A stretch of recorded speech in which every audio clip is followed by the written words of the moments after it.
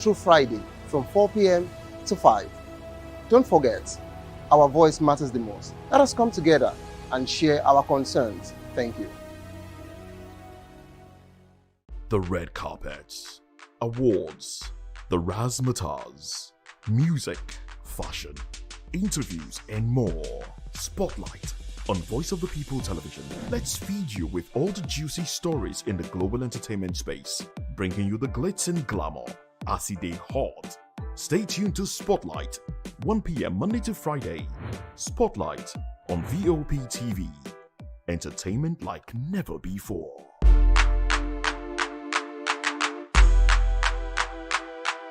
Voice of the people, you can hear me now. My name is Patrick Doyle, and I wish that you continue to echo the voices of the people. Big up VOP TV.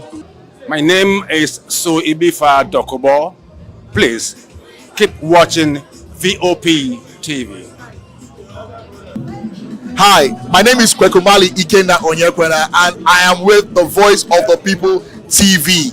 Now, if you're looking for the veritable channel for information, politics, robust discussions, you don't need to go far. VOP has you. VOP will always have you. Thank you. Hi, my name is Patrick Diabwa, aka Ibani Chuka, Amayanabo the Eagle King, and you are watching VOP TV. Stay with us. 3 years ago, we lit the spark. Today, we are blazing the trail for others to follow. VOP Media is 3 years of breaking boundaries. 3 years of being that bold voice that echoes the thoughts of the people. 3 years of telling stories that matter. We have experienced complete breakdown in democratic governance. We are not just a brand. We are a movement, giving voice to the voiceless. We go to bed empty hunger. To every viewer, every voice, and everyone that has made us who we are, we say thank you. VOP Media, 3 years and still counting. VOP TV. Now you have more than a voice.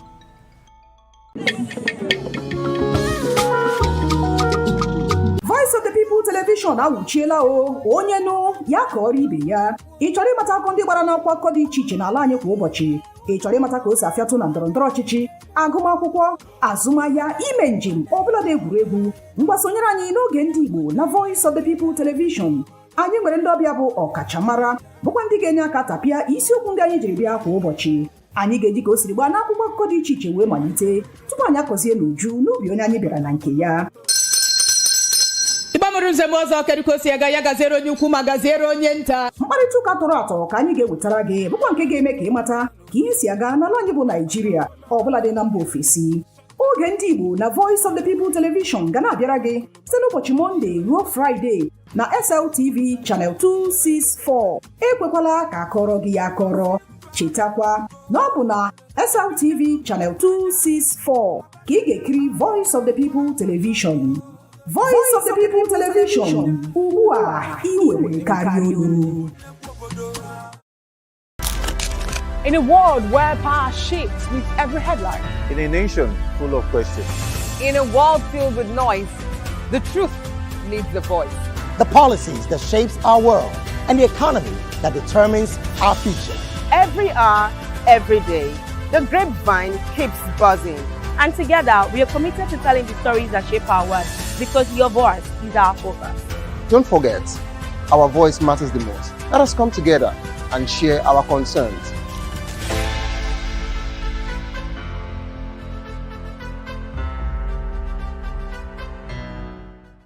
The 2564 is coming up on Barney 9, right? The 2564 Atlantic Tower. What happens in the hush behind hangar doors? Who signs the papers that gamble with lives? Which truths were grounded before they even ever had wings?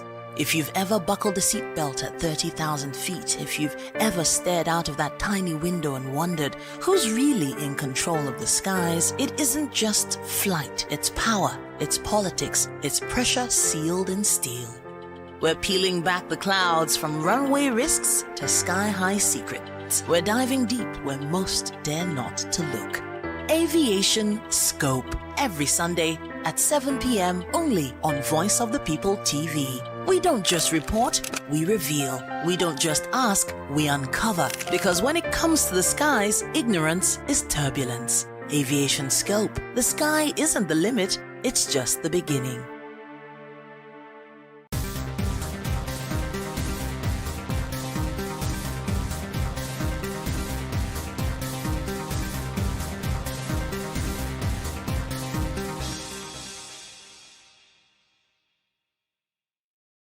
Join us on People's Voice, where we amplify the voice of those that matters the most. Join the conversation. Share your thoughts with me. I am Savior Udo. Weekdays, Monday through Friday, from 4 p.m. to 5. Don't forget, our voice matters the most. Let us come together and share our concerns. Thank you.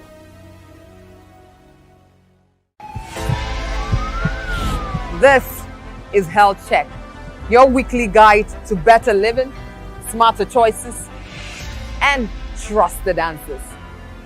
From everyday wellness to urgent health issues, we've got you covered.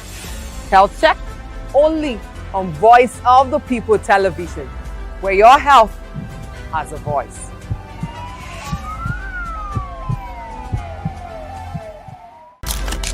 In a world where power shapes with every headline, In a nation full of questions. in a world filled with noise, the truth needs the voice. The policies that shapes our world and the economy that determines our future. Every hour, every day, the grapevine keeps buzzing. And together, we are committed to telling the stories that shape our world, because your voice is our focus. Don't forget, our voice matters the most. Let us come together and share our concerns.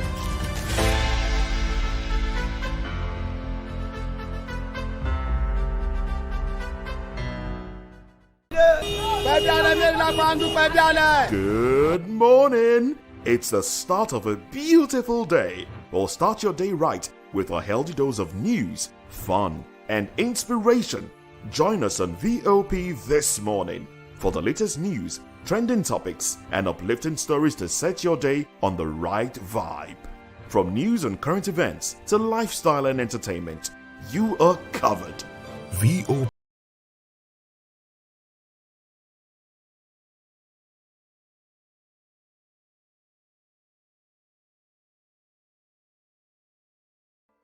Behind every broken desk lies a broken promise. Education shapes the nations. But who is asking the right questions? Introducing Edu Dialogue, the show that goes beyond the surface, exposes the cracks, the corruption, and the silence in Nigeria's education system. Edu Dialogue, Saturdays, 3 p.m., only on VOP TV. We break the biggest stories, from missing funds to policy failures. We ask the tough questions and demand real answers. Edu Dialogue, this Saturday, 3 p.m. on Voice of the People television. Ever wonder what inspires your favorite gospel artists?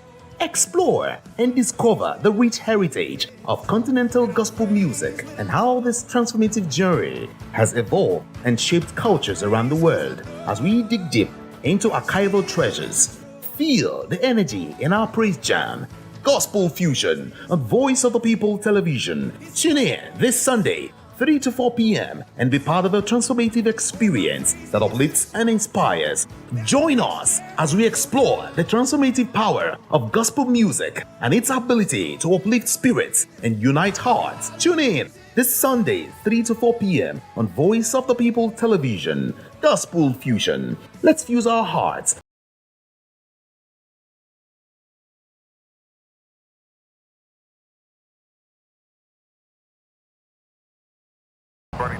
The 2564 Atlantic Tower. What happens in the hush behind hangar doors? Who signs the papers that gamble with lives? Which truths were grounded before they even ever had wings? If you've ever buckled a seatbelt at 30,000 feet, if you've ever stared out of that tiny window and wondered who's really in control of the skies, it isn't just flight, it's power, it's politics, it's pressure sealed in steel. We're peeling back the clouds from runway risks to sky-high secrets. We're diving deep where most dare not to look. Aviation Scope, every Sunday at 7 p.m. only on Voice of the People TV. We don't just report, we reveal. We don't just ask, we uncover. Because when it comes to the skies, ignorance is turbulence. Aviation Scope, the sky isn't the limit, it's just the beginning.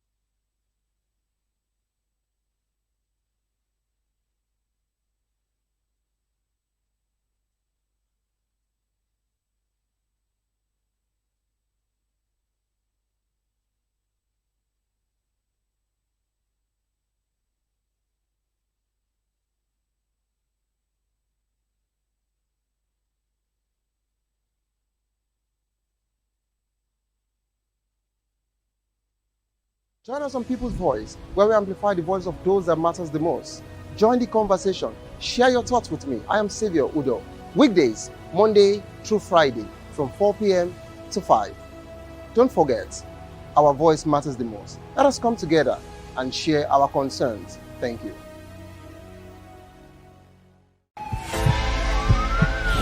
This is Health Check, your weekly guide to better living, smarter choices, and trusted answers. From everyday wellness to urgent health issues, we've got you covered. Health Check, only on Voice of the People television, where your health has a voice.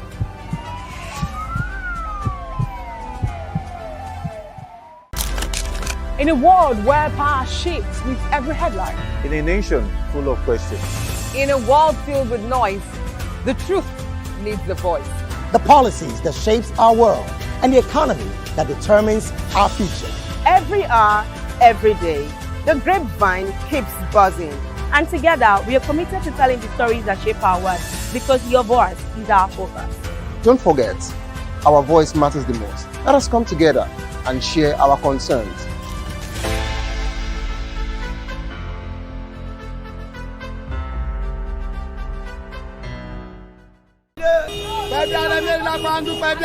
Good morning! It's the start of a beautiful day. Well, start your day right with a healthy dose of news, fun, and inspiration. Join us on VOP this morning for the latest news, trending topics, and uplifting stories to set your day on the right vibe. From news and current events to lifestyle and entertainment, you are covered. VOP.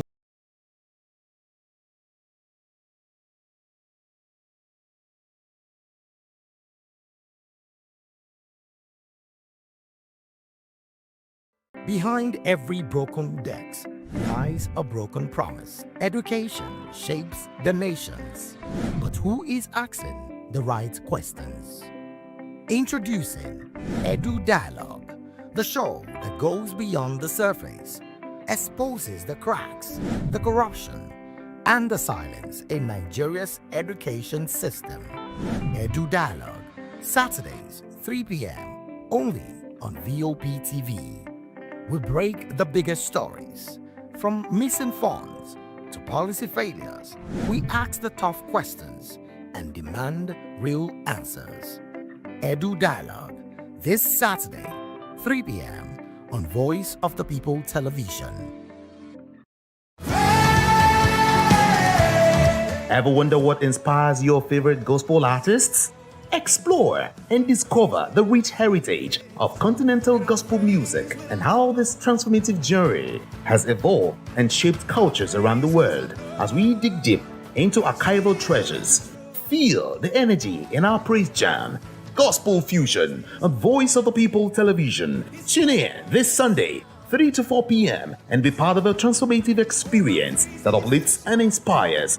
Join us as we explore the transformative power of gospel music and its ability to uplift spirits and unite hearts. Tune in this Sunday, 3 to 4 p.m. on Voice of the People Television. Gospel Fusion. Let's fuse our hearts in praise and joy.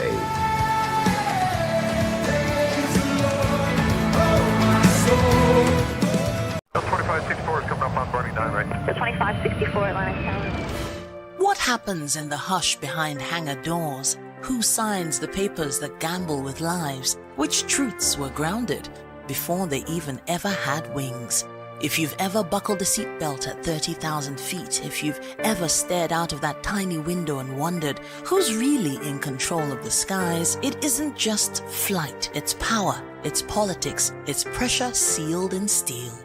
We're peeling back the clouds from runway risks to sky-high secrets. We're diving deep where most dare not to look. Aviation Scope, every Sunday at 7 p.m. only on Voice of the People TV. We don't just report, we reveal. We don't just ask, we uncover. Because when it comes to the skies, ignorance is turbulence. Aviation Scope, the sky isn't the limit, it's just the beginning. Are you ready for the extraordinary? Something big is happening on your screen.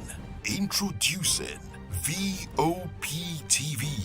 Now streaming on SLTV channel 264. From breaking news to captivating conversations, news analysis, giving you all sides to the story. We bring in-depth discussions on the issues that matter, from politics to sports, entertainment, and lifestyle. VOP TV on SLTV channel 264. Join us as we redefine what television means to you.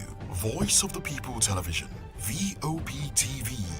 Now you have more than a voice.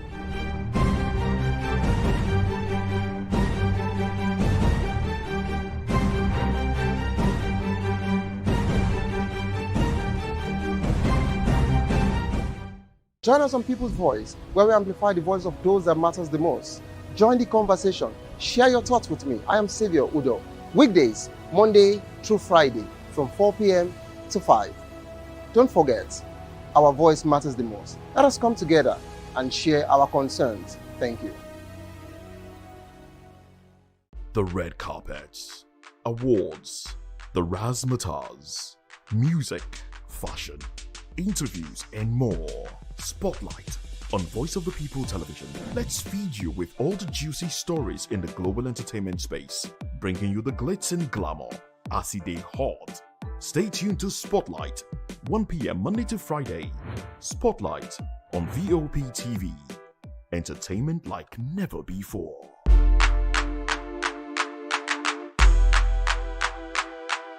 Voice of the People, you can hear me now. My name is Patrick Doyle, and I wish that you continue to echo the voices of the people. Big up VOP TV.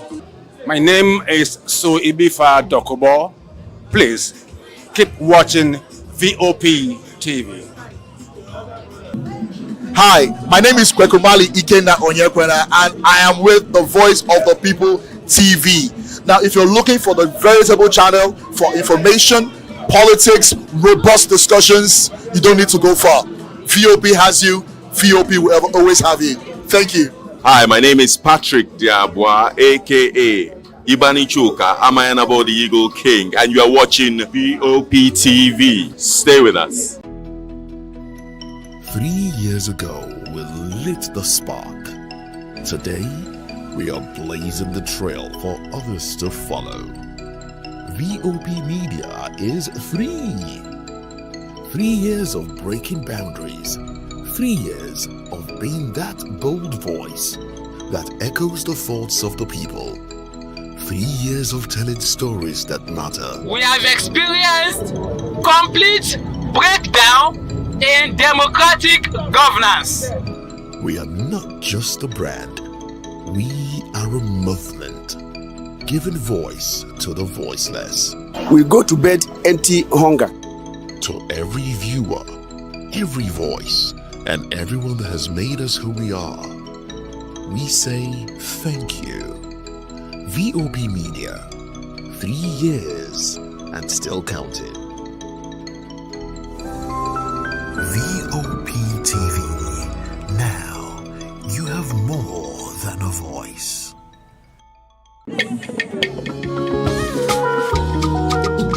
Voice of the People Television awuchiela o onye nụ ya ka ọrụ ibe ya. Ị chọrọ ịmata akụkọ ndị gbara n'akwụkwọ akụkọ dị iche iche n'ala anyị kwa ụbọchị. Ị chọrọ ịmata ka o si afịatụ na ndọrọndọrọ ọchịchị, agụmakwụkwọ, azụmahịa, ime njem, ọbụla dị egwuregwu. Mgbasonyere anyị n'oge ndị Igbo na Voice of the People Television.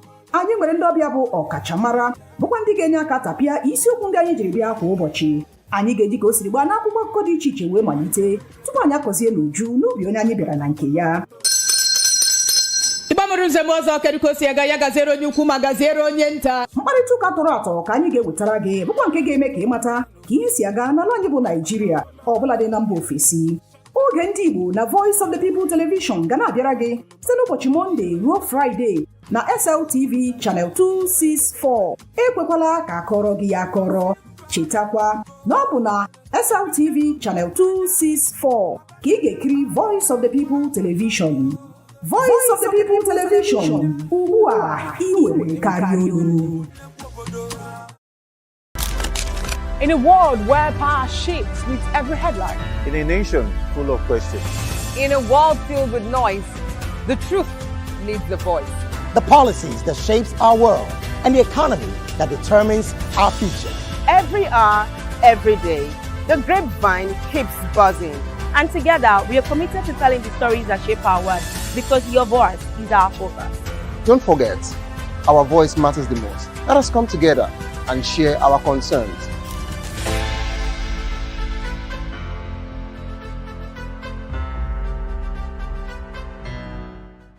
The 2564 is coming up on Barney 9 right. The 2564 Atlantic Tower. What happens in the hush behind hangar doors? Who signs the papers that gamble with lives? Which truths were grounded before they even ever had wings? If you've ever buckled a seatbelt at 30,000 feet, if you've ever stared out of that tiny window and wondered who's really in control of the skies, it isn't just flight, it's power, it's politics, it's pressure sealed in steel. We're peeling back the clouds from runway risks to sky-high secrets. We're diving deep where most dare not to look. Aviation Scope, every Sunday at 7 p.m. only on Voice of the People TV. We don't just report, we reveal. We don't just ask, we uncover. Because when it comes to the skies, ignorance is turbulence. Aviation Scope, the sky isn't the limit, it's just the beginning.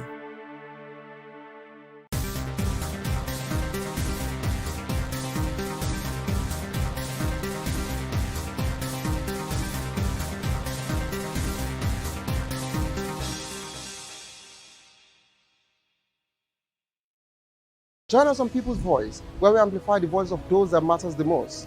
Join the conversation. Share your thoughts with me. I am Savior Udo. Weekdays, Monday through Friday, from 4 p.m. to 5. Don't forget, our voice matters the most. Let us come together and share our concerns. Thank you.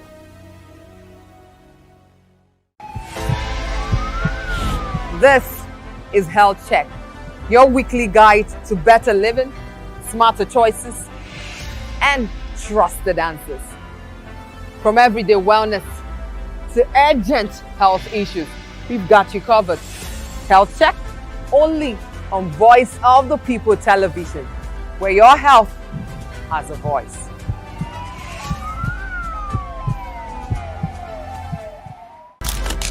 In a world where power shifts with every headline. In a nation full of questions.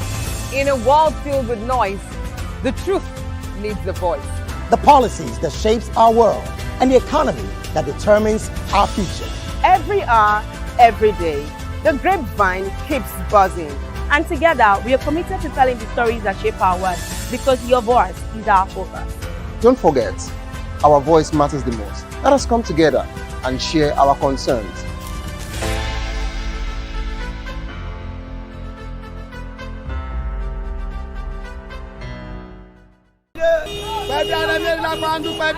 Good morning. It's the start of a beautiful day. Or start your day right with a healthy dose of news, fun, and inspiration.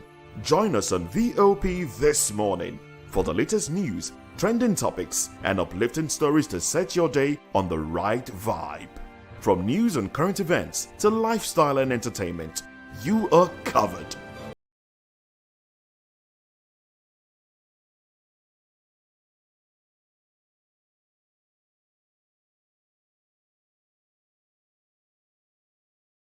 Behind every broken debt lies a broken promise. Education shapes the nations. But who is asking the right questions? Introducing Edu Dialogue, the show that goes beyond the surface, exposes the cracks, the corruption, and the silence in Nigeria's education system. Edu Dialogue, Saturdays, 3 p.m., only on VOP TV. We break the biggest stories, from missing funds to policy failures. We ask the tough questions and demand real answers. Edu Dialogue, this Saturday, 3 p.m. on Voice of the People Television. Ever wonder what inspires your favorite gospel artists? Explore and discover the rich heritage of continental gospel music and how this transformative journey has evolved and shaped cultures around the world. As we dig deep into archival treasures, feel the energy in our praise jam, Gospel Fusion on Voice of the People Television. Tune in this Sunday, 3 to 4 p.m. and be part of a transformative experience that uplifts and inspires. Join us as we explore the transformative power of gospel music and its ability to uplift spirits and unite hearts. Tune in this Sunday, 3 to 4 p.m. on Voice of the People Television. Gospel Fusion. Let's fuse our hearts in praise and joy.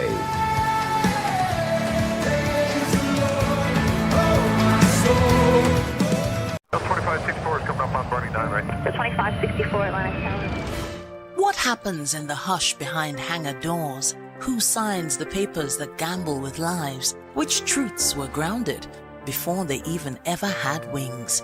If you've ever buckled a seatbelt at 30,000 feet, if you've ever stared out of that tiny window and wondered who's really in control of the skies, it isn't just flight, it's power, it's politics, it's pressure sealed in steel. We're peeling back the clouds from runway risks to sky-high secrets. We're diving deep where most dare not to look. Aviation Scope, every Sunday at 7 p.m. only on Voice of the People TV. We don't just report, we reveal. We don't just ask, we uncover. Because when it comes to the skies, ignorance is turbulence. Aviation Scope, the sky isn't the limit, it's just the beginning.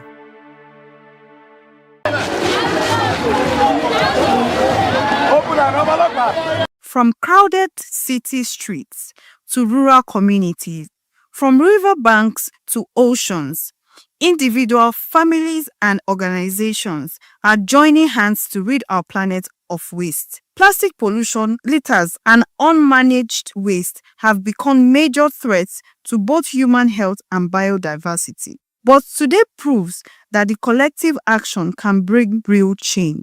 Let's hear from an expert who is an SDGG advocate and the founder of EcoCity Vision, Comfort Omolara Alabi. The World Cleanup Day is a global movement that brings millions of people together to take actions against waste.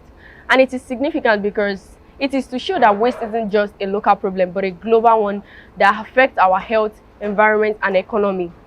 In today's world, where 2 billion tons of waste are being generated every year, it is important to raise awareness concerning this, encourage collective responsibility, and inspire long-term behavioral change towards a cleaner and more sustainable future or planet. Poor waste management has caused a lot of environmental challenges like flooding, which is due to the blocked drainages, air pollution from open burning of waste, contamination of water, which has led to increase in diseases like cholera and malaria. It also contributes to climate change because Decomposing of waste releases greenhouse gases like methane, CO2, and these gases trap it in the atmosphere, which causes natural disasters like flooding and Ukraine. In Nigeria, some major challenges we faced when it comes to waste management is the inadequate waste collection system. We don't have enough of waste collection services, and this has led to uncollected waste. And there's also low public awareness. People don't even know about the importance of proper waste disposal. And one problem again is the poor recycling facility. There are not enough facilities, and this has led to so many waste going to the landfill, and it has brought upon pressure on the landfill. And also lastly, the indiscriminate dumping, whereby people just dump their waste anywhere, and this has led to so many environmental challenges. It is important we take care of our environment because there are a lot of things happening in our environment that we are not aware of, and waste is something that is very harmful to the environment, and which many people don't even know about the harmful effects. We have a lot of people going through health challenges, but they don't know that the things happening in their environment are actually the one causing it. So I feel like if you are hygienic and then we are taking care of our environment, it is going to like bring more of like good health, and we don't have to spend money on taking care of our health every time.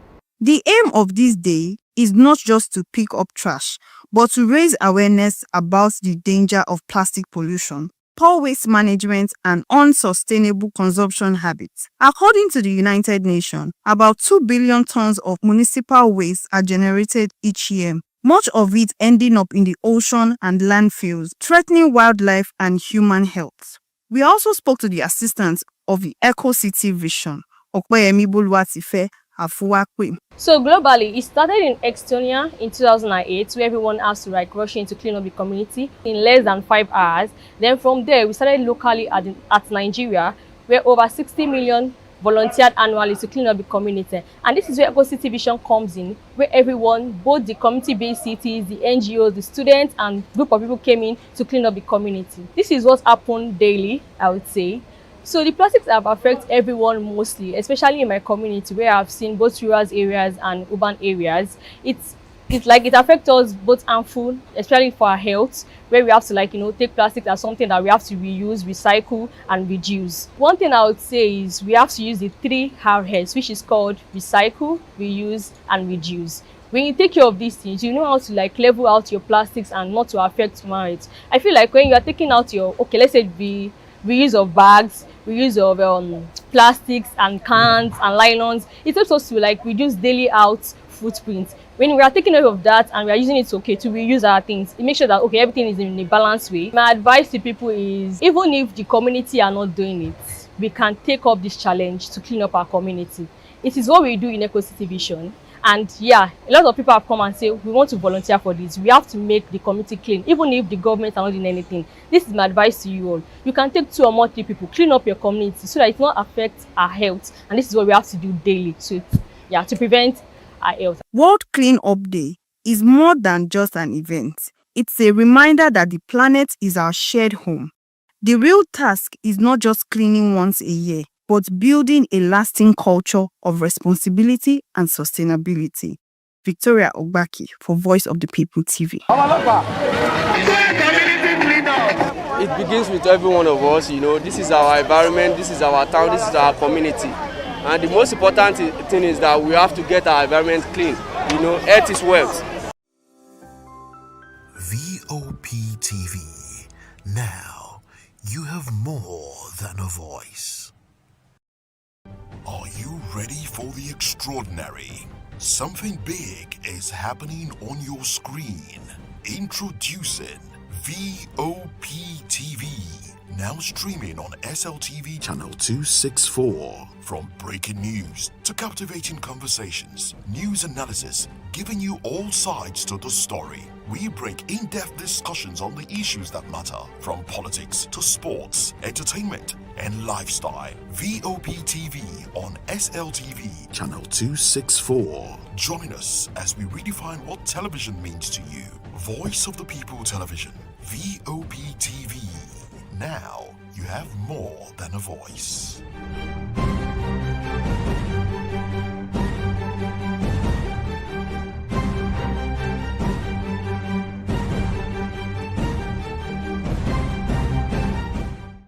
The red carpets, awards, the razzmatazz, music, fashion, interviews, and more. Spotlight on Voice of the People Television. Let's feed you with all the juicy stories in the global entertainment space, bringing you the glitz and glamour as it is hot.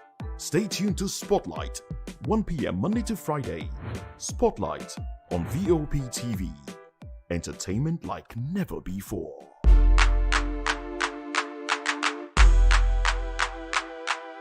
Voice of the people, you can hear me now. My name is Patrick Doyle, and I wish that you continue to echo the voices of the people. Big up VOP TV. My name is Suibifa Dokubo. Please keep watching VOP TV.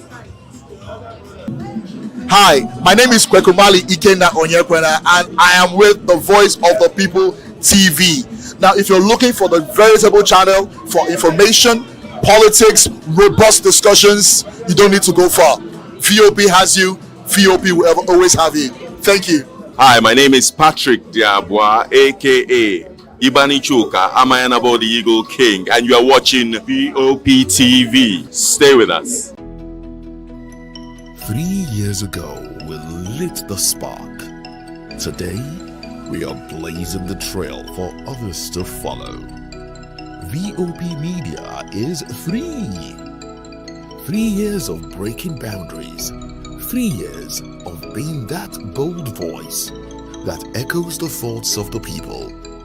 3 years of telling stories that matter. We have experienced complete breakdown in democratic governance. We are not just a brand, we are a movement, giving voice to the voiceless. We go to bed empty hunger. To every viewer, every voice, and everyone that has made us who we are, we say thank you. VOP Media, 3 years and still counting. VOP TV. Now you have more than a voice.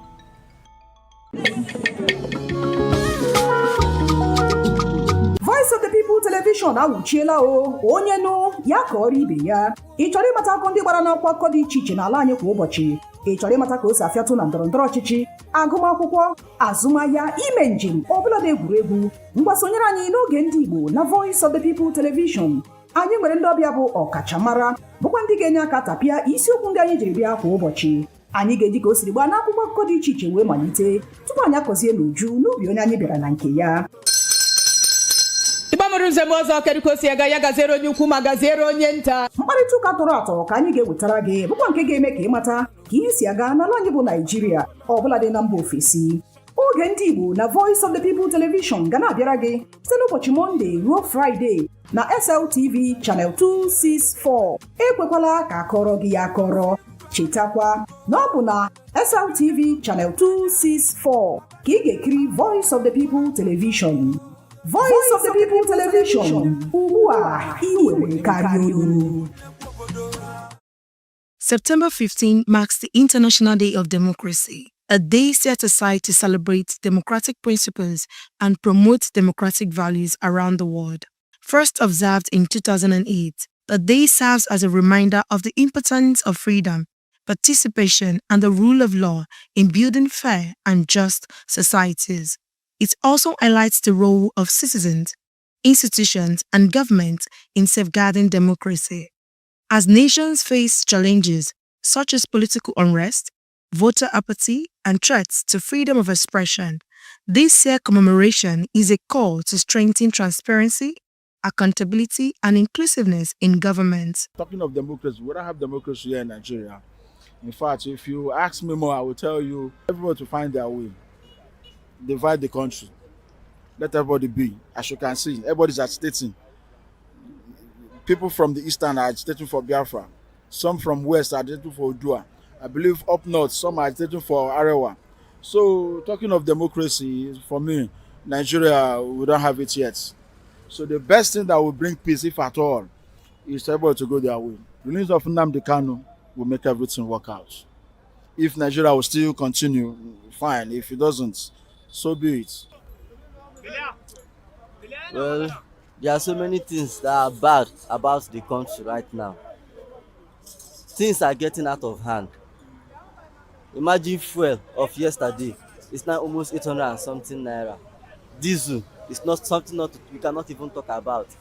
The country is on its own is too poor. Our naira note is very poor, so everything about the country is too poor.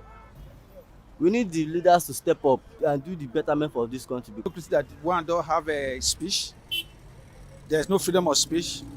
My brother, I don't think we are in democracy. We are a military regime. This is not democracy at all because you will not allow to talk. They will not allow to protest. So I don't understand. They should reduce the price of fuel. Subsidy should come back. Then our naira should rise up and defeat the dollar. That is it. Nothing more than that. It should bring down the economic. Let Nigeria economy be stable. Now we will be buying rice for 80,000, 80-something. Unless you want to eat stone rice, that's why you will be going for 40,000, 50,000 rice. So that is it. The United Nations urges everyone, from leaders to everyday citizens, to work together in defending democracy, ensuring that the rights and voices of all people are protected. Bendamola Olukuton for Voice of the People TV.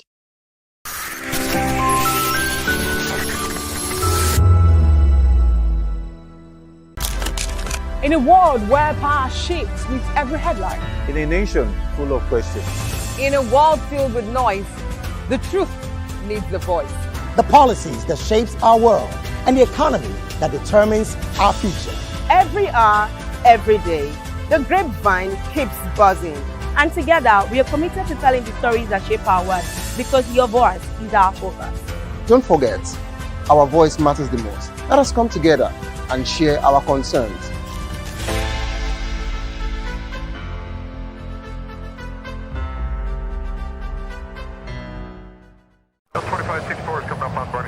The 2564 Atlantic Tower. What happens in the hush behind hangar doors? Who signs the papers that gamble with lives? Which truths were grounded before they even ever had wings? If you've ever buckled a seatbelt at 30,000 feet, if you've ever stared out of that tiny window and wondered who's really in control of the skies, it isn't just flight, it's power, it's politics, it's pressure sealed in steel. We're peeling back the clouds from runway risks to sky-high secrets. We're diving deep where most dare not to look. Aviation Scope, every Sunday at 7 p.m. only on Voice of the People TV. We don't just report, we reveal. We don't just ask, we uncover. Because when it comes to the skies, ignorance is turbulence. Aviation Scope, the sky isn't the limit, it's just the beginning.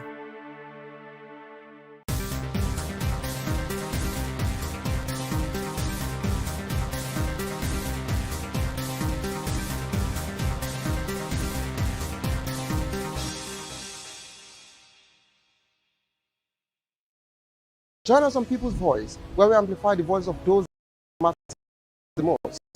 Share your thoughts with me. I am Xavier Udo. Weekdays, Monday through Friday, from 4 p.m. to 5. Don't forget, our voice matters the most. Let us come together and share our concerns. Thank you.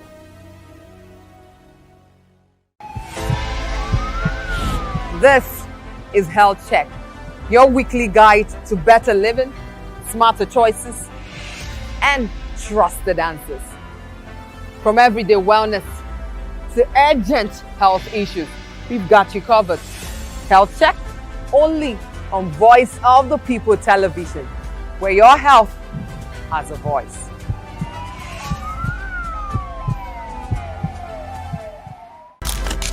In a world where power shifts with every headline. In a nation full of questions. In a world filled with noise, the truth needs the voice. The policies that shapes our world and the economy that determines our future. Every hour, every day, the grapevine keeps buzzing. And together, we are committed to telling the stories that shape our world because your voice is our focus. Don't forget, our voice matters the most. Let us come together and share our concerns.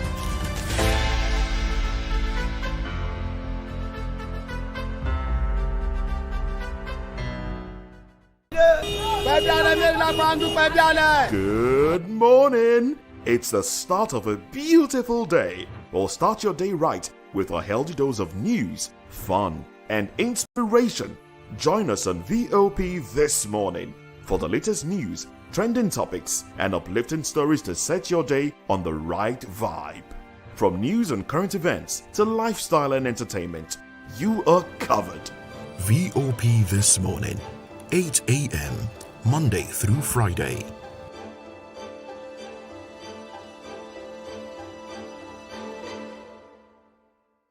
Behind every broken desk lies a broken promise. Education shapes the nations. But who is asking the right questions? Introducing Edu Dialogue, the show that goes beyond the surface, exposes the cracks, the corruption, and the silence in Nigeria's education system. Edu Dialogue, Saturdays, 3 p.m., only on VOP TV. We break the biggest stories, from missing funds to policy failures. We ask the tough questions and demand real answers. Edu Dialogue, this Saturday, 3 p.m. on Voice of the People Television. Ever wonder what inspires your favorite gospel artists? Explore and discover the rich heritage of continental gospel music and how this transformative journey has evolved and shaped cultures around the world. As we dig deep into archival treasures, feel the energy in our praise jam, Gospel Fusion on Voice of the People Television. Tune in this Sunday, 3 to 4 p.m. and be part of a transformative experience that uplifts and inspires. Join us as we explore the transformative power of gospel music and its ability to uplift spirits and unite hearts. Tune in this Sunday, 3 to 4 p.m. on Voice of the People Television. Gospel Fusion. Let's fuse our hearts in praise and joy.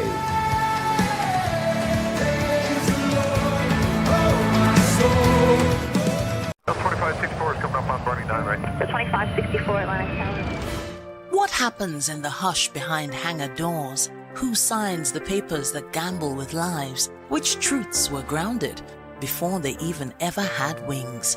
If you've ever buckled a seatbelt at 30,000 feet, if you've ever stared out of that tiny window and wondered who's really in control of the skies, it isn't just flight, it's power, it's politics, it's pressure sealed in steel. We're peeling back the clouds from runway risks to sky-high secrets. We're diving deep where most dare not to look. Aviation Scope, every Sunday at 7 p.m. only on Voice of the People TV. We don't just report, we reveal. We don't just ask, we uncover. Because when it comes to the skies, ignorance is turbulence. Aviation Scope, the sky isn't the limit, it's just the beginning. The world unites to observe World Patient Safety Day today, an initiative of the United Nations and the World Health Organization. This year's theme, Safe Care for Every Newborn and Every Child, draws attention to the urgent need to protect the most vulnerable patients, which are the infants and the young children, from preventable harm in healthcare settings. Every year, millions of children face risks that can be avoided with proper care, from infections caused by unsafe medical practices to complications during delivery or inadequate neonatal support. These challenges highlight the importance of prioritizing patient safety at all levels of healthcare. Health experts stress that safety for newborns and children goes beyond treatment. It includes preventive actions such as clean birthing environments, timely immunizations, safe administration of medicines, adequate nutrition, and early detection of illnesses. Strengthening healthcare systems, providing continuous training for workers, and investing in child-friendly equipment are key to saving lives. Patient safety is critical, especially for newborns and children, because of their unique biological, care-related, and psychological vulnerability. Now, what I'm trying to say in essence is that for patients, for babies and children, there are communication barriers you do not know, they're not able to tell you what is actually wrong with them. You just need caregivers to be able to tell their distress mode when they actually need something. And also they need them as higher risks because of their organs and their immature body, their parts, their movement, their kidney, their lungs, and also little mistake can also cause long-time consequences or a long-time impacts. Hospitals and clinics can strengthen their safety practices for children by, first of all, staff training. Staff should be updated on how to attend to these patients, to know the medication to give, and always moving with the trend. We also have infection control. There should be vigorous hand washing. Aseptic technique should be used when attending to the patients. And for babies, we are following medical pediatric charts. I think that should be pediatric medication practices. Yeah. Yeah, following medical pediatric practices to attend to these babies, and also strict patient identification. We can make use of ID band for them, making sure that you're surely knowing that this is the patient to attend to before attending to the patient, double checking calculations before administering medication to the patient based on weights. So these are ways we can actually strengthen our safety towards our patients. It builds a safety culture where everybody and every member working there, every staff, is actually looking towards the safety of the patients, avoiding risks, and also updated medical equipment. When the medical equipment, it does not give room for medical errors or low quality procedures done on that patient. So yes, those are the rules it plays, and it keeps skills fresh. You're getting updated with the new trend, the new ways, better, safer ways to attend to the patients and the babies. In my own experience, the little things that I think we can do to actually improve patient safety, especially in the hospital environment, is actually we have patient identification, working more on how we be able to identify our patients. If we can use code colors or ID band to be able to identify our patients, involving the families at every step of the way to be there. Whatever is happening, they should be updated. And also, double checking of medications with whoever you're working with to be certain that you are giving the right medication, the right dose, at the right route to the right patients. And also vigorous hand hygiene before getting close to any of the patients. And I think for babies, they're basically supposed to have their own things like stethoscope, thermometer.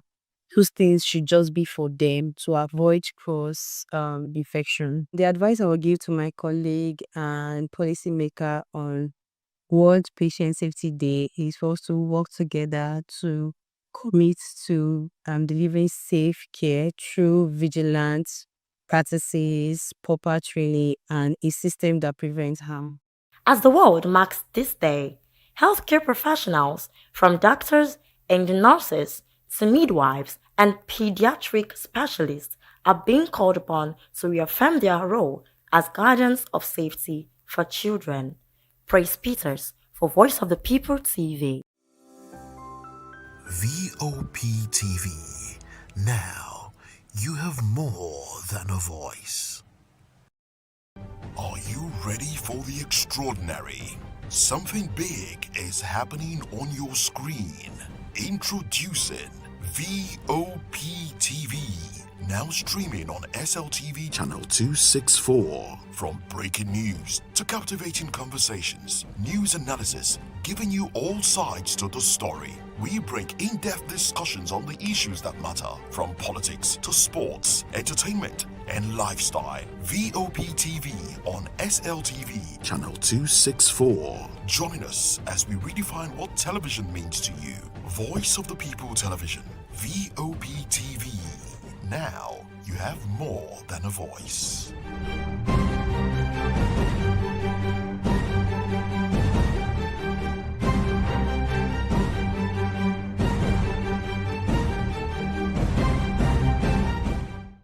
the red carpets, awards, the razzmatazz, music, fashion, interviews, and more.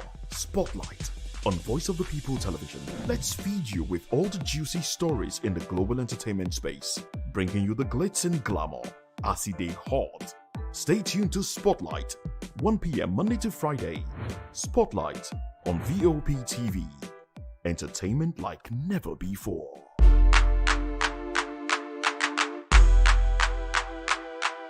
Voice of the people, you can hear me now. My name is Patrick Doyle, and I wish that you continue to echo the voices of the people. Big up VOP TV. My name is Suibifa Dokubo. Please keep watching VOP TV. Hi, my name is Kwekumali Ikenna Onyekwena, and I am with the Voice of the People TV. Now, if you're looking for the veritable channel for information, politics, robust discussions, you don't need to go far. VOP has you. VOP will always have you. Thank you. Hi, my name is Patrick Diabwa, aka Ibani Chuka, Amayanabo the Eagle King, and you are watching VOP TV. Stay with us. 3 years ago, we lit the spark. Today, we are blazing the trail for others to follow. VOP Media is 3 years of breaking boundaries. 3 years of being that bold voice that echoes the thoughts of the people. 3 years of telling stories that matter. We have experienced complete breakdown in democratic governance. We are not just a brand. We are a movement, giving voice to the voiceless. We go to bed empty hunger. To every viewer, every voice, and everyone that has made us who we are, we say thank you. VOP Media, 3 years and still counting. VOP TV. Now you have more than a voice.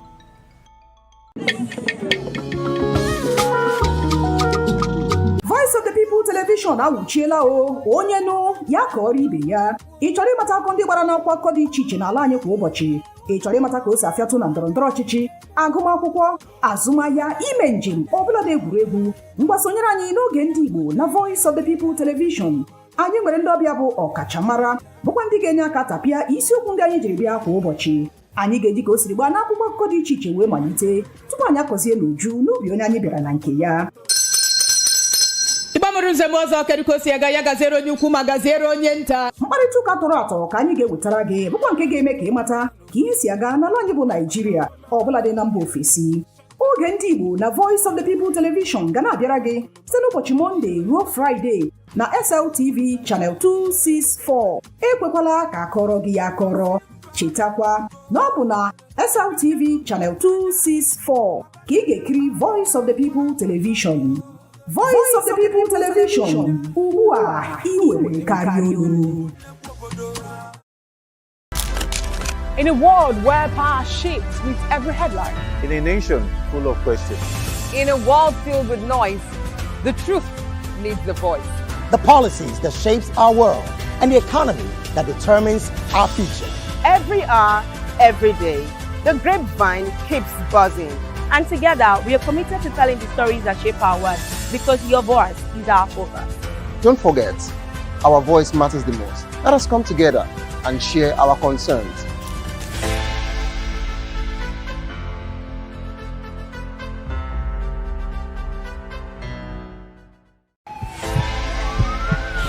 This is Health Check, your weekly guide to better living, smarter choices, and trusted answers.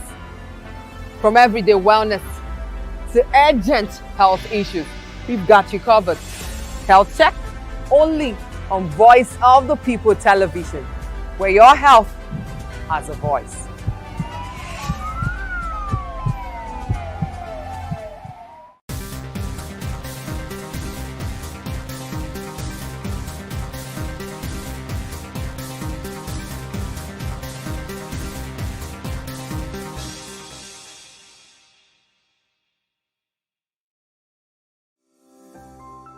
VOP TV. Now you have more than a voice.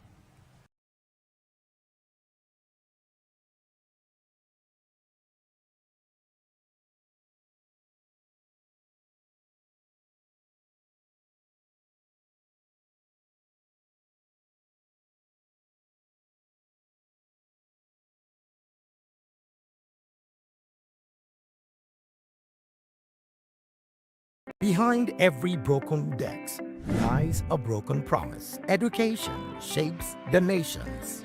But who is asking the right questions? Introducing Edu Dialogue, the show that goes beyond the surface, exposes the cracks, the corruption, and the silence in Nigeria's education system. Edu Dialogue, Saturdays, 3 p.m., only on VOP TV. We break the biggest stories, from missing funds to policy failures. We ask the tough questions and demand real answers. Edu Dialogue, this Saturday, 3 p.m. on Voice of the People Television. VOP TV. Now you have more than a voice.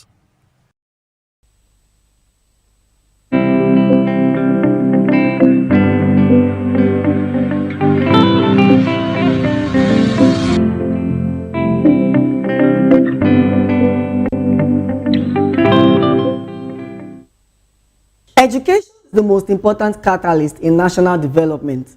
This quote by Nigeria's former Minister of Education, Professor Tahir Rahman, highlights the central role of learning in building the nation's future and driving sustainable growth.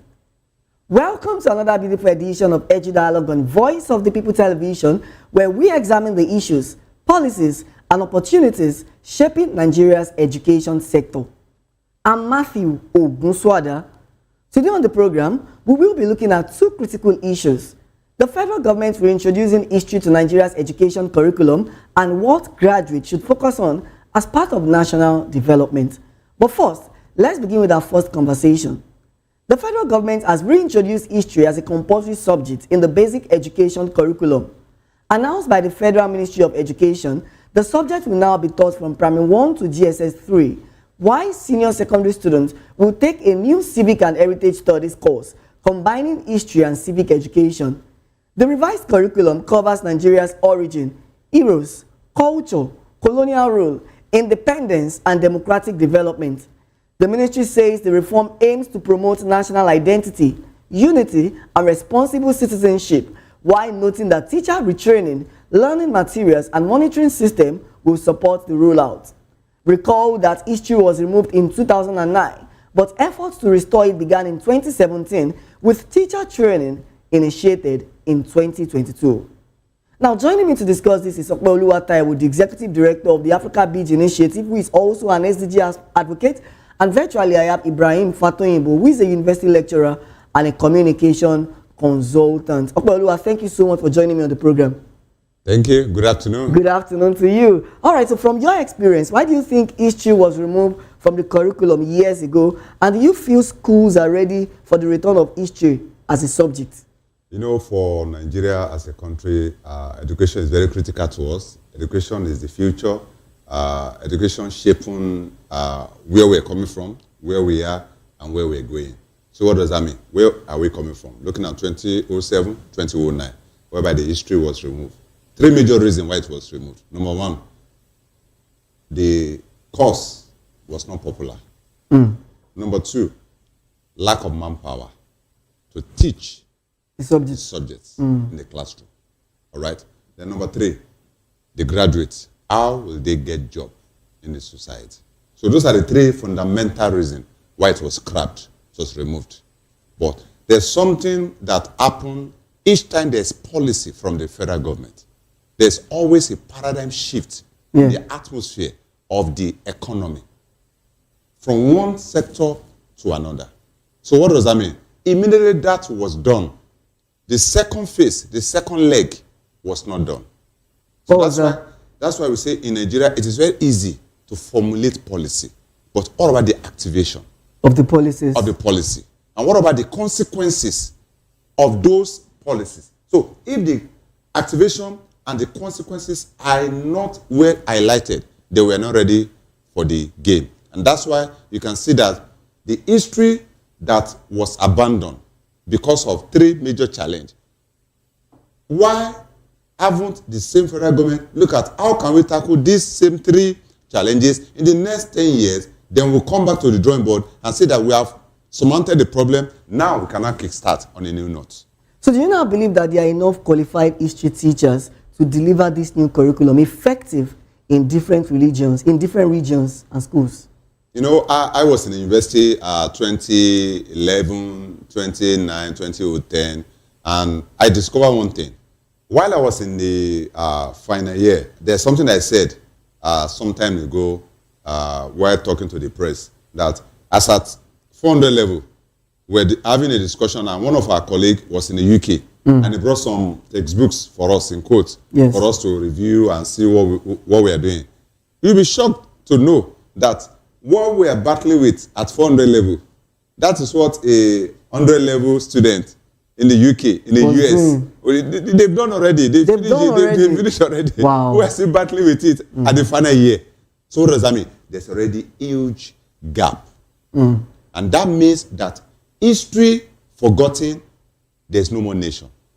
Like it was said, truly, there was a country. And for us to truly have a consistent country, history must be taught, history must be highlighted, history must be what? Well infused into the mind, into the activities of the young minds. And that's why you can see that some time ago, recently I was watching a reality TV show, and I discovered that they were discussing about various ancient history in Nigeria. Osun State, Kogi State, Edo State, Borno State, Lagos State. In fact, you discover that somebody from the Eastern was even displaying the Eyo festival. So what does that mean? That means that history, our culture, brings more unity to us, because it's a value. It's a value that brings more unity than division. And that's why you can see at that particular place, that's for the first time, I'm able to understand the real dynamics of the Igala kingdom. You know, in that kind of reality show, you know what they said? They were describing how the Igala kingdom was formed, how a princess paid the sacrifice, how a particular king had to sacrifice the princess just because of the Igala kingdom. So what does that happen? That princess is part of what? The foundation. But if history was not taught, someone like me will not know. So you can see the power of history. And it was at that place also, I was able to understand the meaning of that title, the Ata of Igala. That is the father of Igala. So do you now think that there are different kinds of support that should be given to these teachers, especially teachers that need to teach history confidently and accurately? Now, when we talk about teaching, there are 21st century methodology of teaching.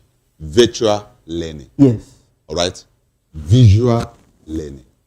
There's virtual learning and there's what? Visual learning. So what does that mean? Let's use our cartoon. Let's use our animation. Let's use various technological tools. Let's even use AI, artificial intelligence, to drive our history. So what does that mean? When I'm sleeping, when my son is sleeping, and he wakes up as a king, he'll be so proud of himself. He'll say, yes, Daddy, I've just woken up as a king of Lagos State. Yes. What does that mean? He remembers the visual learning.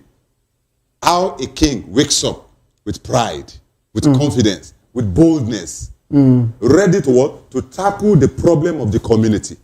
So history is powerful to drive change in the 21st century. So we must infuse technology into that particular space so that the history teachers will use their tablets in teaching. And also, the student will also have what?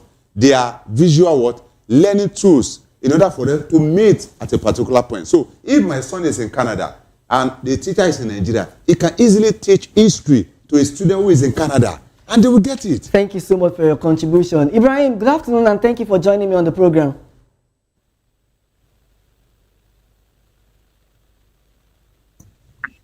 All right. Hello. Yes, thank you so much for joining me on the program. So we're discussing about the fact that history has been reintroduced into Nigerian curriculum. What are your thoughts on combining history and civic education at the senior secondary level under civic and heritage studies? And how do you think that students will respond to history now, especially those who have never been exposed to it before? It is a very welcome development to reintroduce history to our educational curriculum again after the suspension in 2009.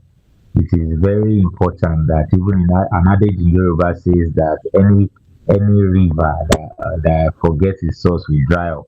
So it is very important for us to connect with the past so that we'll be able to appreciate and understand the future. So combining it with civic, history is different. Civic is more of just let you understand your responsibilities as a citizen. But history will expose you, will give you the foundational knowledge why you must be responsible as a citizen. So it is a very welcome development for introducing it, and it's something that... Do you see the curriculum change as a step forward for education in Nigeria? It is a step. It's a very big. It's very fantastic. I have to be very frank with you, because if you look at this generation in 2000 children in 1990, is it 2000? Yes, I did a kind of analysis saying that if you look at children born in 2000, they are like 25 years old now. But if you look at in 2009, that's when they suspended. A lot of them are not exposed to the history, and that's why you see them post a lot of things on social media. If you know what it takes for us to get this independence, if you know what it takes for us to get out of colonial masters, you know what you will post on social media. So it is a very good one, and it's going to help reshape the value and the perception of the young generation to appreciate their country the more. So in your own view, how can teachers make Nigerian history engaging and relevant to today's students? Well, history sometimes can be boring. Exactly. But it's something that a teacher who is well trained, and that's why we are talking about the educational minister insisting on TRCN, that teachers must be well registered. So if you are a teacher and you have gone through your teaching practice and you are not joining teaching just for survivalism, you will understand that how you want to tell stories and history that is going to be more compelling and more interesting. So it is their duty, and I'm very sure that they should be able to make it interesting and working together with their parents to, go back home, ask your parents, and they will share a story. And a lot of grandmas and some grandpas, they are so excited to tell the Nigerian story. I could recall when my own parent was telling me that, when we got independence, somebody slaughtered cow in the street, we're celebrating. These are things that you'll be excited to hear, and you are hearing it in a different dimension. So, thank you so much, Ibrahim. And of course, now you are also a teacher, teaching, even though if it's not history, you are also teaching history of mass media to students. Yes. Thank you so much for your contribution. You're welcome. You're still watching Edu Dialogue on Voice of the People Television. When we return, we shift our focus to another crucial aspect of education, the role of graduates in driving national development and ethical values. Please stay with us.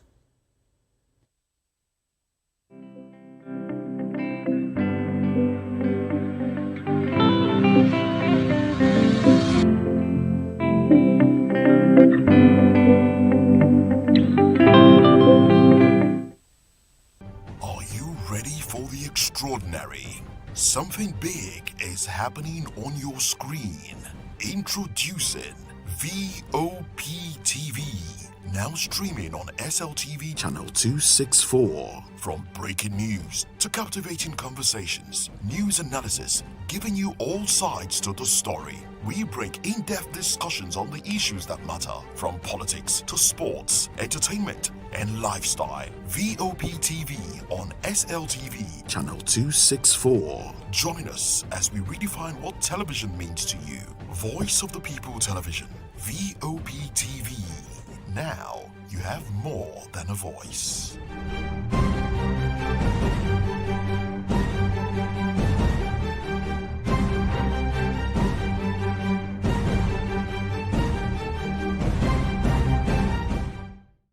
we encourage you to click on the like button and subscribe to our YouTube channel. We are Voice of the People TV. Also follow us on all our social media platforms. We are at VOP TV Live. Visit our website www.vop.ng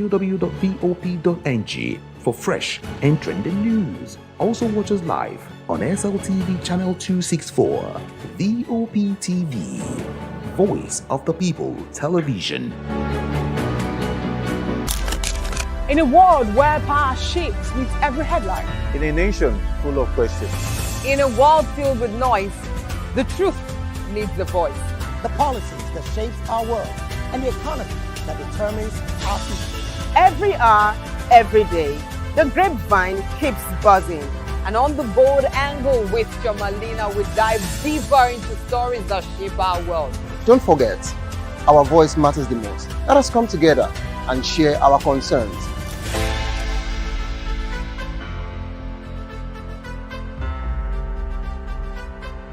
The 2564 is coming up on Barney 9, right? The 2564 Atlantic Tower. What happens in the hush behind hangar doors? Who signs the papers that gamble with lives? Which truths were grounded before they even ever had wings? If you've ever buckled a seatbelt at 30,000 feet, if you've ever stared out of that tiny window and wondered who's really in control of the skies, it isn't just flight, it's power, it's politics, it's pressure sealed in steel. We're peeling back the clouds from runway risks to sky-high secrets. We're diving deep where most dare not to look. Aviation Scope, every Sunday at 7 p.m. only on Voice of the People TV. We don't just report, we reveal. We don't just ask, we uncover. Because when it comes to the skies, ignorance is turbulence. Aviation Scope, the sky isn't the limit, it's just the beginning.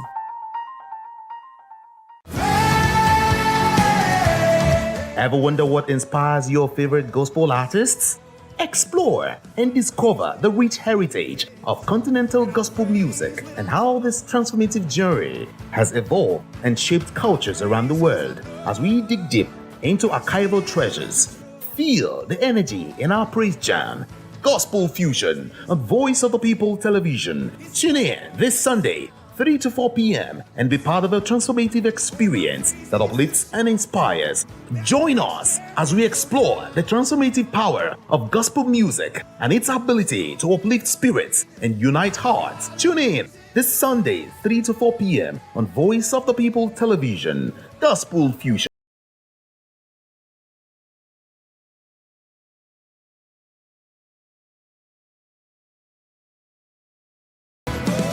On Edu Dialogue, we bring you fresh ideas and conversations shaping the future of learning in Nigeria and beyond.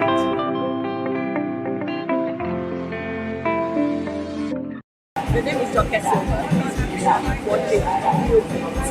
Hey everyone, this is Desmond Elliott hanging out at Go Get Face of Africa. I'm saying, keep watching, don't change the dial. This is VOP TV. Fatima.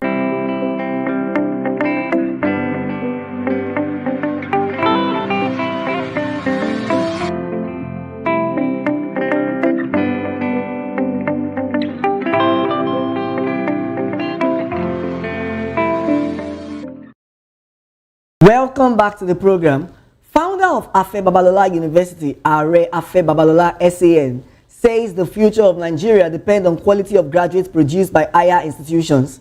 Speaking at the induction of 95 pharmacy graduates by the Pharmacy Council of Nigeria, Babalola emphasized that integrity in academics and character is key to national development.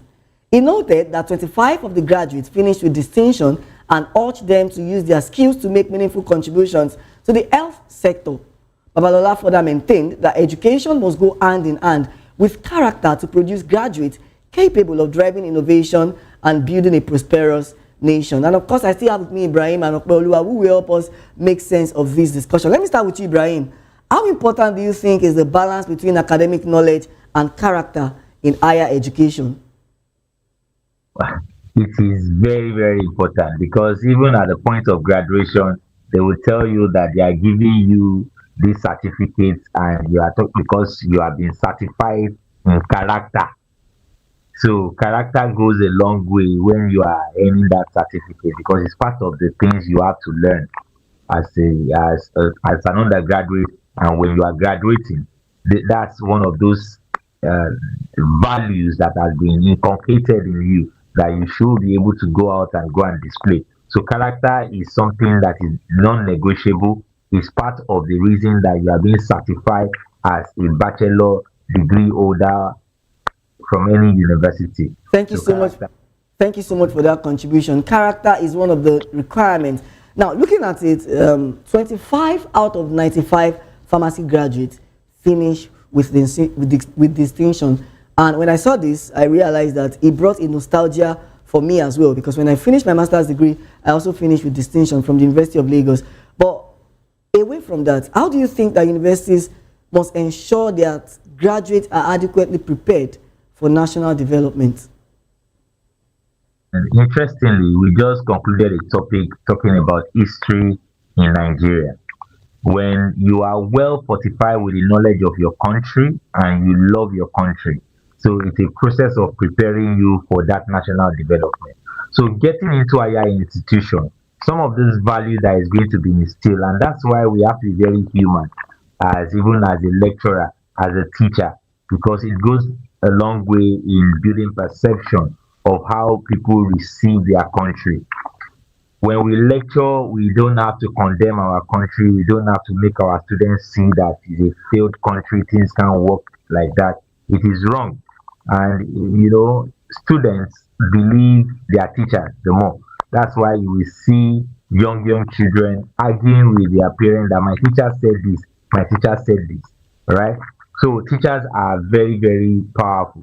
So as an institution, it is important to prepare them. And the first stage is the reintroduction of the history, understanding the history, connecting back to the history, understanding the present so that you can prepare for the future.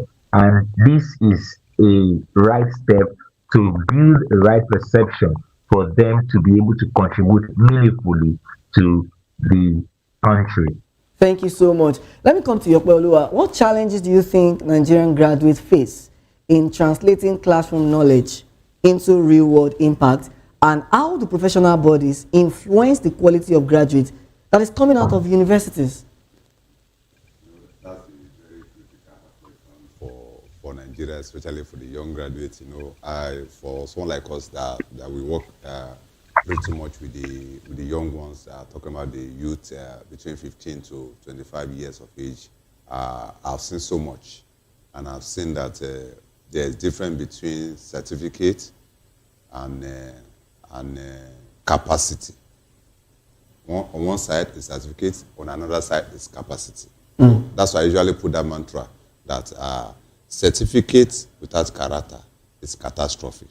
Certificate without character is catastrophe. All right? CCC. And certificate without capacity is calamity. All right? I come again. Certificate without capacity is calamity. Calamity. Why did you say that? What does that mean? No value. Because every organization, as a BSc holder, as a master degree holder, every organization is looking forward to value from you. They already know that you're a graduate. If you're not a graduate, you can't even apply in the first place. So for you to apply, you're a graduate. So after you have beat that particular gate, the next thing is what? Your value, not your certificate anymore. What value are you bringing?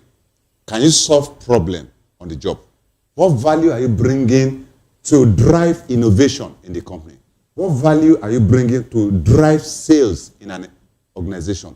What value are you bringing to drive revenue generation in an organization? What value are you bringing to drive business expansion, business development? These are things that an average graduate must be empowered. And that's why in 21st century, for some of us, we believe that when we say youth empowerment, it's like a derogatory statement. It's like you are pushing us backward. We don't want youth empowerment anymore. You say youth empowerment, that means you are giving them palliative. What we want now is what? Youth development. When youth are properly, adequately developed in character, in academics, in professional capacity, then their deliverables at on the job will be what? Will be seamless. So talking about youth development and youth capacity and value, what reforms do you think are needed to improve the quality of graduates across the country? What reform? First, infuse technology into our education. Simple. Infuse technology into education. Technology is the future. Infuse AI into education.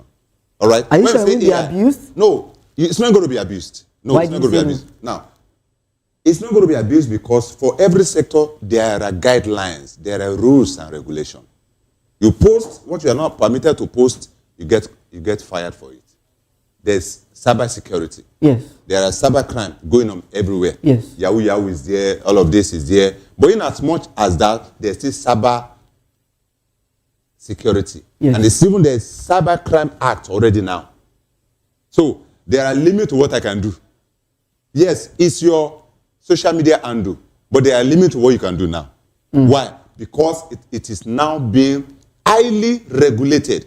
So you can be sued even in the court of law. You know, previously in our law, you can't sue anybody based on what the person posts on social media. Yes. But right now, there's a Cybercrime Act. So you can be sued for saying nonsense on the social media. Yes. So don't say because it's your tablet, because it's your iPhone, then I can see anything. No, you can't see anything. You see anything, then you see anything, then you see anything. So apart from AI and technology, what other thing must be infused? Now, part of what we're talking about, our background, is that each time we are talking about technology, let's always marry the two together with our history. Yes. Let's marry technology with our history. The history of Americans remain Americans. No matter the passport they give you. God bless. They say God bless United America. States of America. That's Till true. tomorrow, no matter the kind of passport American gives you, when you get there, they know you are not part of them. They know. Why? They have a value as Americans. And when they see you, you don't portray the value. They know by default. So Nigerians should also So Nigerians also, we must have our own customized history. How do we have that history? We must teach history. We must eat history. We must deliver history. So what does that mean? If a man is coming from a bank A and is already a foster in bank A, bank B is not permitted to employ such a person. It's simple as CBC. If a fraudster has committed a crime in NNPC, he or she is not permitted to be employed by Chevron. Yes. It's as simple as that. Why? There's already an history that this person has committed crime in the oil and gas industry. So when I know that I'm not permitted, history is now following me, that I'm not permitted to commit crime in the oil and gas sector because nobody will take me in that sector. What does that mean? I will deviate from my character. So character, history will reshape our character. We will not marry our character with technology. Then we have capacitated technology in our educational sector. Capacitated technology in our education system. Let me come to Ibrahim. What advice would you give to fresh graduates stepping into today's competitive job market? Okay, so we understand that we lost Ibrahim, but let me come to your Bolua. What advice do you have for graduates stepping into today's competitive job market?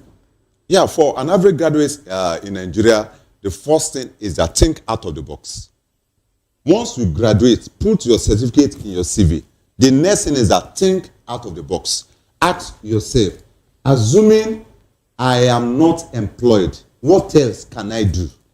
You must think out of the box. How come a Chinese man will come from China and get to Nigeria without certificate and still become an expatriate? It's not. That's a crime now. All right, Ibrahim, what do you have to say to fresh graduates stepping into today's competitive market?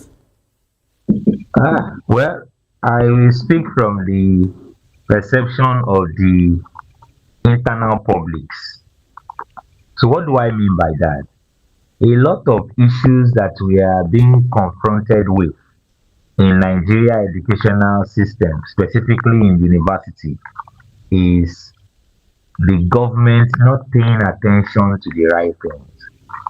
The first thing is for you to even think of capacity to compete favorably internationally. Which environments did you learn? When you talk about other countries, other institutions, they have the facilities that can facilitate learning seamlessly. So what am I saying? There should be proper, adequate infrastructure.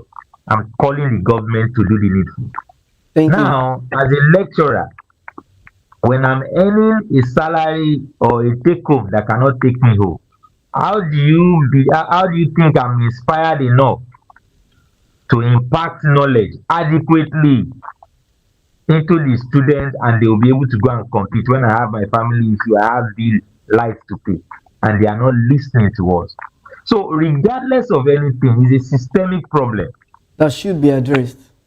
So the government should pay attention to the needs of those lecturers.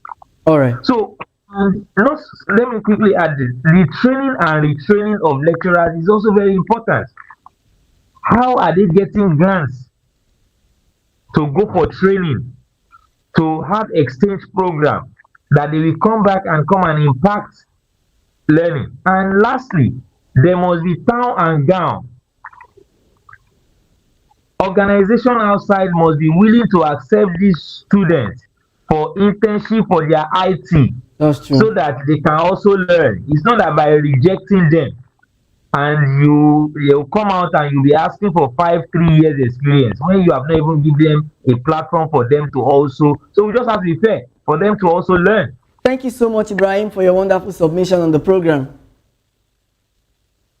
You're welcome, sir. And thank you so much, Okpoluwa, for joining me on the program. Good to be here. Thank you. You're still watching Edu Dialogue on Voice of the People Television. We'll take a quick break now, and when we return, we'll bring you some top stories from Nigeria's education sector. Please stay tuned.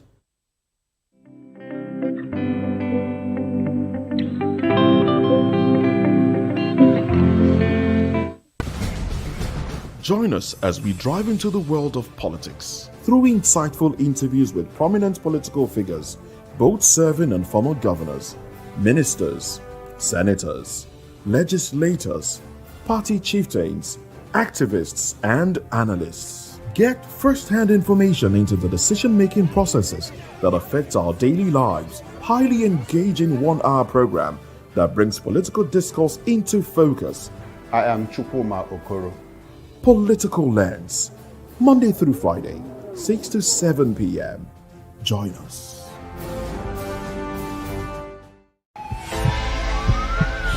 This is Health Check, your weekly guide to better living, smarter choices, and trusted answers.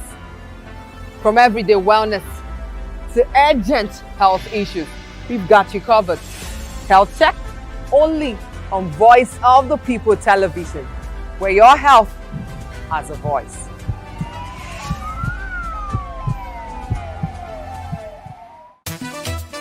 Are you ready to lift him high?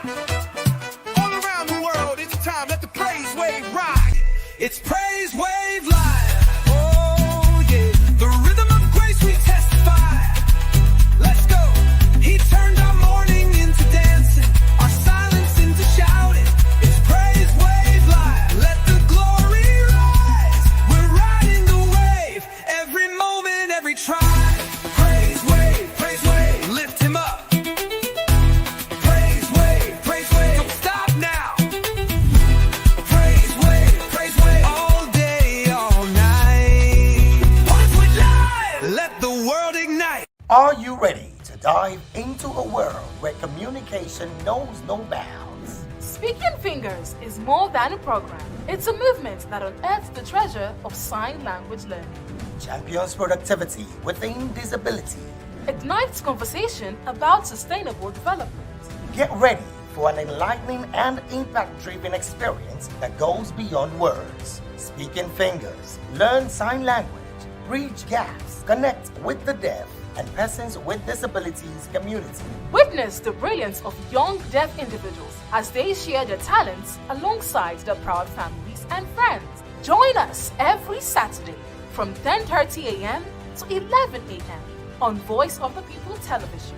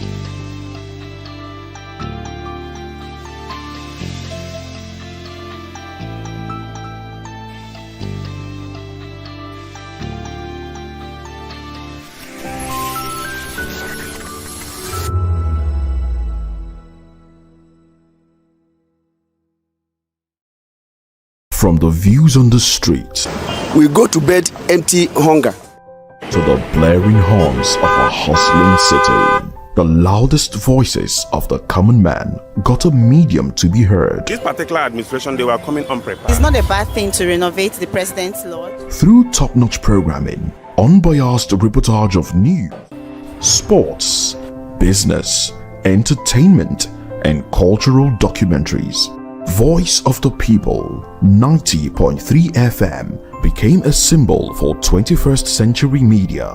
And now, a new baby is born.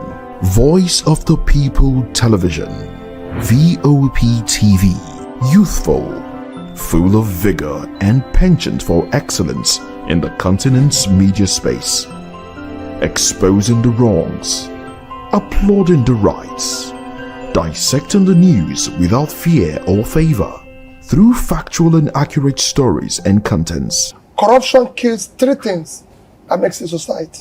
Representing the interests of the people and giving them a voice. Voice of the People TV is here to stay towards building a fair society. VOP TV, Voice of the People Television, truly a voice for the people. My name is Esther. They call me the Oga of them are the general overseer of them all. Every man, every woman has got a voice where integrity is the volume. So this is Voice of the People's TV. Voice of the People's TV. So this is the people's voice. And the people's voice is the voice of God. That's the voice populi in Latin. The people's voice is the voice of God. So keep watching Voice of the People. In fact, my name is Voice of the People. Keep watching MC Adobe King. Hi guys, my name is Kagan. I am Nigeria's biggest tech content creator, and I just wanted to give a quick shout out to Voice of the People TV.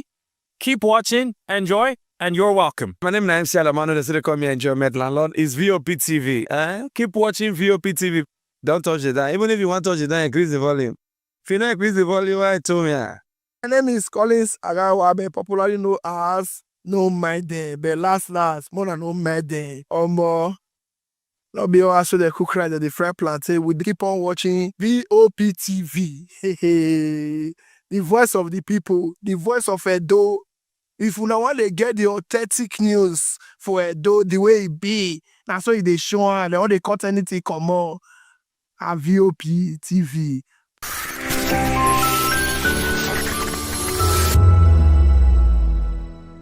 Voice of the People. You can hear me now. My name is Patrick Doyle, and I wish that you continue to echo the voices of the people. Big up VOP TV. My name is Suibifa Dokobo. Please keep watching VOP TV. Hi, my name is Kwekumali Ikenda Onyekwena, and I am with the Voice of the People TV. Now, if you're looking for the veritable channel for information, politics, robust discussions, you don't need to go far. VOP has you. VOP will always have you. Thank you.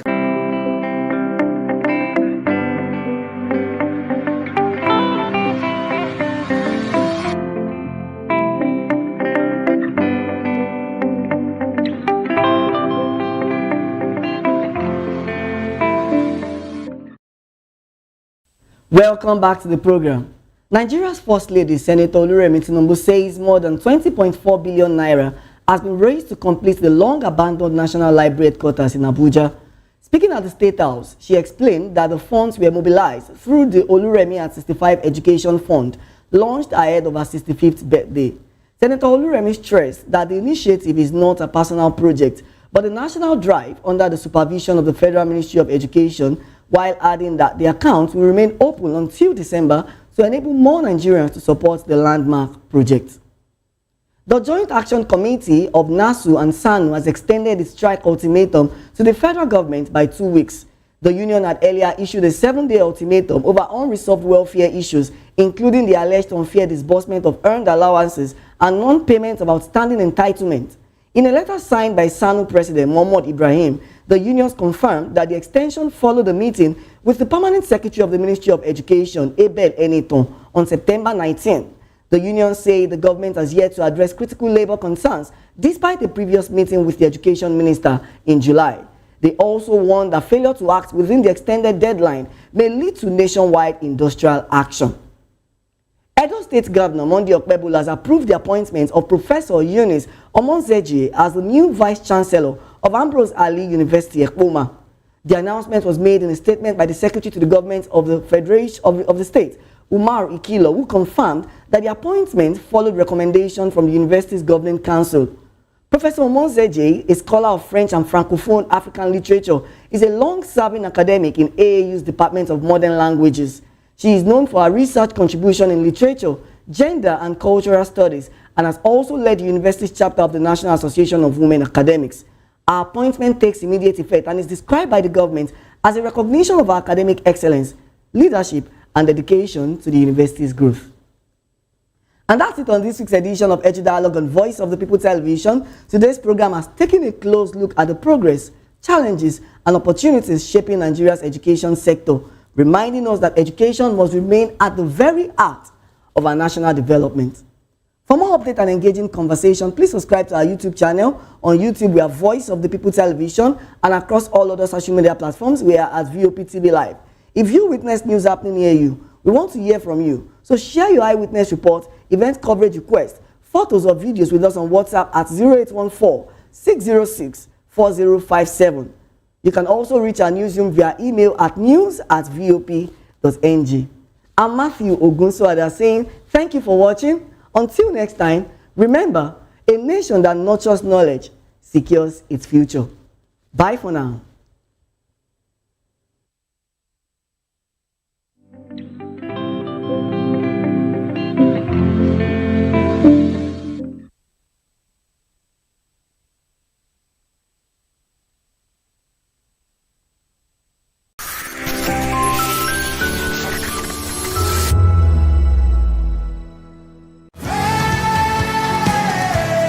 Ever wonder what inspires your favorite gospel artists? Explore and discover the rich heritage of continental gospel music and how this transformative journey has evolved and shaped cultures around the world. As we dig deep into archival treasures, feel the energy in our praise jam, Gospel Fusion on Voice of the People Television. Tune in this Sunday, 3 to 4 p.m. and be part of a transformative experience that uplifts and inspires.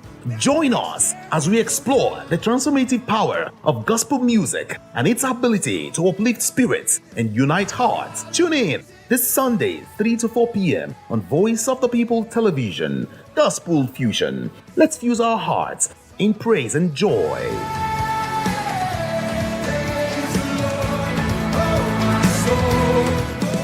The red carpets, awards, the razzmatazz, music, fashion, interviews, and more. Spotlight on Voice of the People Television. Let's feed you with all the juicy stories in the global entertainment space, bringing you the glitz and glamour as it dey hot. Stay tuned to Spotlight, 1 p.m. Monday to Friday. Spotlight on VOP TV. Entertainment like never before.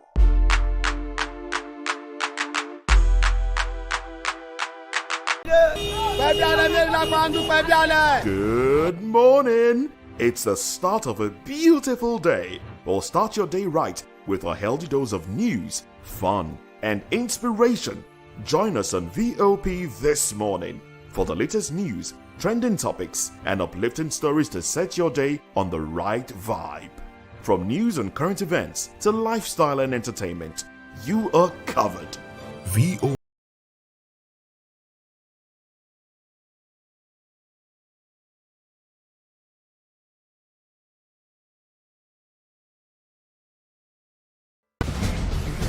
Join us as we drive into the world of politics through insightful interviews with prominent political figures, both serving and former governors, ministers, senators, legislators, party chieftains, activists, and analysts. Get first-hand information into the decision-making processes that affect our daily lives. Highly engaging one-hour program that brings political discourse into focus. I am Chukwuma Okoro. Political Lens, Monday through Friday, 6 to 7 p.m. Join us.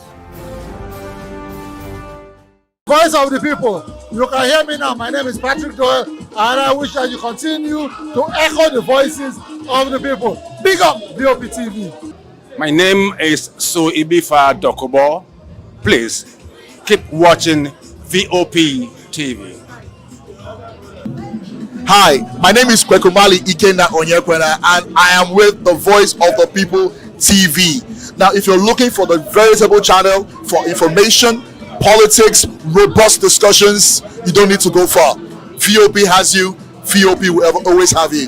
Thank you. Hi, my name is Patrick Diabwa, aka Ibani Chuka, Amayanabo the Eagle King, and you are watching VOP TV. Stay with us. Communication is power, and the world is reminded that without sign language, millions are left voiceless. The International Day of Sign Languages is a global call to recognize, protect, and promote sign languages as a bridge to inclusivity. This year's theme, No Human Rights Without Sign Language Rights, underscores the truth that access to language is access to dignity, equality, and opportunity. For the more than 70 million deaf people worldwide, sign language is not optional. It is their right, their voice, and their freedom. Yet, barriers remain. From schools to workplaces, from healthcare to justice systems, the absence of sign language recognition continues to shut out countless people from full participation in society. Experts and advocates are urging governments to do more by enshrining sign languages in policy, expanding interpreter services, and breaking down stigma. Happy International Day of Sign Languages, everyone. No human right without sign language rights. Language in itself is a language. So now you now have a language for a specialized community of deaf persons, and providing sign language is also providing them with human rights. So if you are talking about fundamental human rights, it's not complete until that deaf child have access to language, which provides him or her access to expression, access also to education, and access, most importantly, to life skill, which is what we as Speaking Fingers is really about, to build them into becoming productive adults. I just said access to expression. You find out that many deaf persons have actually been accused wrongly, so they do not have the opportunity or a language to be able to express when we do not provide sign language as human right access, as it were. So he or she may be wrongly accused or has been wrongly accused, and there's no language, or the society does not recognize it as a language for expression for him or her to also make a case. Even when one is guilty, you still have the space to be able to make a case for yourself. So providing access or enshrining sign language as a human right is also necessary for that deaf person to plead his or her cause, and most importantly, to express himself or herself. We've had cases in the healthcare sector where healthcare is denied because access to language is not available for such deaf person. So that's a call for our healthcare professionals or practitioners to please be able to learn basic sign language so that they can also be able to include persons with disability, especially our deaf community. As the world reflects on this day, one message rings clear. Inclusivity begins with communication, and there can be no human rights without sign language rights. The call is simple. Respects the language, respects the people. Praise Peters, reporting for Voice of the People TV.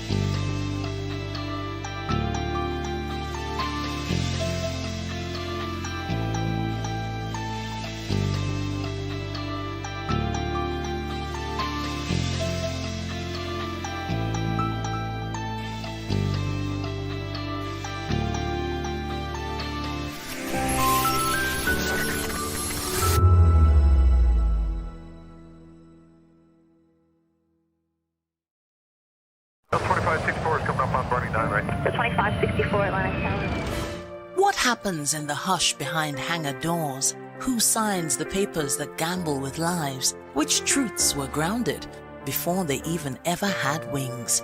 If you've ever buckled a seatbelt at 30,000 feet, if you've ever stared out of that tiny window and wondered who's really in control of the skies, it isn't just flight, it's power, it's politics, it's pressure sealed in steel. We're peeling back the clouds from runway risks to sky-high secrets. We're diving deep where most dare not to look. Aviation Scope, every Sunday at 7 p.m. only on Voice of the People TV. We don't just report, we reveal. We don't just ask, we uncover. Because when it comes to the skies, ignorance is turbulence. Aviation Scope, the sky isn't the limit, it's just the beginning. Welcome to Kitty's Corner. Every weekend is a new journey.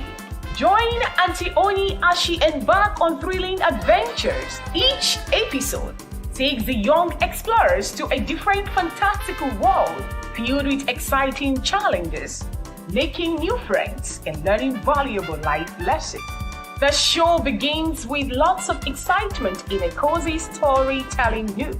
Fairies teach the importance of kindness, honesty, bravery, teamwork, or curiosity. Kitty's Corner is a delightful blend of fun, education, and imagination with catchy songs, interactive games, and heartwarming stories. Join Auntie Oni every Saturday, 10 a.m. to 10:30 a.m. on Voice of the People Television.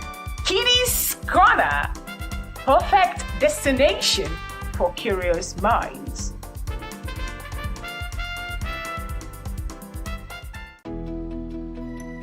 Three years ago, we lit the spark. Today, we are blazing the trail for others to follow. VOP Media is free. 3 years of breaking boundaries. 3 years of being that bold voice that echoes the thoughts of the people. 3 years of telling stories that matter. We have experienced complete breakdown in democratic governance. We are not just a brand. We are a movement, giving voice to the voiceless. We go to bed empty hunger. To every viewer, every voice, and everyone that has made us who we are, we say thank you. VOP Media, 3 years and still counting. VOP TV. Now you have more than a voice. My name is Esther. They call me the Oga, but of them are the general overseer of them all. Every man, every woman has got a voice where integrity is the volume. So this is Voice of the People's TV. Voice of the People's TV. So this is the people's voice. And the people's voice is the voice of God. That's the voice populi in Latin. The people's voice is the voice of God. So keep watching Voice of the People. In fact, my name is Voice of the People. Keep watching MC Ado Pikin. Hi guys, my name is Kegan. I am Nigeria's biggest tech content creator, and I just wanted to give a quick shout out to Voice of the People TV. Keep watching, enjoy, and you're welcome. My name is MC Alamano. They say they call me Enjoy Landlord. It's VOP TV. Keep watching VOP TV. Don't touch the dial. Even if you want to touch the dial, increase the volume. If you don't increase the volume, I told me. My name is Collins Agawabe, popularly known as No Maiden, but last, more than No Maiden. Or more. Not be also the cook right at the fry plantain. We keep on watching VOP TV. The voice of the people, the voice of Edo. If you now want to get the authentic news for Edo, the way it be, that's why they show and all they cut anything come on. At VOP TV.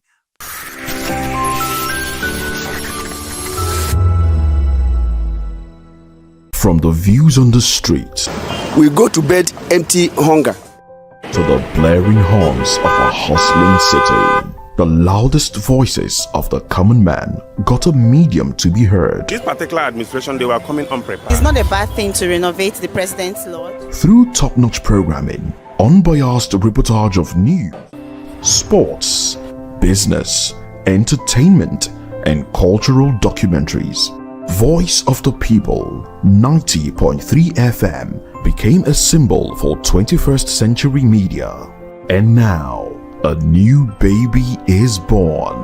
Voice of the People Television, VOP TV, youthful, full of vigor and penchant for excellence in the continent's media space, exposing the wrongs, applauding the rights, dissecting the news without fear or favor, through factual and accurate stories and contents. Corruption kills three things that makes a society.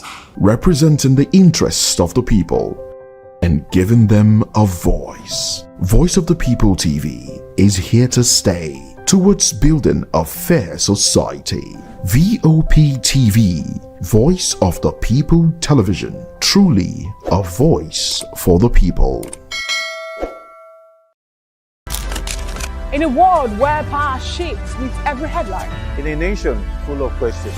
In a world filled with noise, the truth needs a voice. The policies that shapes our world and the economy that determines our future. Every hour, every day, the grapevine keeps buzzing. And together, we are committed to telling the stories that shape our world, because your voice is our focus. Don't forget, our voice matters the most. Let us come together and share our concerns.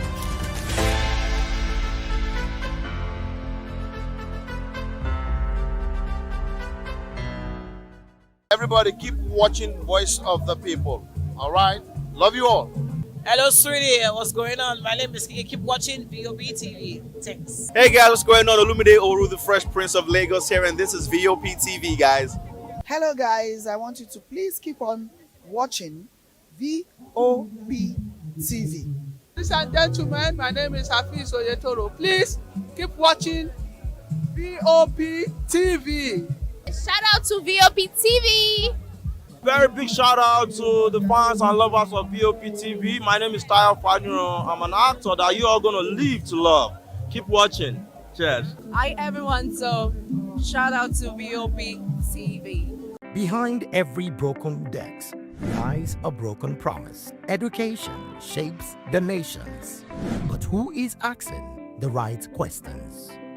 Introducing Edu Dialogue, the show that goes beyond the surface, exposes the cracks, the corruption, and the silence in Nigeria's education system.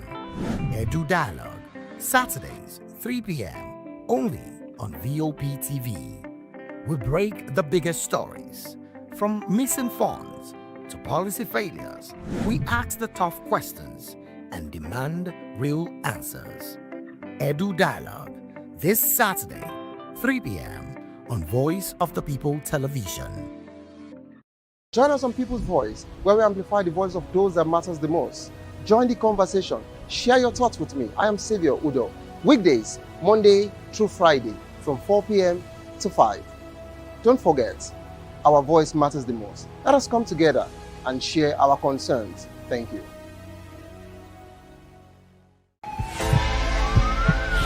This is Health Check, your weekly guide to better living, smarter choices, and trusted answers. From everyday wellness to urgent health issues, we've got you covered. Health Check, only on Voice of the People Television, where your health has a voice.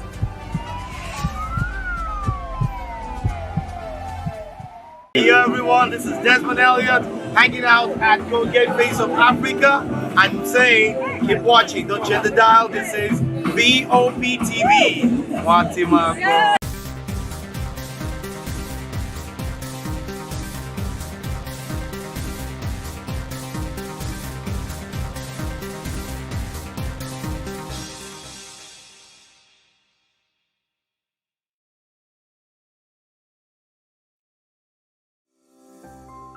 VOP TV.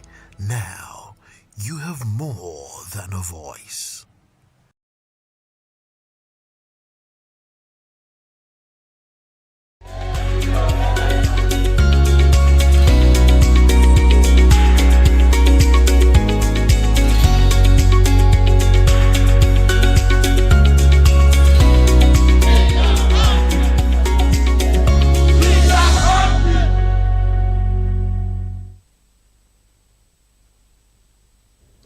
Welcome to People's Voice on VOP TV, where citizen stories shape the narrative. Yeah, today we're dissecting a major topic that is dominating the headlines and sparking conversations across the nation. Okay, and we're all warming up as regards to tomorrow's Independence Day. Okay, but let's come back home. We're going to talk about a lack of continuity in Nigeria's governance system today. And it's quite a very serious topic, which we need to look into as regards to everything that has to do with this nation, the governance system. Okay, so I don't think you'd want to miss this particular episode for any reason. And to join the conversation with expert insights and citizen perspective, share your thoughts with us. I am Savior Udo. Other news stories with details. Electricity supply drops as oil union begins strike. Nigerians' electricity generation has taken a hit due to a strike by Petroleum and Natural Gas Staff, Senior Staff Association of Nigeria, Pengasan. The Nigerian Independent System Operator, NISO, reported that the electricity generation has dropped to 3,200 megawatts from over 4,300 megawatts due to widespread gas shortage, which actually triggered which was triggered by the industrial action that is still ongoing. The agency has assured its commitment to proactive grid management and operational excellence to guarantee a secure and reliable electricity supply. Despite the challenges, NISO's timely action has minimized the impact of labor-induced gas shortages, okay, and maintained supply to critical loads. All right, if I'm going to just weigh into this particular one, I was also affected. And on a more serious note, I think it was while I was leaving the house this afternoon, that was when I heard everybody and that particular alarm, came up, and I believe the light has been restored, which we don't know how long it will take, but all through yesterday, there was no light, it was blackout. So I don't even know who I am to beg now. Is it just the Pengasan for them to call off the strike, or the Dangote refinery for them to just listen to this particular union and return the 800 workers that were sacked by them?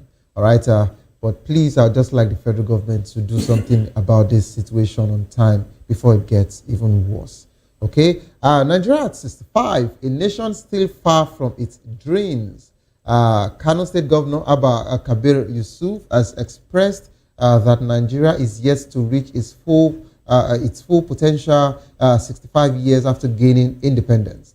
Speaking at a pre-independence public lecture, Yusuf emphasized that despite challenges like poverty, insecurity, mistrust, Nigerians shouldn't lose hope. He called for unity, celebrating differences, and working towards a common destiny, and also hoping that everybody, every public office holder, every government official should come all together to see how to make this country move forward and for this country to be better. Okay, it starts from our government officials. It starts from you. So whatsoever the law is, whatsoever implementation you actually implementing as regards to your law or your policies, it will tell on us, okay, the common Nigerian. So whatsoever decision you decide to make today, it will tell on us. So you should factor us in, and we should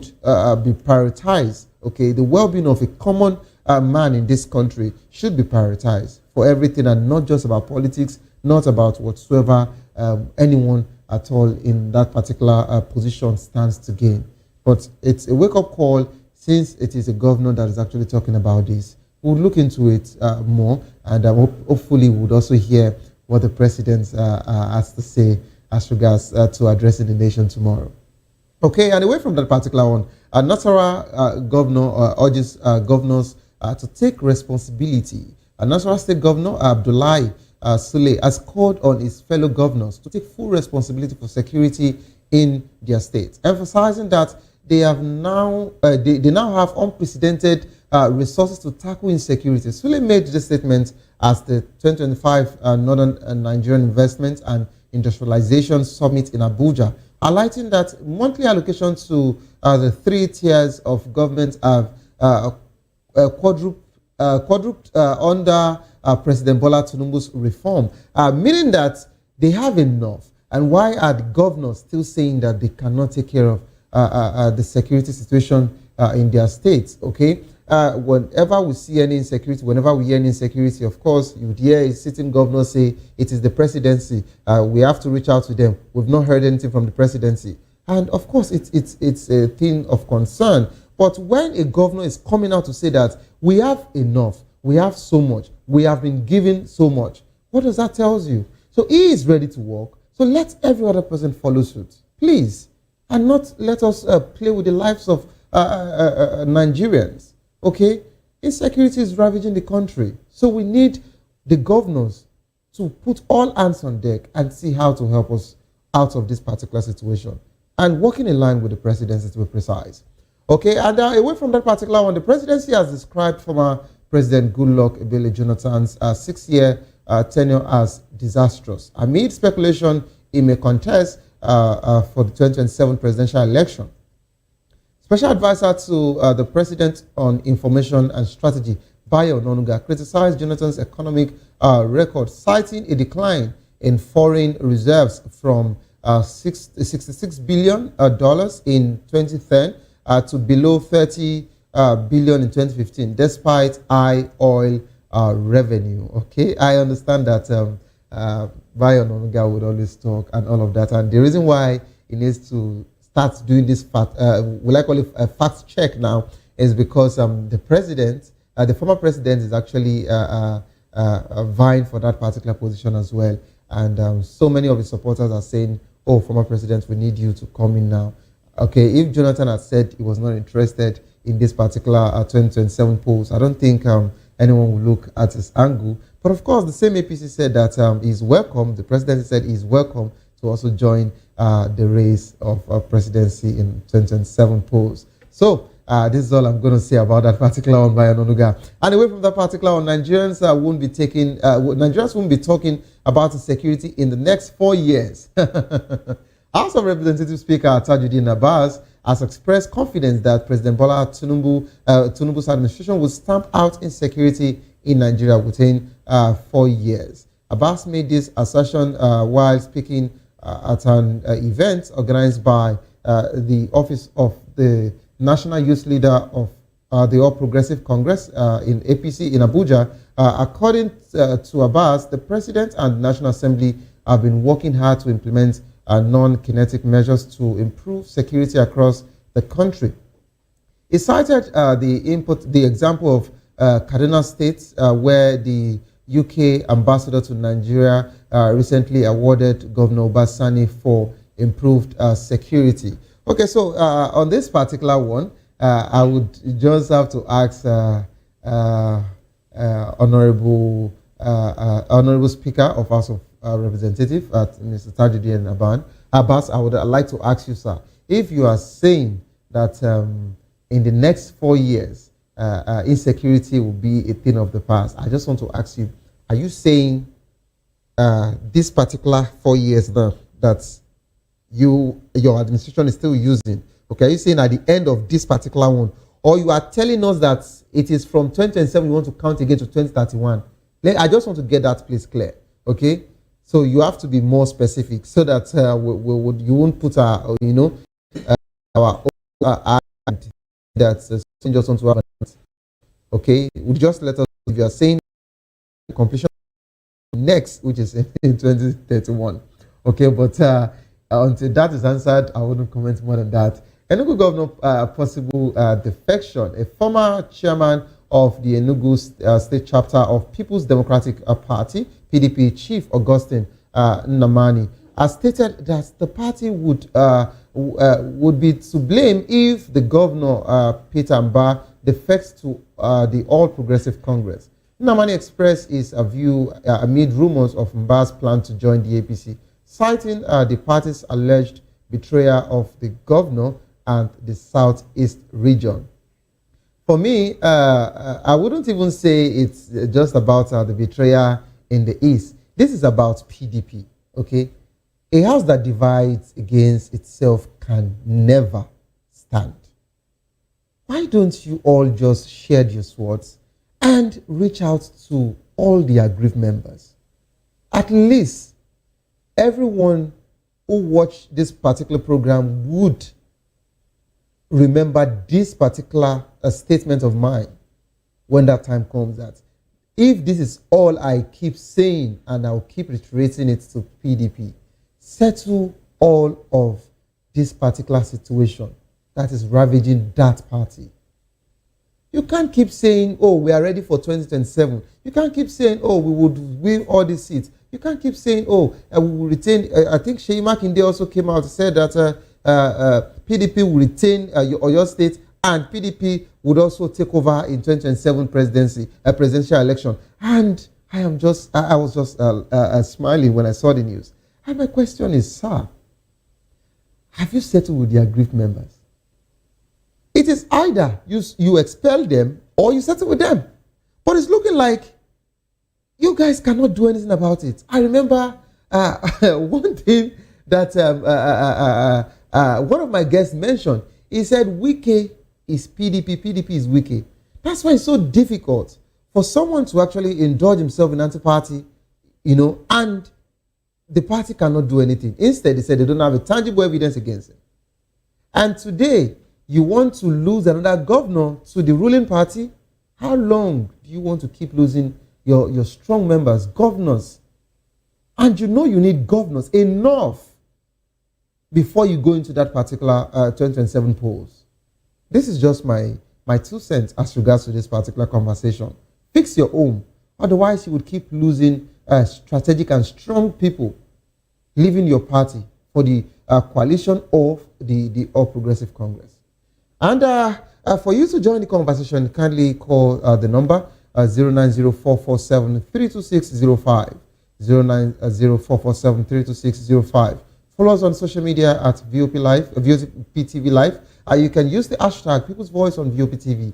And on YouTube, we are Voice of the People TV. Kindly hit the subscribe button, and together we can make our voices heard. It is time for us to go on a quick break. As soon as we return, we will talk about the lack of continuity in Nigerian's governance system. Don't go nowhere. Stay tuned, please.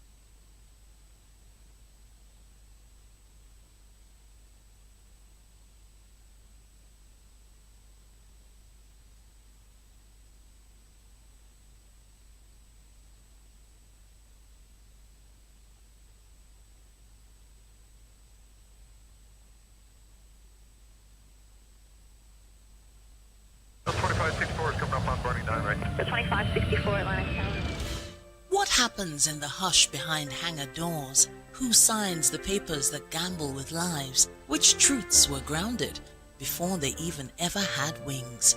If you've ever buckled a seatbelt at 30,000 feet, if you've ever stared out of that tiny window and wondered who's really in control of the skies, it isn't just flight, it's power, it's politics, it's pressure sealed in steel. We're peeling back the clouds from runway risks to sky-high secrets. We're diving deep where most dare not to look. Aviation Scope, every Sunday at 7 p.m. only on Voice of the People TV. We don't just report, we reveal. We don't just ask, we uncover. Because when it comes to the skies, ignorance is turbulence. Aviation Scope, the sky isn't the limit, it's just the beginning. In a world where truth is the ultimate power and opinions scream the loudest, it's time to wade through the noise. Hunger no get tribe! Hunger no get religion! And scan the human interest and trending topics that matter. Stay tuned to The Issues, your plug to the stories making the buzz, from politics to science and technology, social justice, and more. Let's tackle the tough questions and expose the truth, the issues.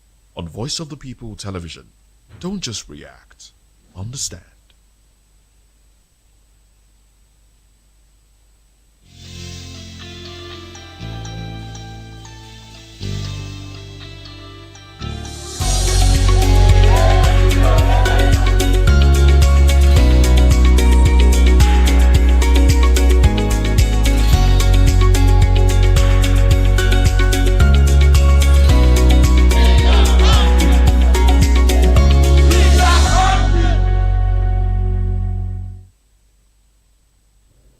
Okay, welcome back to the show. It is still People's Voice on VOP TV. Okay, let's dive into this particular conversation now. We're talking about a lack of continuity in Nigerians' governance system. Okay, we're looking at the implication of lack of continuity. Okay, Nigerians' governance system has been criticized by lack of continuity with policies and programs often abandoned or reversed after a change in government. This lack of continuity can have significant implication for the country's development and stability. We're now being joined by a public affairs and political analyst, Barrister Laya Demokoya. Barrister, good afternoon to you today. Good afternoon, Mr. Xavier. How are you today? Doing very great. How is Abuja, Barrister? Yes, Abuja is sunny.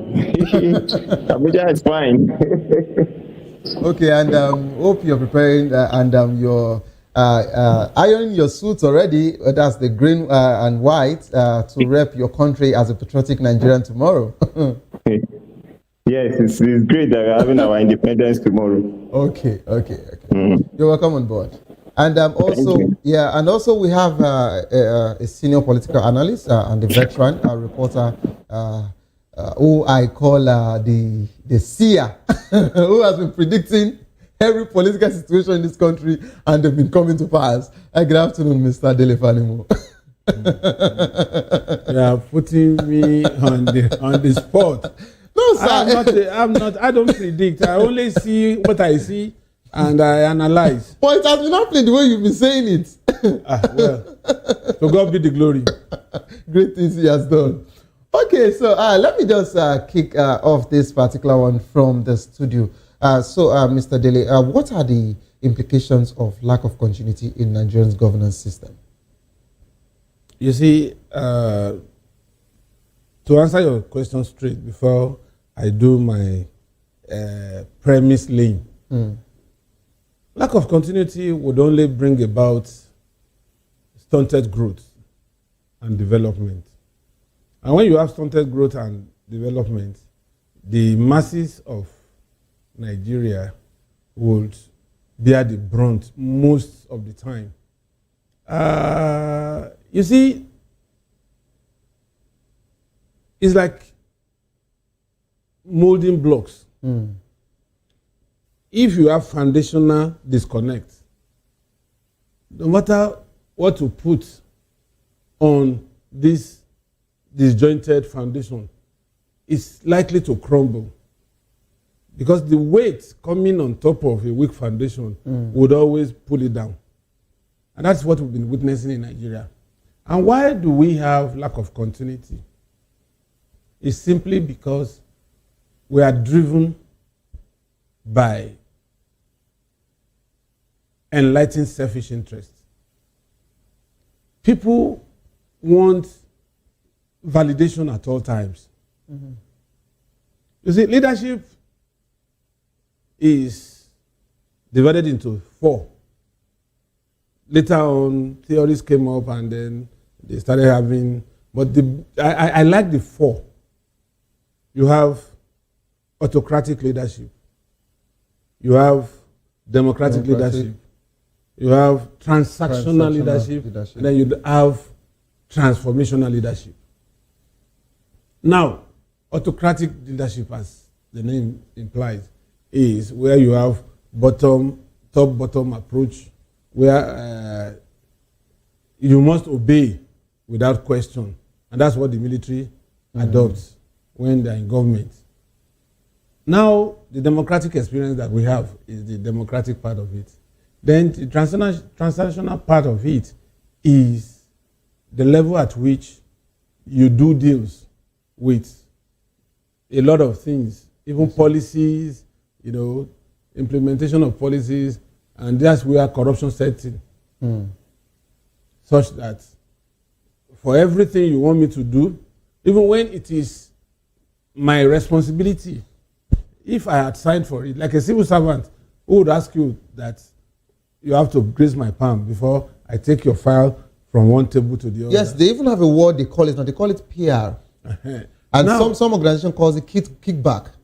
So when you have that, you are just doing transactional leadership. Now, the transformational leadership, my own coinage of transformational leadership is leadership that takes you to where you ought to be, but you don't want to go. And for you, that's the best of them all. And for you to be a transformational leader, you must see those things your followers are not seeing.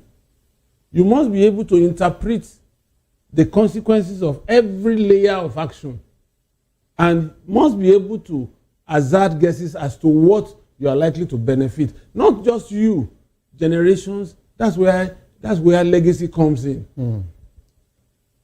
You know that ultimately you are not likely to benefit from these blocks you are laying. But you look at 3-4 generations that are likely to benefit from it.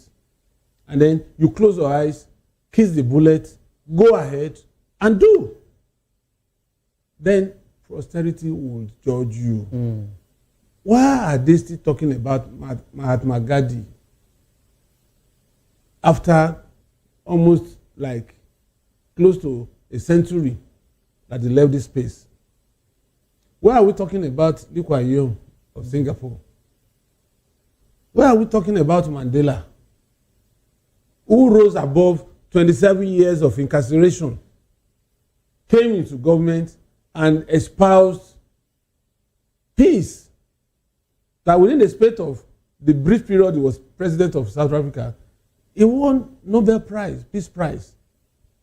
Now, Mandela, for the sake of looking at the African leadership model, would have thought of, after staying alone in solitary confinement for 27 years, this is my opportunity to amass wealth.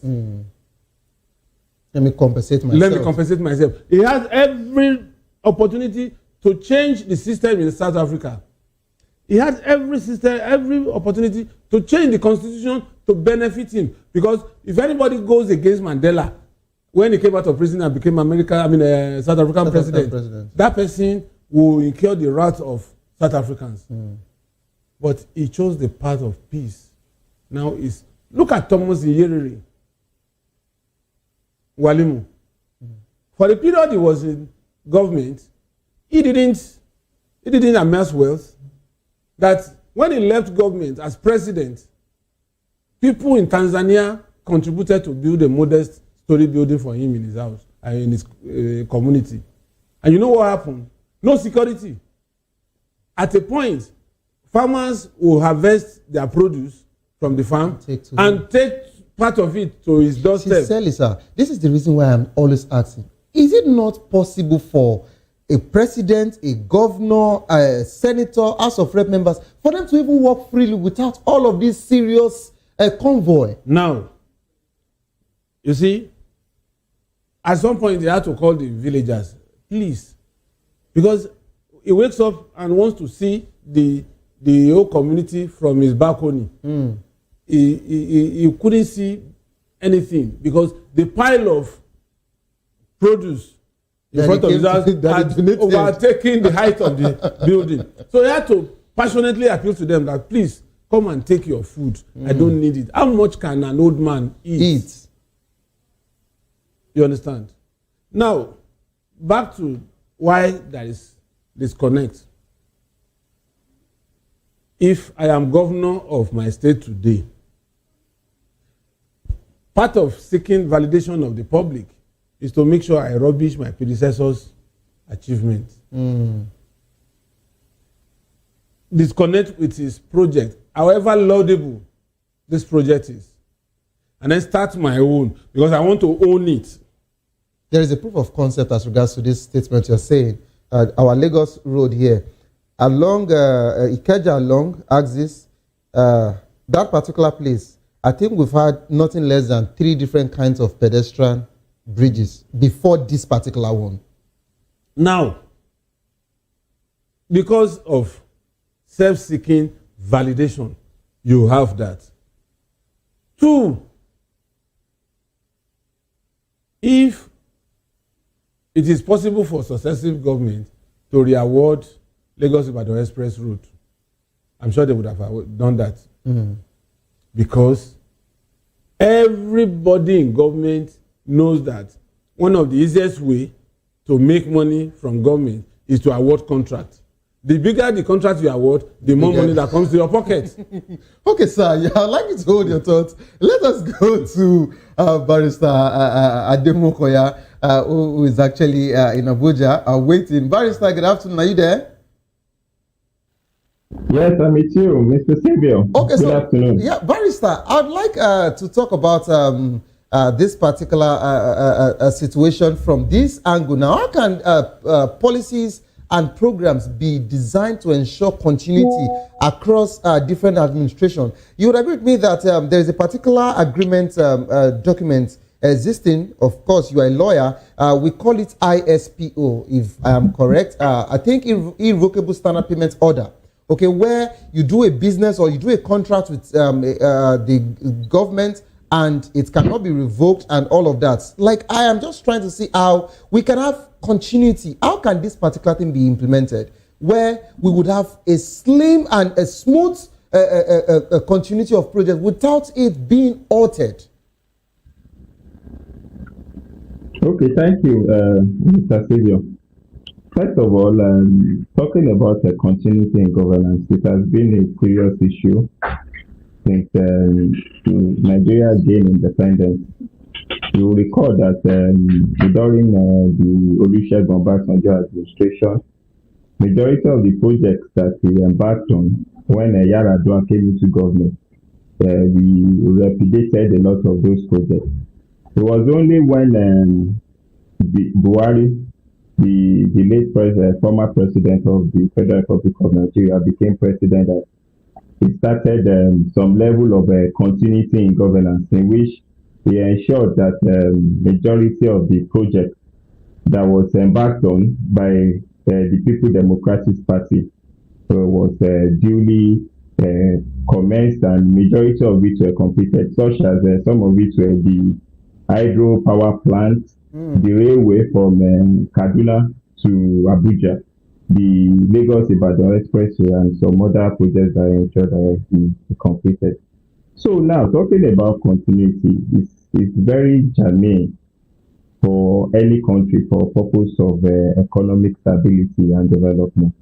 And I think what is necessary to ensure and enhance continuity in any nation, particularly Nigeria, is to ensure that government policies are policies that will affect the people.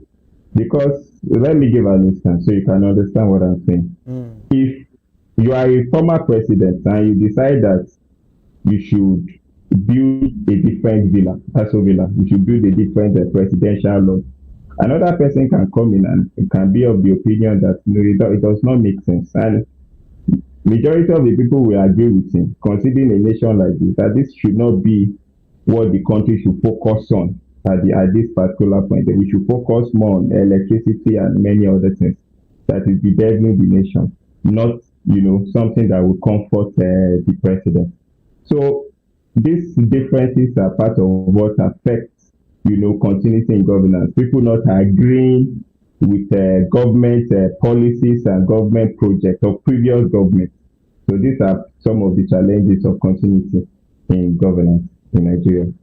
Okay, so Barrister, you would agree with me that the FCT Minister, Nyesom Wike, of course, is doing so well for the people of Abuja to an extent. Okay, and I remember also from the days that Nasir Rufai, I believe, and up until every other FCT ministers, they've been doing is either they touch some parts. For example, this one will come to Apo Extension, do a little, and Galadimawa is there. They will just pour the red sand and leave just because, oh, I was not the one that started that project, I'm going to leave it.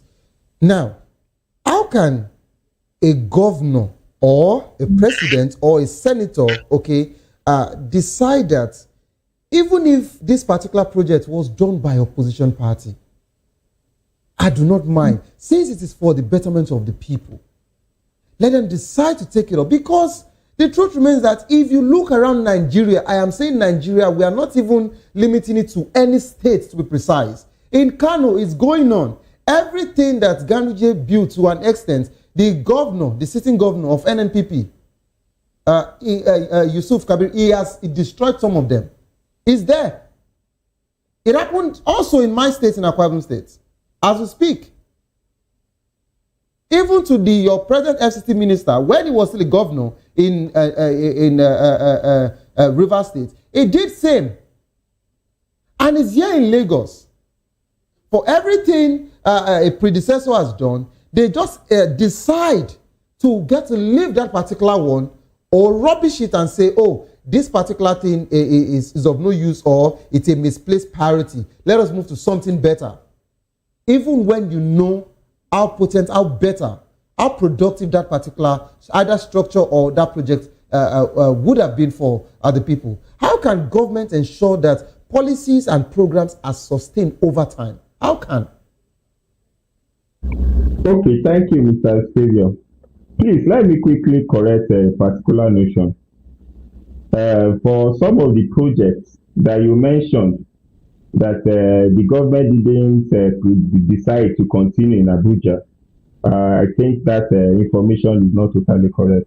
Like if you look at the Galadimawa axis, the reason why most of those projects were stalled, I believe, should be because the contractors were not paid, or maybe they were paid and they refused to, execute the contract. Corruption in the Nigerian government. That is what Mr. Dele Fanimo just mentioned here. Okay, so if they made the payment back then, okay, and this particular project were not done, someone has to be accountable for it instead of it being abandoned.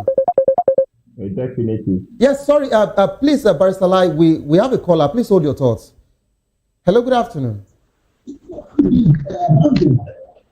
Hello, good afternoon.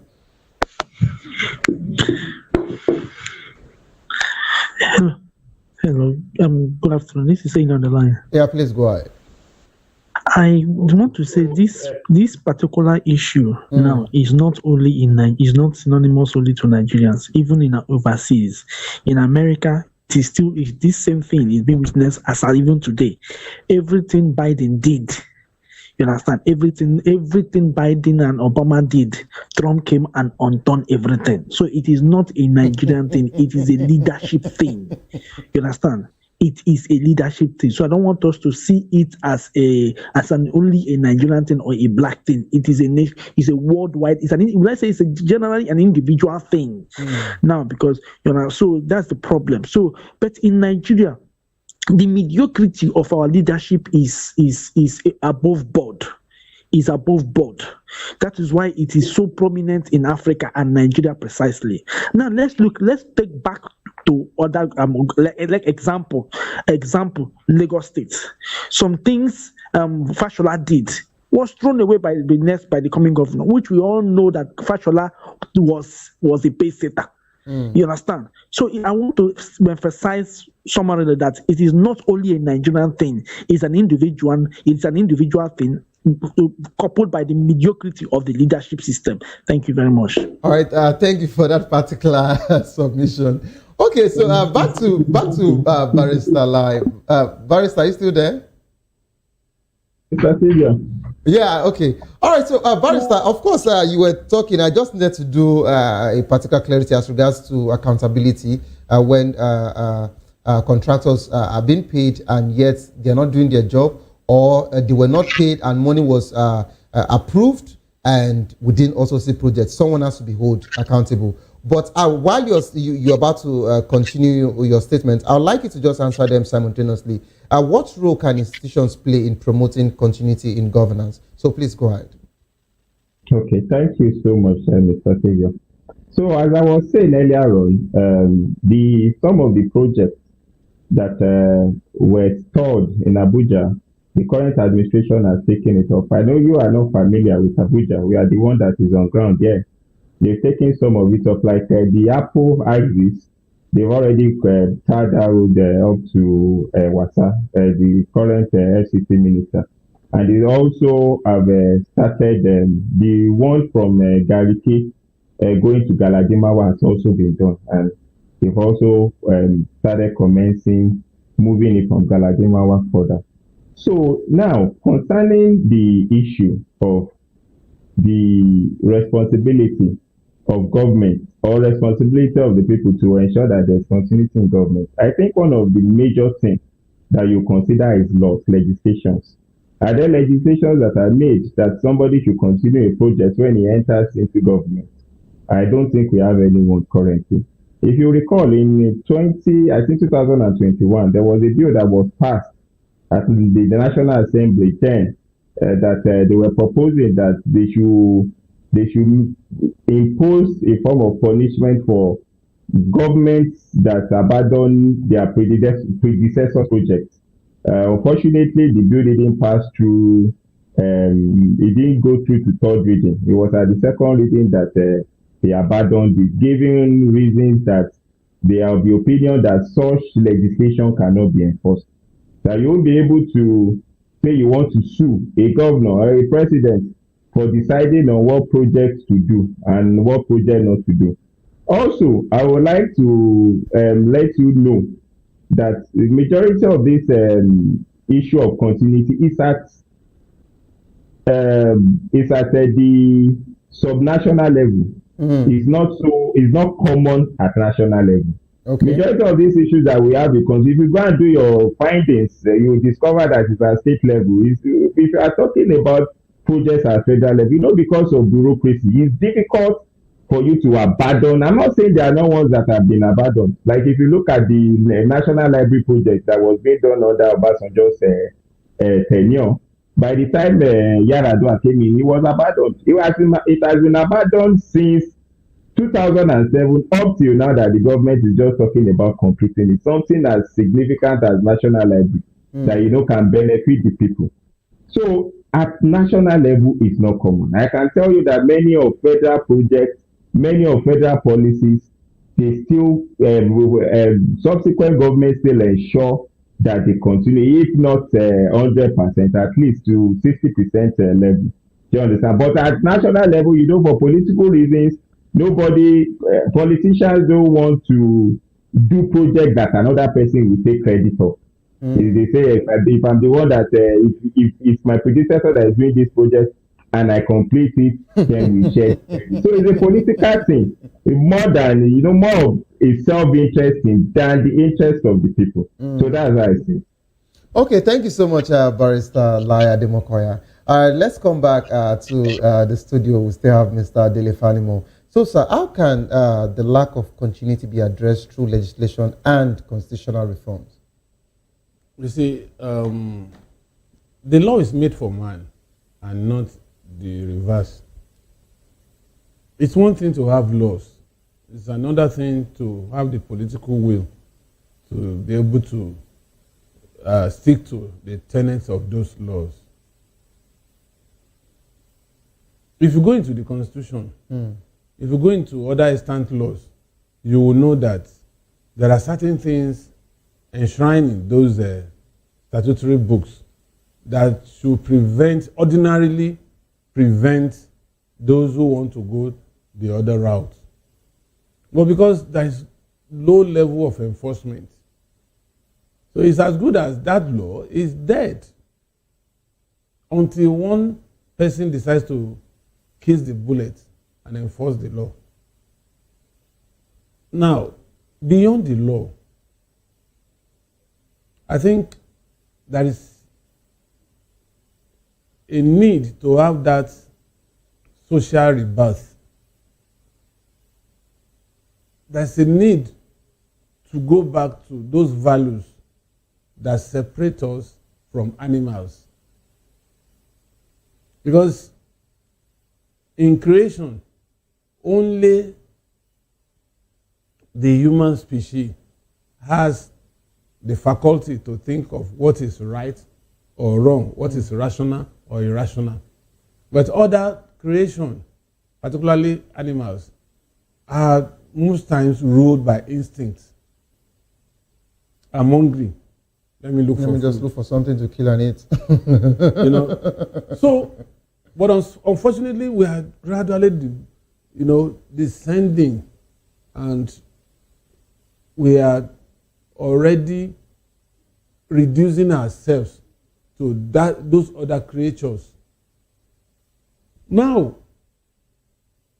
I don't need a law to tell me that if I do anything that would affect you, I'm also indirectly injuring myself. The money that's supposed to be used to build roads that goes to my village, I collude with some other people to steal that money. If I have a helicopter to fly past that road, what about my other siblings? What about my children? What about my grandchildren? What about my extended family that have to travel through that road? That just because a trailer wants to avoid potholes and it runs into a ditch, then somebody who is a member of my extended family happens to be in a 18-seater passenger bus that is caught up beside that trailer, and the trailer tips and fall on this 18-seater bus, and all of them would probably perish. Have I not lost? Of course. So we need to do serious and proper reorientation. How much of this money can we take beyond the earth? I was watching a video about 2 weeks ago of a man, an archaeologist, was doing his job, and he stumbled on his equipment, fell on some metallic objects under the sea level. And when he probed further and started digging, he met a skeleton. Strapped in the hands of this skeleton is 24-karat gold wristwatch. Going further, he saw a briefcase. When he forced the briefcase open, and you know one funny thing about that briefcase? The owner of this briefcase that was buried also gave instruction that the code to that briefcase should be given to him. So it was tied to his hand. The man used the code to open the briefcase, and he saw treasure. Now, that mentality, that poverty mentality, you see, there are different types of poverty. Poverty of the pocket can be resolved. Can be resolved, yes. But poverty of the mind, very difficult. That person is a prisoner. No matter how much, give that person central bank. The position you put that particular person. Give that person central bank, he will continue to steal. And most of our political leaders they have mental poverty, not the pocket one. That's why it is never and always not enough for them. It can never be enough, because they acquire things they don't need. A governor died some 2 years ago, and somebody invited me that I should join and bring some media people that he wants to pay condolence visit to the man's house. Do you know that I was in front of that house and I was still calling that this house you describe for me is an hotel here, not a building, a private building. He said, what did you see? And I'll describe what I saw. I said, I saw about 25 cars. He said, you don't know anything. Those cars were the ones left that as soon as the man died, they have spirited away many cars to unknown destinations. And lo and behold, what is he going to use that car? What are they using the number? How many cars? How many cars can you drive in a day? How many rooms can you even sleep in one night? If you tell your drivers to line up 5 cars for you, that you want to travel from Lagos to Ibadan, and you want to ride on those 5 cars, if there is a car that is following you, and he notices that at every 10 kilometers, you say park, you hop from one car to another. You hop from one, like they will just see you as an unserious person. That's all. No, you will be like, you will be mistaken for an insane person. And then here you are, you have somebody who has 25 cars parked in one of his houses. Now he's cooling his heels 6 feet below. Who now enjoys those cars? Okay, sir, I'd like you to just hold your thoughts. Let's quickly go on a break. As soon as we return, we'll take the final part of this particular conversation. Don't go anywhere. Stay tuned, please.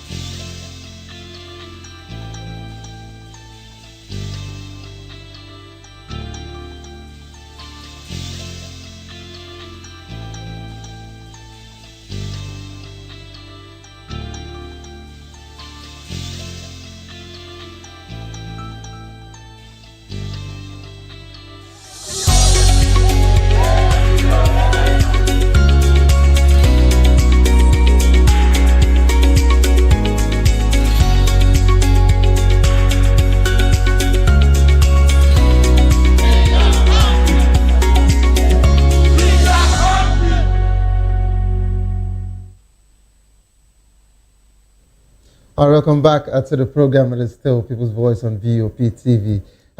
It's been really serious here as regards to Mr. Dele Fanimo's submission. But let me just get your final take before we round off the show this evening.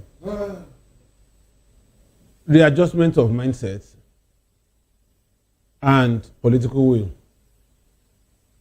that would not espouse greed and inordinate ambition that seeks external validation can only take us to the next level.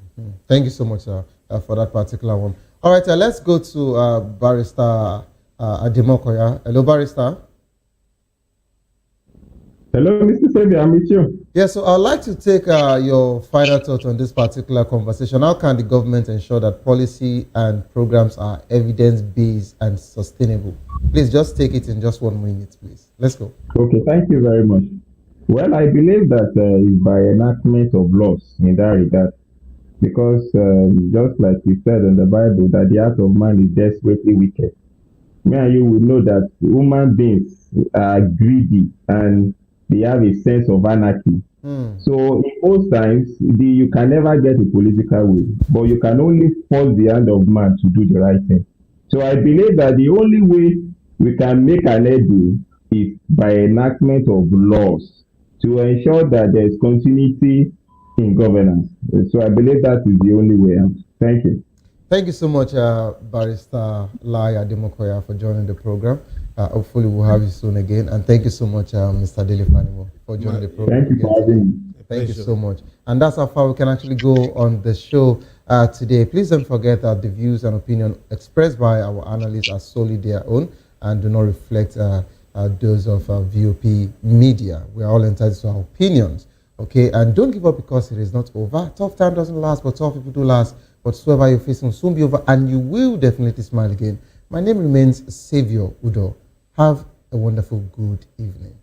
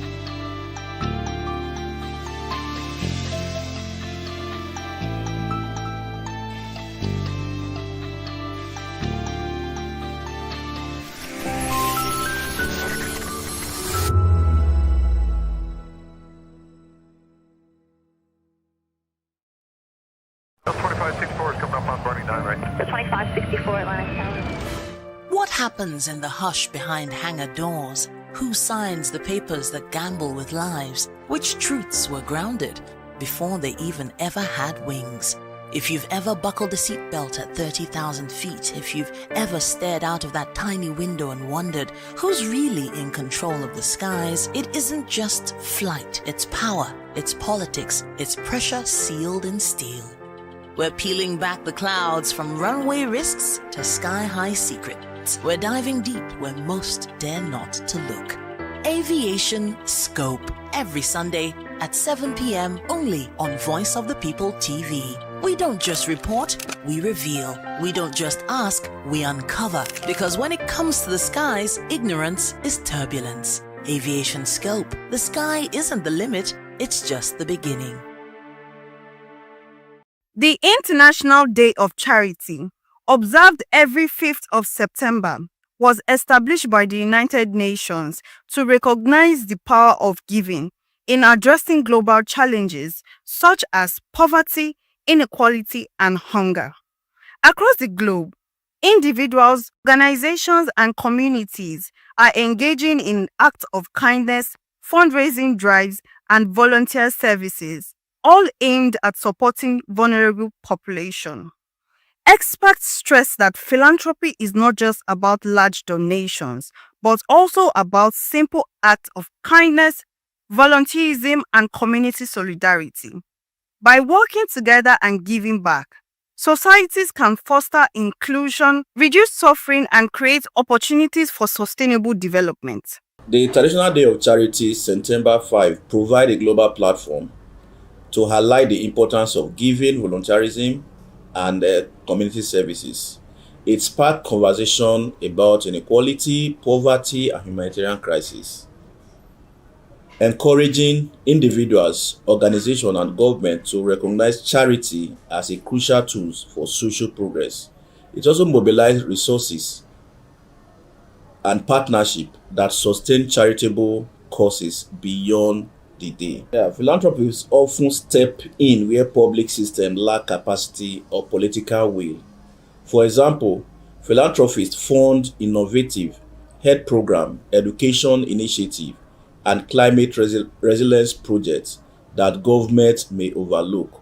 They can act faster, experiment with new solutions, and bring resources to marginalized groups who might otherwise be excluded from the government. Most of the vulnerable groups, like the key population, people living with disability, and so many things in this country, survive based on charitable funds getting from outside the world. Looking at the government policies, with government don't lead you or nothing to plan for this vulnerable group. So charitable activities met urgent needs such as food, shelter, healthcare, and education for vulnerable groups. As the world continues to recover from economic and social disruptions, the spirit of charity serves as a reminder that collective action and compassion are powerful tools in building better future for all. On this International Day of Charity, no matter how big or small, every act of giving counts. From lending a helping hand to supporting charitable causes, we can all play a part in making the world a kinder place. Victoria Ogbaki, reporting for Voice of the People TV.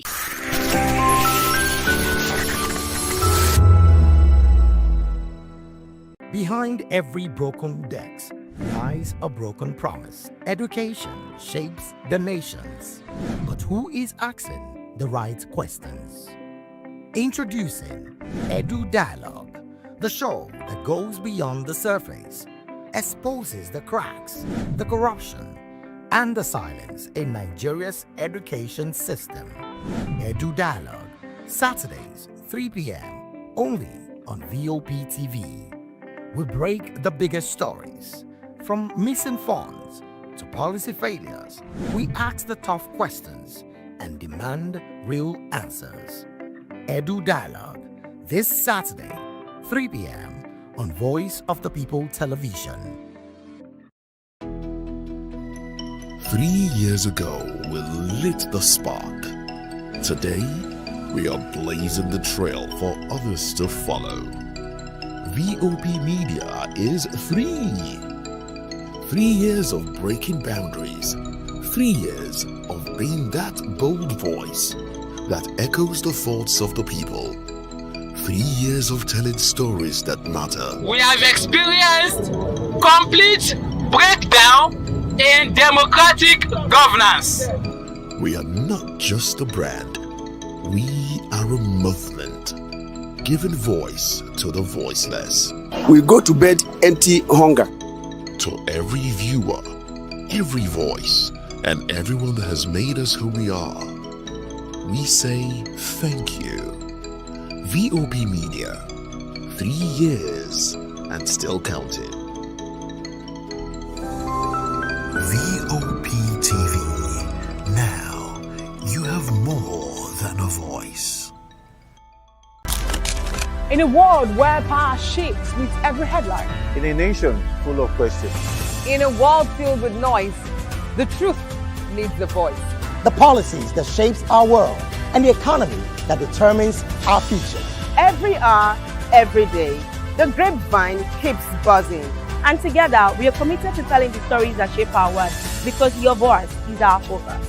Don't forget, our voice matters the most. Let us come together and share our concerns.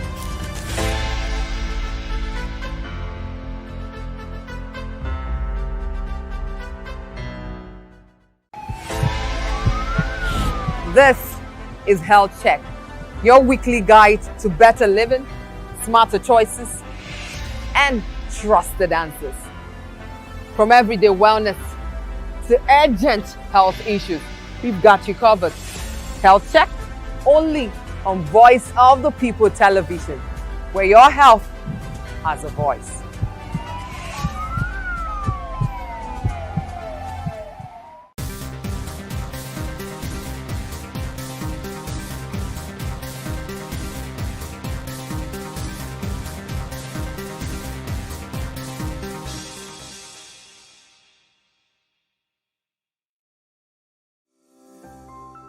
VOP TV.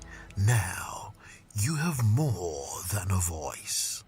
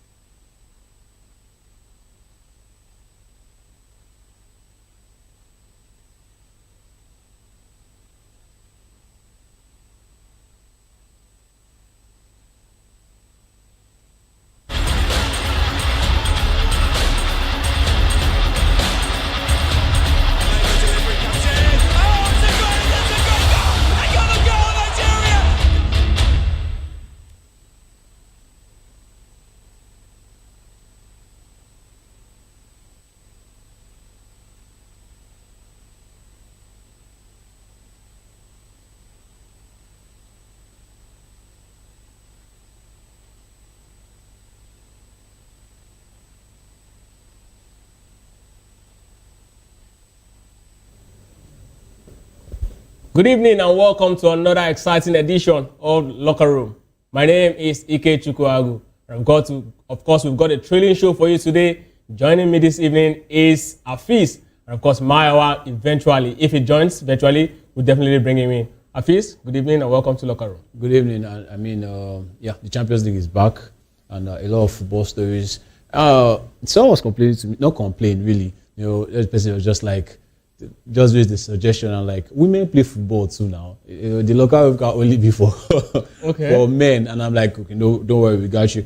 We'll talk about women's football, but then we cover everything, the juiciest stories in the football world, and we know the hottest one that is going on, especially in the continent of Africa, talking about the deduction of points by FIFA on South Africa, you know, the impact, the SAFA going to they responded to the sanction given to them by FIFA. They said they will lodge an appeal within 10 days and all of that. And also elsewhere, William Saliba signing a new deal, you know, for Arsenal to stay for 5 more years. I think he's really intent on winning the trophy with the club. So a lot has gone on in the football world, and I'm glad to be here to discuss all of that with you this evening.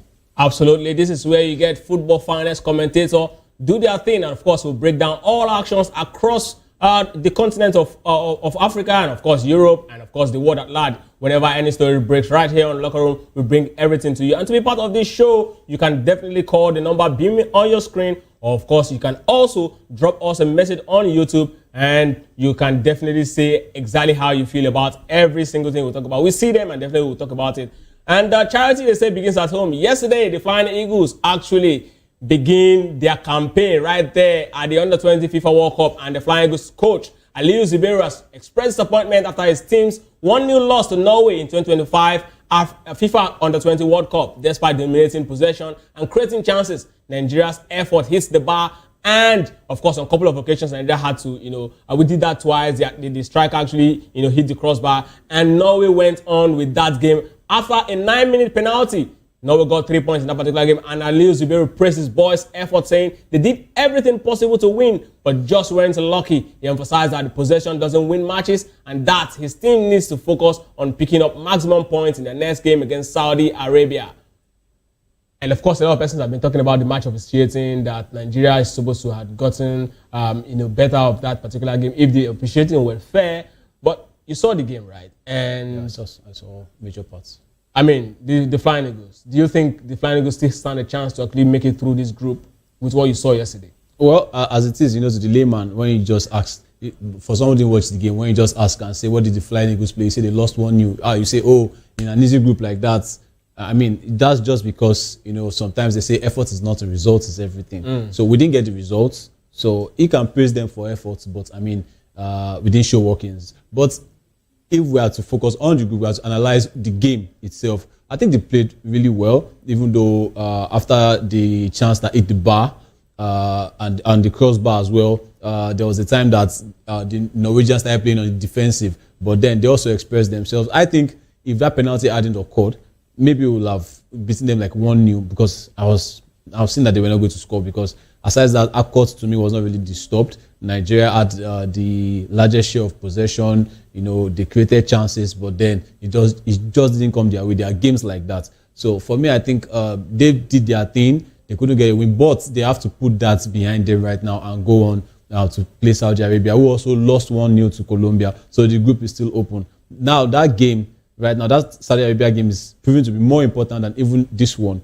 Thank God that it's even the two winners. That's talking about Colombia and Norway that will be facing each other. So definitely somebody will draw points. So now they have to take that game against Saudi Arabia. They should not. I think there's a way maybe they looked lowly on Norway. Maybe that might be part of it as well. So they shouldn't repeat the same thing against Saudi Arabia.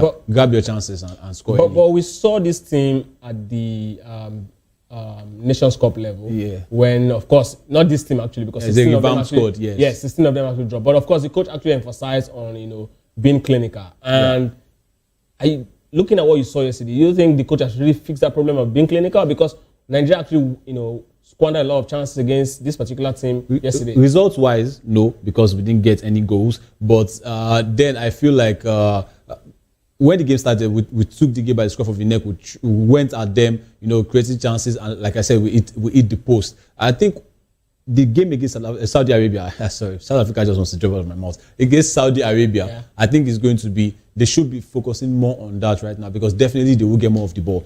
I also saw part of the game, Colombia and Saudi Arabia. You can't write off Saudi Arabia also. They also did their thing against Colombia. I mean, Colombia could only score 1 goal. So I think Nigeria, this is that game where we really need to see if what the coach is saying can be manifested, because trust me, they lost in that game and they're already coming home so early. So they need to go into that game against Saudi Arabia, do their thing. Also Colombia, and also have that belief that they can beat Colombia, but that game, it would have been a fantastic start if they had gotten the win over Norway. But then we also talked about this particular game, this Norway and Saudi Arabia. Before this group, we were looking at the possibility of Flying Eagles actually making it, and looking at the strength of this particular team, these two teams, and how big they are in global stage when it comes to football.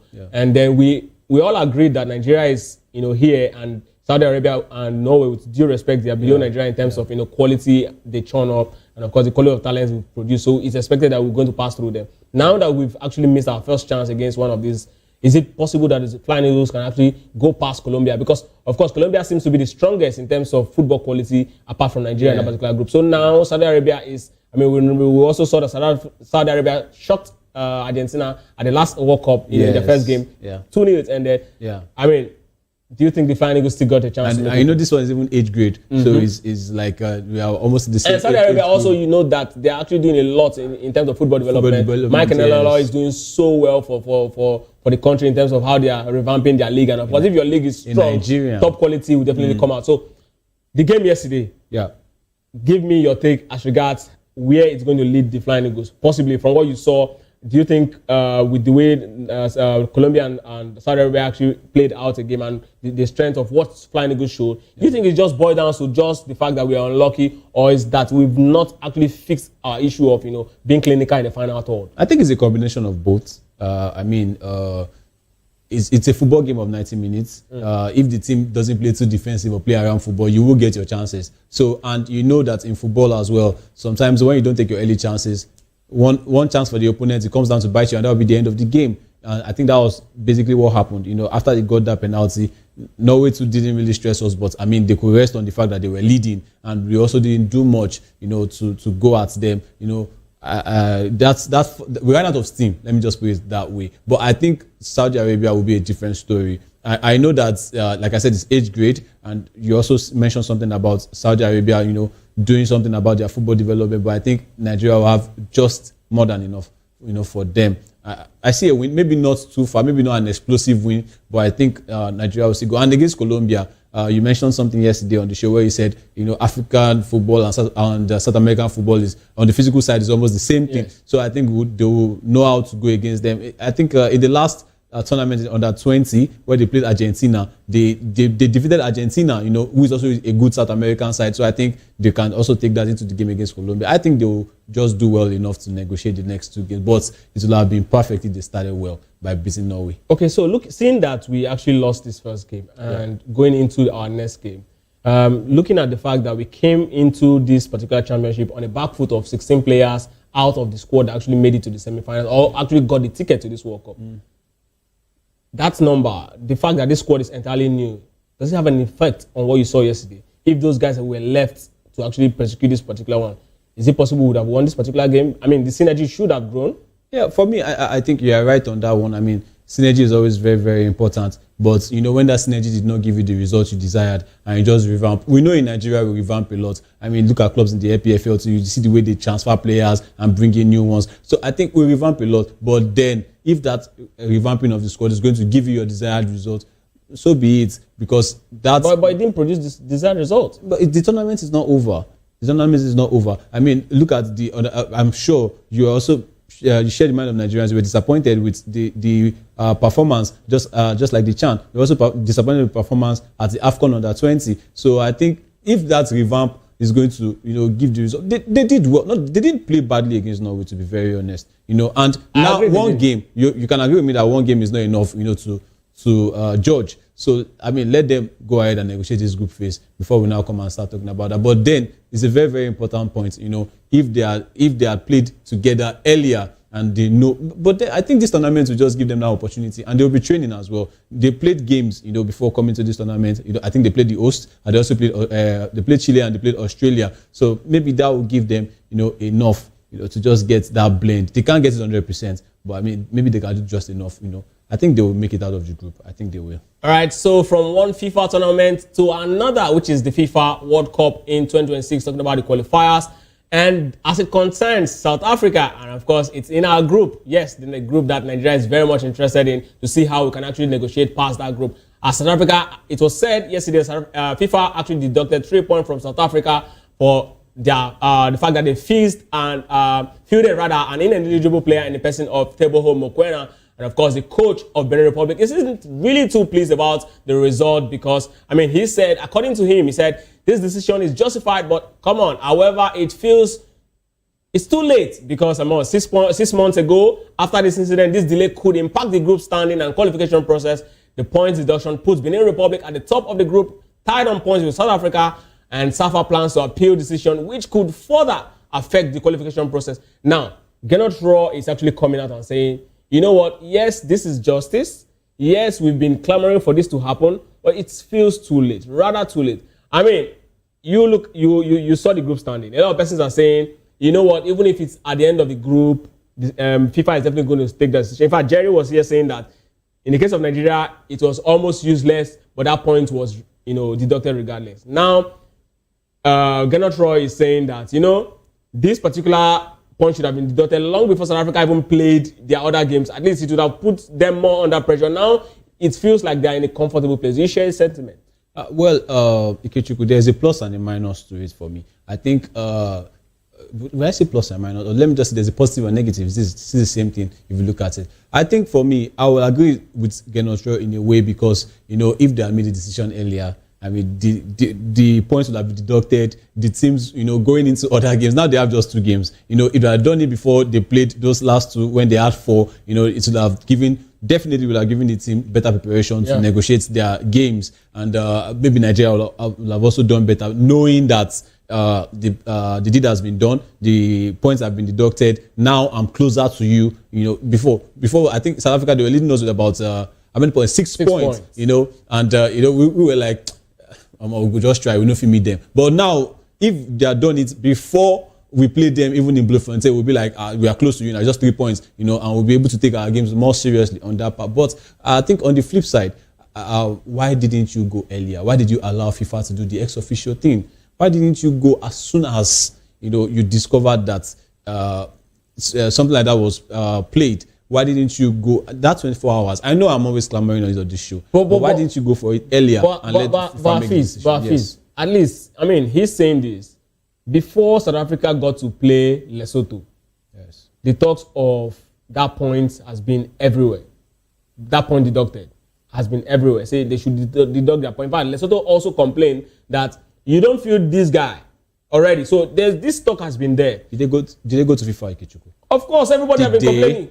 Did they write an official letter to FIFA? Okay, did they make an official complaint to FIFA? So the question is this, right? The question is this: if nobody wrote an official complaint, because I mean, it seems like you're saying an official complaint should have been written. If nobody wrote an official complaint, why is FIFA deducting it now? The truth is, FIFA would have done it regardless. We are saying we've called your attention to it before the Lesotho game. They should have done it. Okay, let's say they didn't do it before the Lesotho game. They should have done it before the Nigeria game. Yeah. Right? That would have actually, put South Africa in some sort of pressure. Now they're in a more comfortable position. Yes, I know it's not cast in stone that they're going to make it through the World Cup because looking at the group, the way it's standing now, Rwanda is also very interested. But now, again, one of the reasons why he's actually saying that South Africa, it's too late is because South Africa will be playing their last 2 games at home. And they will be playing their last 2 games away. South Africa will be playing the last 2 games at home. No, I mean, Benin will play their last 2 games away. So see, South Africa will be playing Rwanda in South Africa. Yeah. South Africa will also be playing Zimbabwe in South Africa. Yes. So it's very unfair, and that's exactly why he's saying this. Now, if South Africa if that point had been deducted before now, I mean, the position would have been different because they would have been more under pressure. See, when you are going into a game knowing that you don't have to make a mistake, you're most likely going to make a mistake. But when you're going to a game with a very relaxed mind, you're most likely not going to make a mistake. And that's the case for South Africa. You have a point right there. But what I would just say is this. At the same time, I think if they had launched it earlier, maybe FIFA will have done so. And sometimes, Ikechukwu, you don't have to wait for something to happen before you negotiate your games. Don't say, they might remove the points, they might not remove the, but you still have to do your job. That's why they are professionals. But Benin has been doing their job. If you talk about Nigeria, I can understand that, yes, we perhaps did not do our job. We had issues, administrative issues. But Benin Republic, Gernot Roy is actually speaking on his own part. Yeah, because he had to play Nigeria now. Let me ask you this for this question. Is he getting scared because they're top of the table now? They're top of the table now. I know they are playing 2 away games. They are playing Nigeria. Yes. That's what makes it dicey. That's why he's worried. Because the group there is the most interesting group. Because that's why... What I see him if they're playing Nigeria at home, let's say they have Lesotho at home, Nigeria at home, do you think they will be as scared as this? See, it doesn't matter where they're playing. You're playing Nigeria at a very critical stage. If there's anything you know about Nigeria when it comes to stage like this, Nigeria finds a way. I mean, that tag, fire brigade approach has always been our thing. Yeah. So he understands that when it gets to this level, the stakes is very high and Nigeria know how to actually get grand results. If the point for the South African point had been deducted long before now, South Africa would have been under pressure and possibly they would have actually dropped more points. I think at this point, maybe FIFA will not completely be exonerated. Why? Because they also showed some kind of inconsistency. This is something that you should have done long ago. That's exactly what he's saying. Yes, that's why I agree with him also. That's why, I started by saying there's a positive and a negative. That's why I agree with him. They should have done this thing way earlier. So let us know what's going to happen. Not that you mentioned something earlier on the show, even before now, where you said, are you trying to see where everybody will be at before you now make a decision? You said it. You mentioned it on the show where you said, okay, it's like they want all the games to be played, so we'll now see where everybody is at before. Not like what happened in 2018. Do you understand? So I think there FIFA showed a lot of inconsistency, but at the same time, it serves as a lesson to every other person.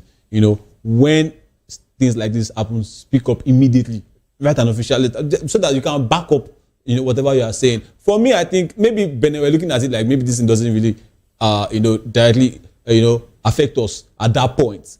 So maybe when they now negotiated their games and they're like, this thing, we can still, qualify from this. And as it is now, I like the thing as it is now. I like it as it is. I like this group as it is. I think at this point, right? I think at this point, FIFA needs to actually be decisive. Once stuff like this happen, immediately you deduct the point the same day. Immediately. I mean, it's not difficult to actually investigate this matter and put it to bed as soon as possible. This thing will still happen again. It might still happen again because they'll be like, FIFA might it happens. Someone be blind to it. Grimsby, Manchester United defeated an ineligible player. It happens. That's the consistency. The truth is, as soon as it happens, they should be sanctioned and everybody can move on to better things as soon as possible. Speaking of that Grimsby game, I mean, they let it slide. Grimsby still qualified. No, they were actually sanctioned. That's the punishment. But they didn't overturn the result. Well, I mean, if it's actually against the rule. Is it different rule, from the FA? If it's entirely against the rule, I mean, United would have protested it. It wasn't entirely against the rule to just sanction. That's exactly why they let it be. Talking about what happened in England, yes, one man is talking about Jamie Carragher, former Liverpool player, of course, and English international, ex-English international, in person of Jamie Carragher. He thinks that Ruben Amorim's time at Manchester United is a disaster for both the club and the manager. After a 3-1 loss to Brentford, Carragher believes it's time for everyone to shake hands and move on. He suggests a competent manager could get the team into a European place with the current squad. Carragher praised Amorim's work at Sporting Lisbon, but feels his system doesn't suit Manchester United's tradition, despite £200 million spent on new signings. Result under Ruben Amorim beyond disbelief.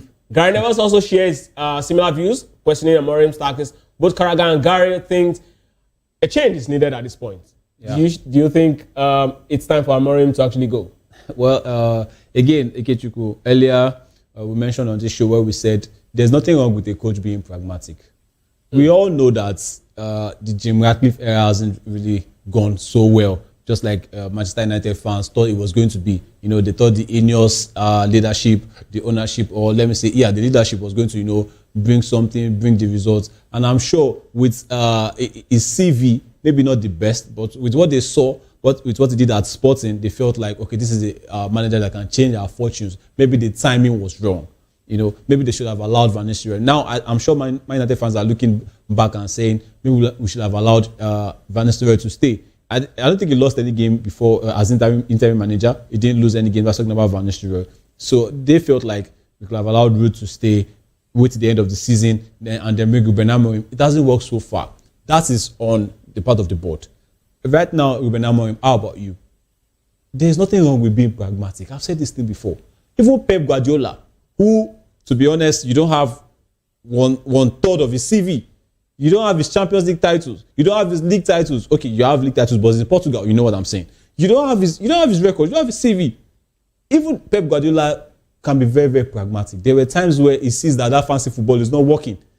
The football that is very pleasing to the eye is not working. He changed. Look at what he did against Arsenal just recently, where he switched and brought out his striker. He came out to talk about the Arsenal game, and he said his players had few days to rest. They played on Thursday, Arsenal played on Tuesday, and they're going to a very strong ground. And that Arsenal is already a team that is, well oiled. They have structure. The coach is going to come out to say wait now that they have structure. And again, another thing you have to also note with Pep Guardiola is every single time he loses a league or a championship, right, he's going to come up with something new. And what I see Pep Guardiola do, or what I think he's going to be doing this season, is going to play in direct football. He doesn't want to play the possession. And again, right, he understands the strength of the player he's got. He knows that the quality of players he's got are not the in the midfield are not the ones who can actually do the possession thing very well. That is where I'm going. Now, I'm sure with Ruben Amorim, he has seen the squad. He has seen that it's a far cry from what he had with Sporting Lisbon. He doesn't have the quality of Victor Gyökeres at the front. That's talking about Højlund and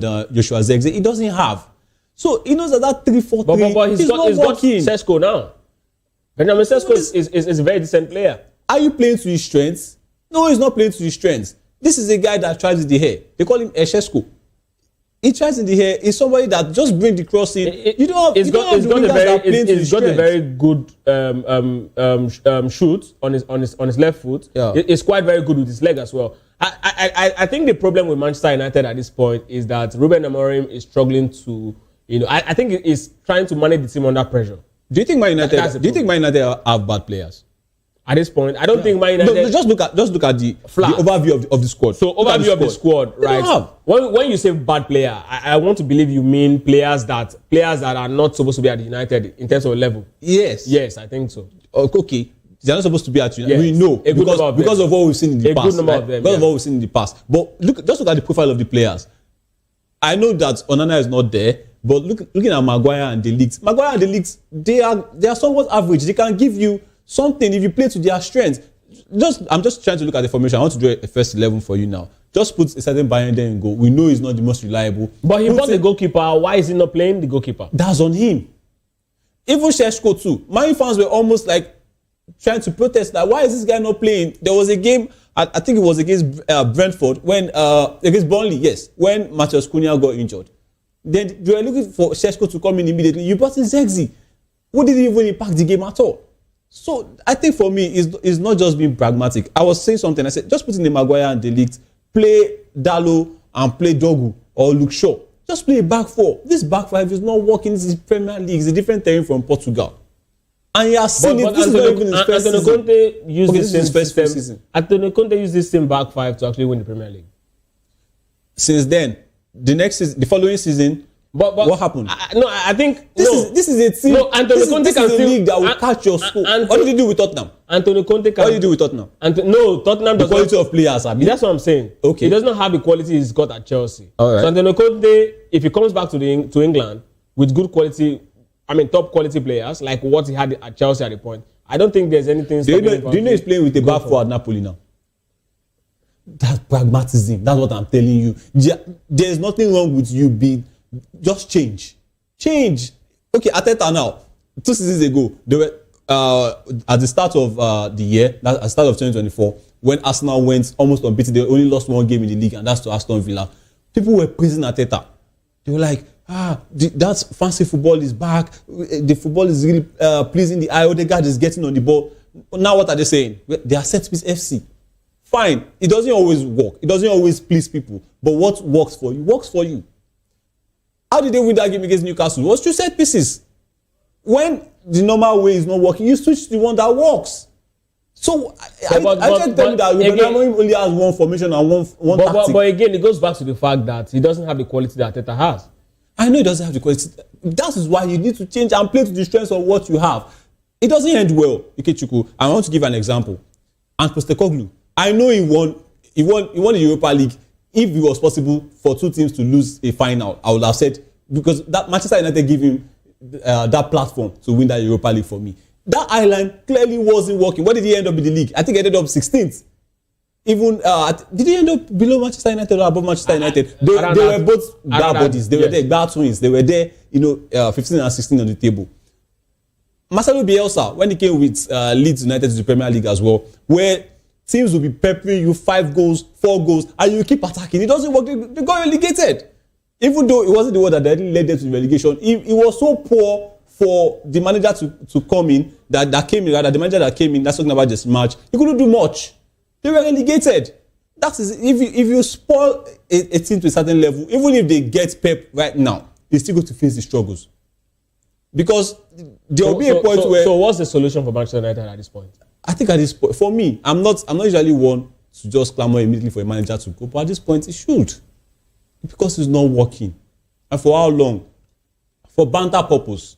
Yeah, I know we rival fans, will be like, is good. What's happening to Manchester United is good. We love it. We love Amorim. We love Onana. But at the same time, this is Manchester United. They are not supposed to be where they are at this point. They are not supposed to be where they are. A lot of people have spoken, but then you still came out to boldly say you are not going to change your philosophy. Instead, they should change the man. They should change the man. There are many men. There are many men out there. If they change the man, they change the man. And there have been talks about, Man United looking the way of former Barcelona manager in terms of Xavi Hernandez. And considering that Ruben Amorim sits 14th and 34 points in 33 Premier League games for Manchester United, I think that's so disastrous. This guy has 32 points out of a possible 99. It's so terrible. It's so terrible. So let's look at another Liverpool person, from one Liverpool man, who is Jamie Carragher, who's talking about Arne Slot, who's talking about Ruben Amorim leaving the job, to the manager of Liverpool, current manager of Liverpool, in the person of Arne Slot, who has clarified that Victor Osimhen was never a genuine target for Liverpool. And despite speculation, Slot revealed that Liverpool's focus shifted after tragic death of Diego Jota in July, which led them to prioritizing signing two new strikers, Hugo Ekitike and Alexander Isak. The Reds spent £440 million in transfer window, with Isak signing for British record of £125 million. Slot explained that Liverpool always intended to sign Ekitike and Isak if needed, and Osimhen wasn't part of their plan. These decisions will be put to test as Liverpool faces Galatasaray in the UEFA Champions League, with Osimhen being a major doubt due to an injury. Before now, there were a lot of speculation. I think we had conversations about it a couple of times here that, Osimhen, one of the reasons why he's perhaps not getting it or getting that attraction from big team is because of, attitude problem. And now, Arne Slot has come out to say, you know what, we're never actually looking at, Victor Osimhen. And something also is very funny here. Liverpool spent almost £500 million,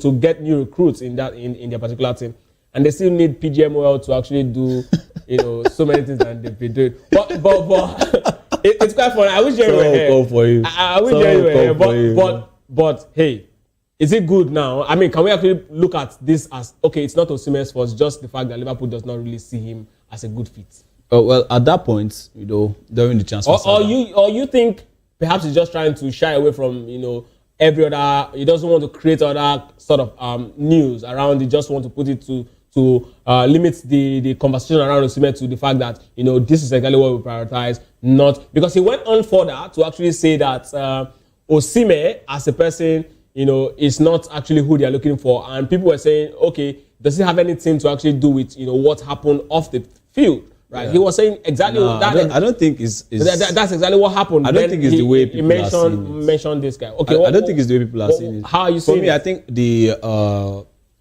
Osimhen transfer story is actually, it was deeper than it met the eye. I think. But at some point for Liverpool, it was huge. In fact, Jerry was here was saying, "God, please let them just give me Osimhen."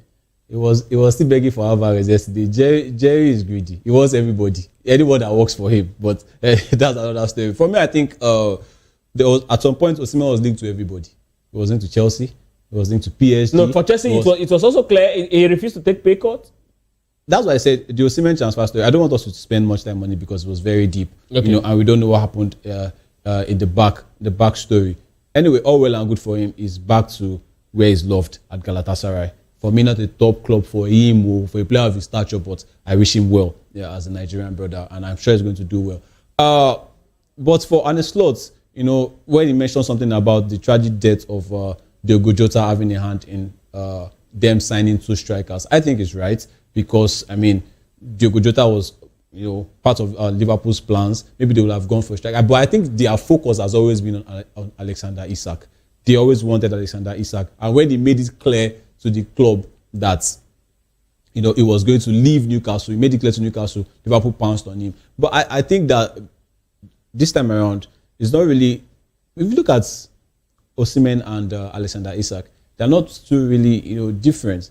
For me, I can't place one above the other because Osimhen also on his day is a very, very terrific striker. Forget where he scored. I think I'll place Osimhen above Isak. For me, I'll place Isak actually. No, because Isak is good with his feet. Isak can dribble, he can give you options outside the box.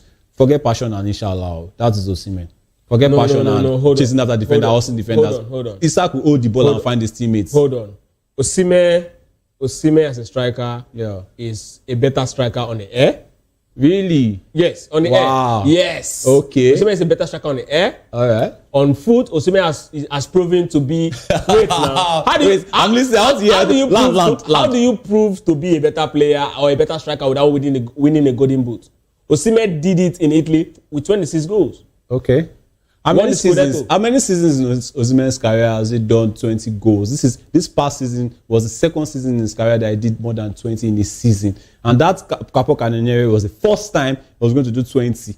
And he has played at Lille as well. Don't forget. See. Okay, so let's look at this. This is a striker playing in the Premier League. It's Premier League proven. They're playing in the toughest league in the world. And he has done back-to-back 20. No. This is not the first time he's doing 20. League goals? Yes. This is the first time Isak is doing 20. In England, this is the first time he's doing 20. Isak could give you 20 or more. Don't tell me his numbers were less than 20 last season. League goals, eh? Last season was league no, goals. That's what I'm saying. Last season he did 20. Goals? Yes, now. Okay. Last season that was the first time he did 20. Okay. That was the first time he did 20.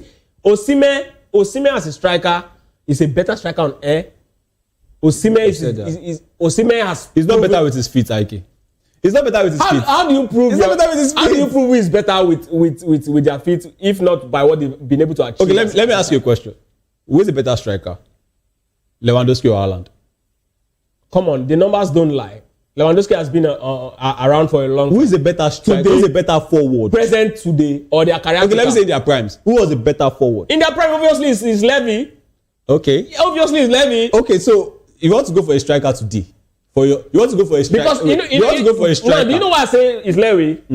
Haaland is just 25, right? So Haaland still got at least 3 years to stay on his prime, so he could.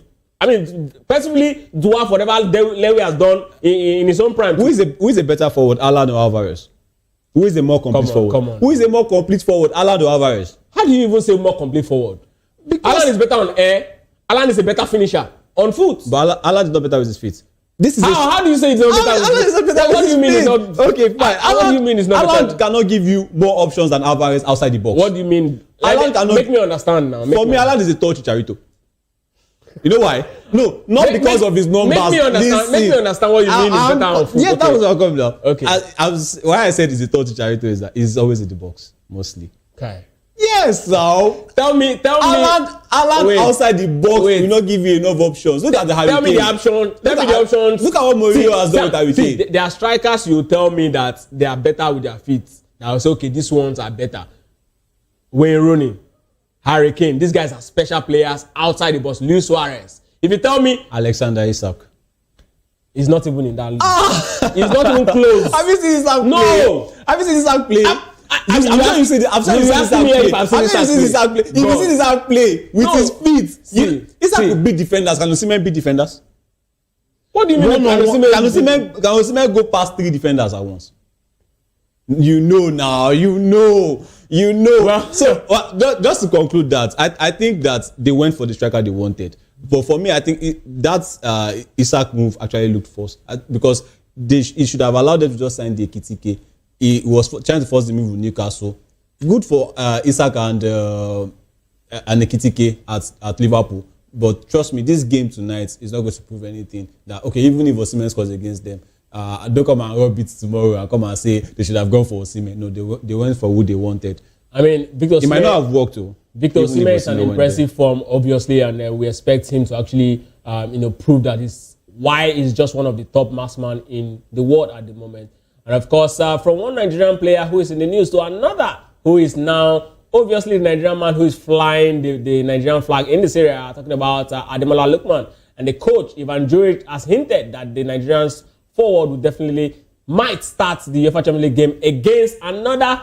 Of course, he's going to be absent tonight, talking about Onyedika, Club Brugge. And Lookman was recently integrated back into the squad after pushing to leave Atlanta in the summer. He made his first appearance of the season against Torino 2 weeks ago and was an unused substitute against Juventus on Saturday, where it ended 1-1. And of course, I must say, Kamaldeen Sulemani is an amazing player. That guy is a player to watch. Trust me.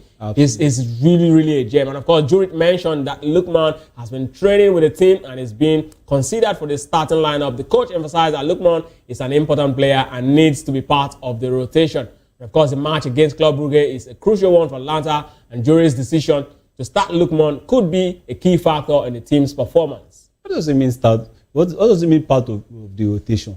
Of course, Kamaldeen has he reduced Lookman to? No. You need to understand. I just want to hope it's not. No. The truth is, everything, right? Yeah. What it means is when a coach uses statements like that, he's saying that there's no automatic jersey. Yeah, if you want to get an automatic jersey, you have to prove that you are better than this person. Yeah. Kamaldeen is actually doing very well. I actually mentioned it too. So if Ademola Lookman wants to actually get back, his jersey as the undisputable man on the left flank, for Atlanta, he needs to actually come with something better than an A game for Atlanta. Yeah. It would be very nice if Ademola Lookman returns to the starting fold. I mean, on his day, he's one of the finest forwards, even in Europe. This is a reigning African Footballer of the Year, and he didn't do it by fluke. His performances proved it. I think he should be back in the Atalanta squad. I mentioned it on the show when I said I want him back in the Atalanta fold, but Kamaldeen has been fantastic, to be honest. Kamaldeen is a very, very, very good player. That game against Juve over the weekend was, intense. Yeah. I mean, the goal he scored, solo goal, it was beautiful. Fantastic. Another man who was also everywhere was the Juventus marksman, key player, Kenan Yildiz. Kenan Yildiz was also is a gem. so good. But for Ademola Lookman, I mean, this is a very good one. I mean, do you see him? If he gets back to his best, do you see him pinning back that jersey? Yeah, I want him to start, like I said, but what a way for him to come back. What a game for him to come back as well, because if he gets to start against Club Brugge, because I just hope he's going to take this opportunity and take it very well. He should not have a case of PTSD or deja vu. Remember, this was against Club Brugge where he missed that crucial penalty, and the former coach talking about Gasperini came out, to sort of slander him, which didn't go down well with Nigerians. And I think it has also a bit marred his relationship, with Atalanta. So I would love Jewish to, put Ademola Lookman back into the fold, and because, like I said, he's a fantastic player. There's nothing wrong with playing Kamaldeen, Samadzic, Ademola Lookman, and their striker, up front, to tackle this game. So I would want Ademola Lookman, but he's going to actually battle it out with Kamaldeen. If he wants to play on the left, if they are going to use him on the left wing, he's going to battle it out with Kamaldeen, because Kamaldeen, like you said, is a fantastic player. Also scored a game. He scored against Liverpool for Southampton when they got relegated. A solo goal as well. That guy is a good dribbler and he's Ghanaian. I think Ghana has a gem on their hands. But for me, I think it would be nice for Ademola Lookman, to come back into the Atalanta fold. I think he loves the fans. He loves the club. He actually loves the club, because if he did not love the club that much, he will have gone down that messy route, the likes of Gyökeres, Visa, and all of that. But he just kept his cool, and I'm sure he still wants to play for Atalanta. But just like you said, he should not collect that 2-year deal. I will play your 2 years and and leave. So, but for me, I want him to come back. But seeing what is going on at Atlanta now, that it seems like I'm putting you as Ademola Lookman. Seeing what is going on, that it seems like you're being sidelined. I'm literally like a Rodrigo now. Basically looking like you're beginning to lose your space. And the person who is actually replacing you is doing very well. Will you be thinking it's time for me to leave? If you were Ademola Lookman? At this point, I'm still at the club. I'll have to give my best to be better, because like I said, I can't impress a big team from the bench. So I need to make sure competition is allowed in football. If there was that competition, even when he was playing very well, it would have, driven him to a greater height. So for me, I think competition is allowed.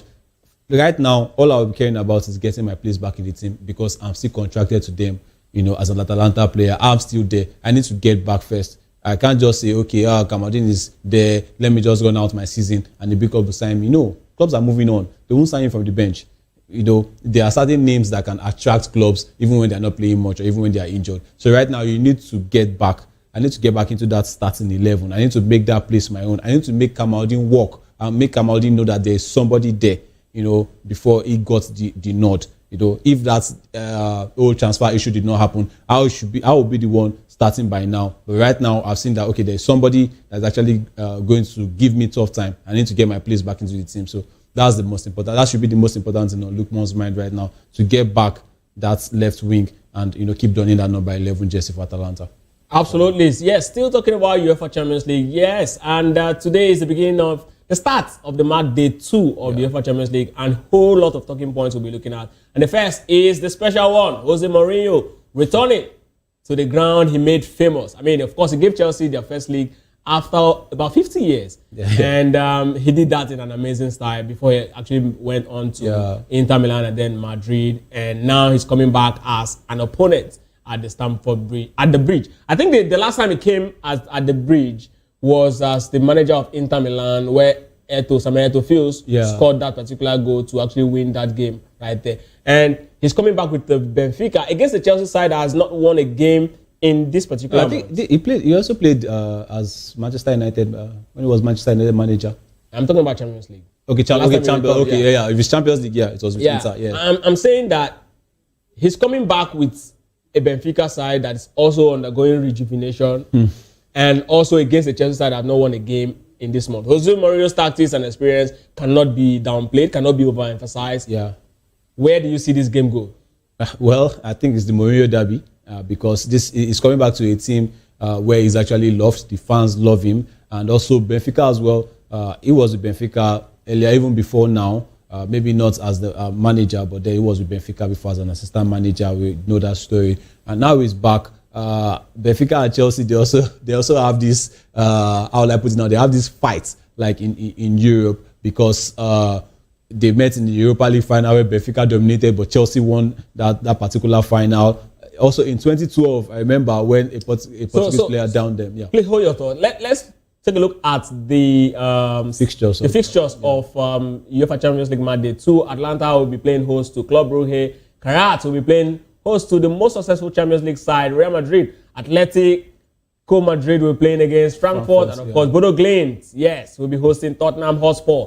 Chelsea, like we were talking about, against Benfica, the special one returns. And of course, Galatasaray, Victor Osimhen and his guys will be welcoming Liverpool. Yeah. And I think Liverpool is the second most successful side in the Champions League. And of course, Inter Milan against Slava Prague. Marseille against Ajax. And of course, Pafos against Bayern Munich. Is AC Milan has 7 titles? No, I think Liverpool's Liverpool has 6, right? Liverpool has 7. I think they won the 6th in Istanbul. Yes. Really? Yes, the 6 is maybe they are tied with. We'll check that later. But I think they have 6. But AC Milan has 7. Or you can give it to them. But now we're talking about this particular game. The Liverpool and the Chelsea Benfica game. The Chelsea Benfica game, Jose Mourinho, and also another very huge game in this match. The 2 fixtures definitely that one will be coming tomorrow. It's the game against Barcelona and Paris Saint-Germain. It's a lot of storylines. It's a highly anticipated game. A lot of storylines. Barcelona is scorching hot form, unbeaten all competitions, 3 goals in 8 matches. Yes. While PSG recently lost to Marseille and haven't been dominating against Ligue 1 opponents. And that is also going to be a very big one. Remontada in 2017. You remember the 6-1. 6-1. Enrique coming back to Barcelona. Dembele coming back to Barcelona as the Ballon d'Or. Yamal was second to him. A lot of storyline. Rafinha is also there. A lot of storyline. Rashford is on form. But I think it came out that the likes of Marquinhos, Kvaratskhelia, Desiree Doué will not be playing this game. If that is confirmed, that would be very dangerous. So it's like they're handing it over because these are very, very, very important players. But we know how PSG can play. We know how Enrique can set up. They are a very, very explosive side. Another storyline is people were saying this should have been last year's final. If Barcelona did not lose that title. So you know what we'll do? We'll keep the Barcelona talk very well for tomorrow. Yeah. Again, another fixture that we'll be expecting today is the David and Goliath fixture. Real Madrid against Kairat. I mean, I don't know. Kylian Mbappe is in this form of his life. Yeah. And I want to believe that they should bounce back because he just got humbled by Atletico Madrid. He's going to actually rip these guys apart. Real Madrid might want to make a very strong statement in this particular game. So? When Sheriff Tiraspol came, they defeated Real Madrid. But not the same Real Madrid. Not Alonso's Madrid. But they were a good side. Not Alonso's Madrid. Can Alonso's Madrid beat Zidane's Madrid? Well, I mean... The back-to-back. Can Alonso's Madrid, can he beat Ancelotti's Madrid? See, Alonso's Madrid will stop 5. This against Atletico Madrid. Atletico Madrid has not been scoring. You have to respect them. Scored more than 3 goals in the game. scored 5 against you. Around football scored 5 against you. You should be ashamed. So I'm not putting it against. This might even be the shock of again another huge fixtures. Another David and Goliath fixture is the Pafos against Bayern Munich. I mean, decent company and his boys. That one is pure danger. Okay, you agree that one is that pure. One is pure danger. Okay, but you believe Madrid? No, the Madrid games. I just mentioned a situation where a team that made its debut in the Champions League shocked Real Madrid. So that was about why so can't why can't Pafos do it? Why can't Pafos? That place far. They might suffer from jet lag. That place far. Another very interesting fixtures is the Liverpool visit to Galatasaray. I mean, Galatasaray, that's their home ground, is known for creating hostile atmosphere in European matches. Yes, welcome to hell. It is, and obviously Liverpool will be favourite to actually get the 3 points in that particular game, but Galatasaray fans will make it, challenging for them. The same way Liverpool actually, how hostile Liverpool fans can actually be against opponents. They make sure you don't get set to all through 90 minutes. Even before the game, they make sure sometimes they make sure you don't even sleep well. I remember in 2019 Champions League, Liverpool came back against Barcelona. Some of the Barcelona players actually complained that they couldn't sleep. They couldn't sleep.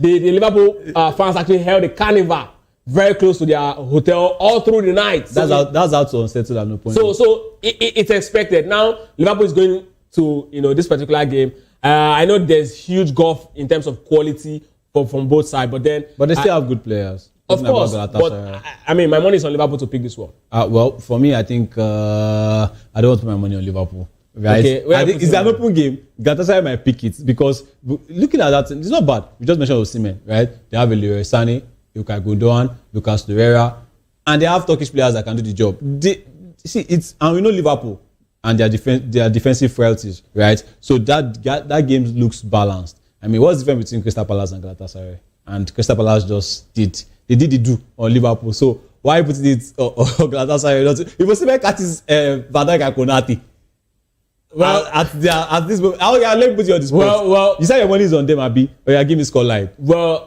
come on, I must pipe Jerry today. Give me score line. I see Liverpool win that game 2-1. And yes, the last picture we'll be looking at is the Tottenham Hotspur against Bodo Glimt. I think that's another is going to most likely win it. Because Bodo Glimt also, how their altitude, their stadium. Carry out Real Madrid and Tottenham, they are going to have tough fixtures. But for me, I think my game will be on Atleti against Frankfurt. These are sides that showed in this recent match week that they can score goals. Frankfurt defeated Mönchengladbach 6-4. They scored 6 in the game. They can also concede because they considered 4 goals. And Atleti also, we know they can switch their around ball anytime they like. So I think it's going to be an interesting fixture. Marseille Ajax too is going to be interesting. I want to see this in Greenwood. All right, thank you very much, Hafiz, for being part of the locker room today. My pleasure, man. Exactly, this is where we'll be drawing the curtain for today. And of course, we'll bring you the result of the Champions League fixtures that we just rolled out for you today. And tomorrow, definitely, we'll be looking at subsequent fixtures in the UEFA Champions League. And then, of course, we'll definitely talk about it. Stay tuned to Locker Room and the Voice of the People TV. It is exactly where you definitely get everything that concerns football every single time of the day. We'll definitely bring you the very latest of talking talk points as regards our football news and, of course, updates. And like I said before, to be part of the locker room at every point in time, you definitely need to just call, bear the number beaming on the screen, and of course, turn on that notification bell. And, of course, you can also share and like to be part of the conversation, and of course, drop your comment. It is that time we have to say goodbye. Up next is Political Lens with Chukwuma Okoro. My name is Ikechukwu Agu.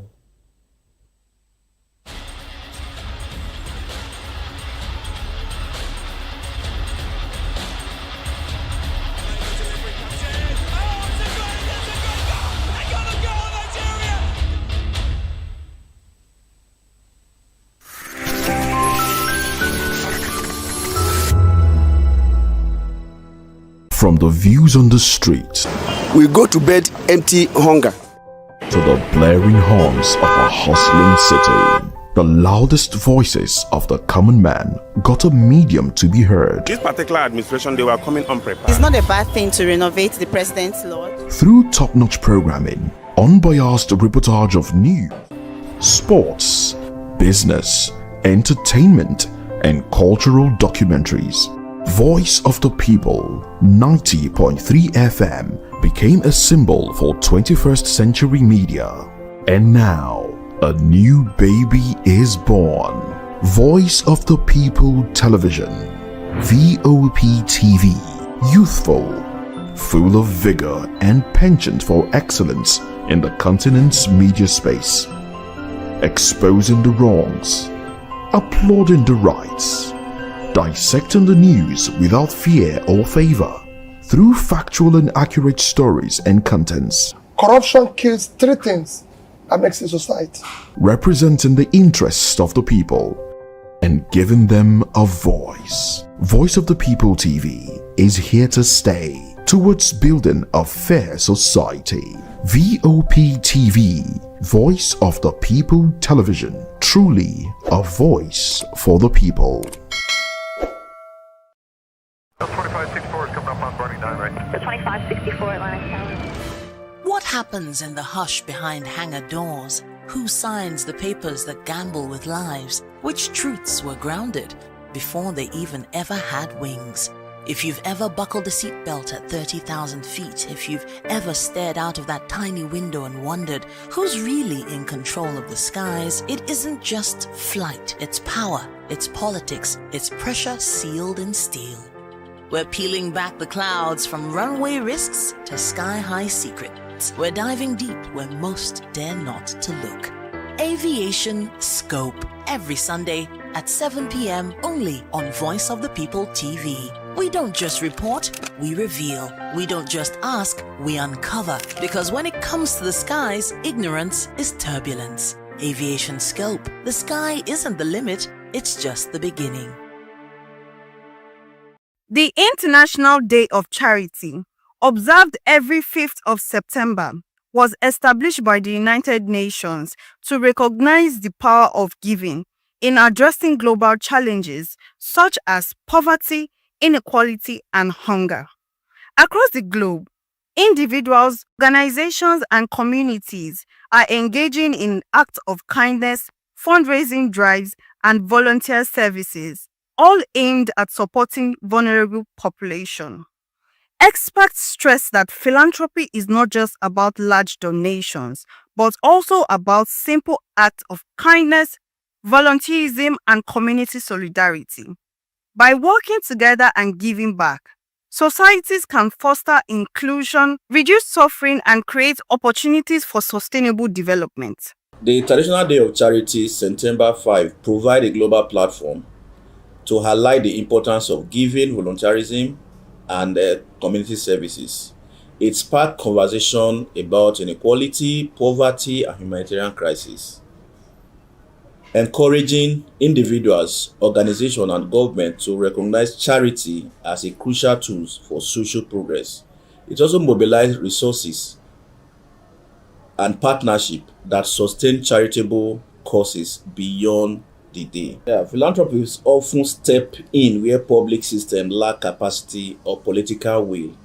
For example, philanthropists fund innovative health program, education initiative, and climate resilience projects that governments may overlook.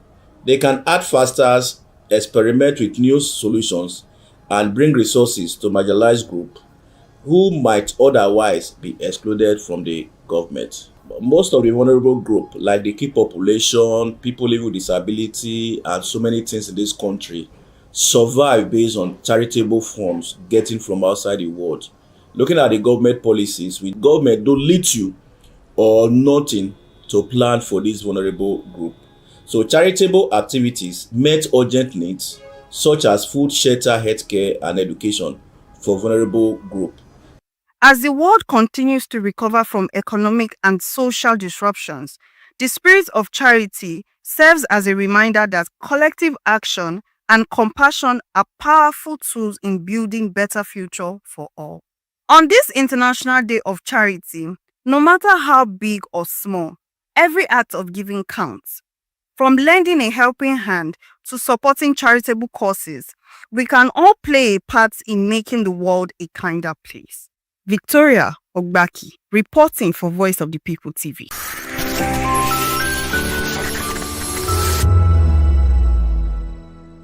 Behind every broken desk lies a broken promise. Education shapes the nations. But who is asking the right questions? Introducing Edu Dialogue, the show that goes beyond the surface, exposes the cracks, the corruption, and the silence in Nigeria's education system. Edu Dialogue, Saturdays, 3 p.m., only on VOP TV. We break the biggest stories, from missing funds to policy failures. We ask the tough questions and demand real answers. Edu Dialogue, this Saturday, 3 p.m. on Voice of the People Television. 3 years ago, we lit the spark. Today, we are blazing the trail for others to follow. VOP Media is free. 3 years of breaking boundaries. 3 years of being that bold voice that echoes the thoughts of the people. 3 years of telling stories that matter. We have experienced complete breakdown in democratic governance. We are not just a brand.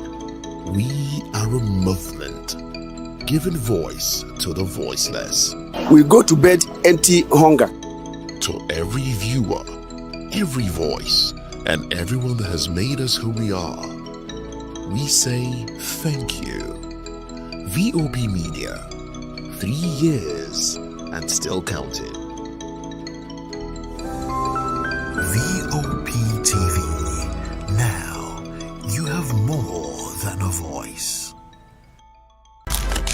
In a world where power shapes with every headline, In a nation full of questions, In a world filled with noise, the truth needs a voice. The policies that shapes our world and the economy that determines our future. every hour, every day, the grapevine keeps buzzing.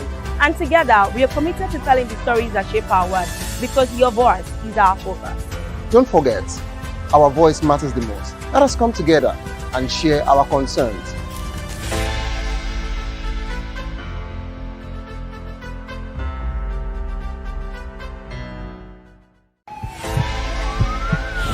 This is Health Check, your weekly guide to better living, smarter choices, and trusted answers. From everyday wellness to urgent health issues, we've got you covered. Health Check, only on Voice of the People Television, where your health has a voice.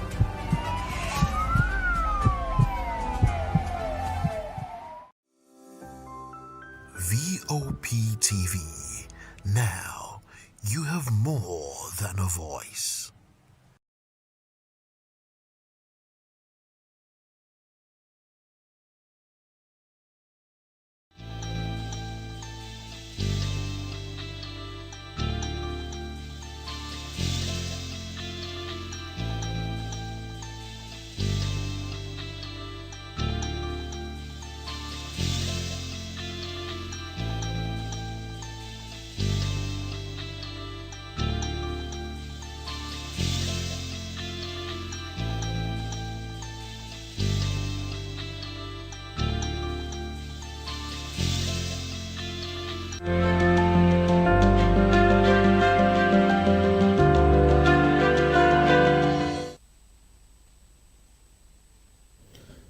Hello there, good evening and welcome to Political Lens. I am Chukwuma Okoro. Now we are broadcasting on Metro SLTV channel 264. On YouTube, we are Voice of the People Television, and on other social media platforms, we are at VOP TV Live. On the show today,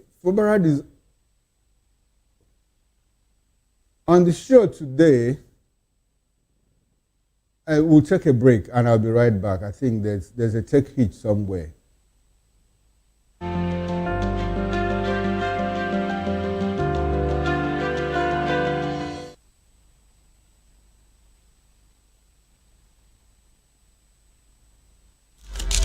In a world where power shapes with every headline, In a nation full of questions, In a world filled with noise, the truth needs a voice. The policies that shapes our world and the economy that determines our future. every hour, every day, The grapevine keeps buzzing. And together, we are committed to telling the stories that shape our world because your voice is our focus. Don't forget, our voice matters the most. Let us come together and share our concerns.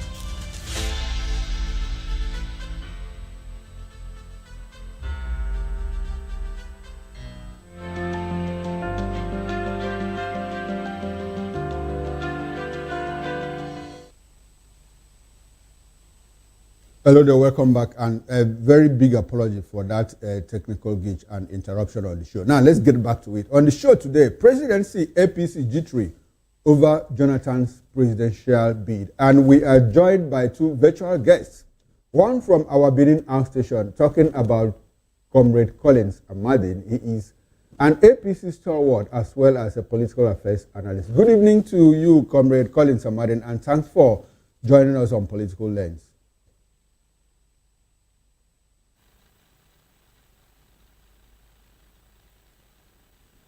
Hello, Comrade Collins. Can you hear me, sir? Yeah, very good evening to you, Mr. Honorable Chukuma. Happy Independence to you. Happy Independence Anniversary celebrations to you. And I hope that we have very good celebration tomorrow, because as we understand, the federal government has called off the parade and all of that. But we'll talk about all of that tomorrow. Good evening and welcome to Political Lens once again. We are also joined virtually from Taraba by Honorable Felix Pascal Pulevo. He is a politician, the state chairman of the Youth Party in Taraba State, as well as a political affairs analyst. Good evening to you, Honorable Pulevo, and thanks for being part of Political Lens. We appreciate your presence as always. Okay, he will join us in a moment. Now, let's get right into it. And we are going to take a State House press release from the desk of the Special Advisor to the President on Media and Strategy. That's talking about Bayo Ononoga. Now, the subtext will serve as the intro to this conversation. And here it goes. As we begin the march towards the 2027 elections prematurely foisted on the nation by the desperation of the opposition ganging up against President Bola Tinubu despite his glaring giant economic strides, we are once again regaled with a cacophony of voices, most of them full of sound and fury, signifying nothing, to paraphrase inimitable William Shakespeare in one of his classic works, Macbeth. Well, one recent statement that stands out in its audacity is that of Professor Jerry Gana, the former Minister of Information and National Orientation, moving to draft former President Goodluck Jonathan into the 2027 presidential race.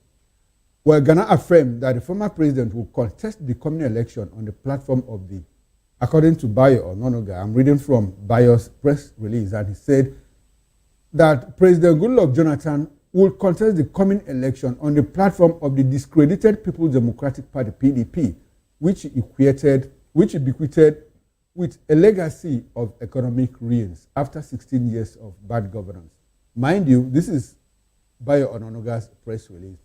Well, continuing, he says, Ghana even deluded himself, asserting that the former president would defeat President Tinubu, reclaim power after 12 years. Professor Ghana of the defunct MAMSA is free to delude himself and engage in his usual comedy. After all, Jonathan's entering the race will provide another job for the Niger State-born former university don. However, we should caution former President Jonathan to be wary of the PDP sugar-coated cheerleaders. Politicians of Jerry Gana's ilk merely want to lure him into the race to satisfy their personal, political, religious, and ethnic interests. They will abandon him midstream, as they did in 2025, and leave gentleman Jonathan in the lock. Well, don't get us wrong. President Jonathan reserves the right to run if he wishes. It is his inalienable right to contest the presidency again. President Tinubu will wholeheartedly welcome him if he decides to enter the race. But Jonathan will have his date in the court of the land. Indeed, the jury will determine whether Jonathan, who was sworn in twice as president, satisfied the constitutional requirement and is eligible to contest the presidency and be sworn in, if successful, for a third time in office. Shorn of all those selfish considerations for which some PDP big guns find his candidacy appealing, President Jonathan will also have his encounter with the people as to whether he has anything new to offer after his disastrous 6 years for which they voted him out in 2015. Continuing, Bayo said, let us remind ourselves about Jonathan's record.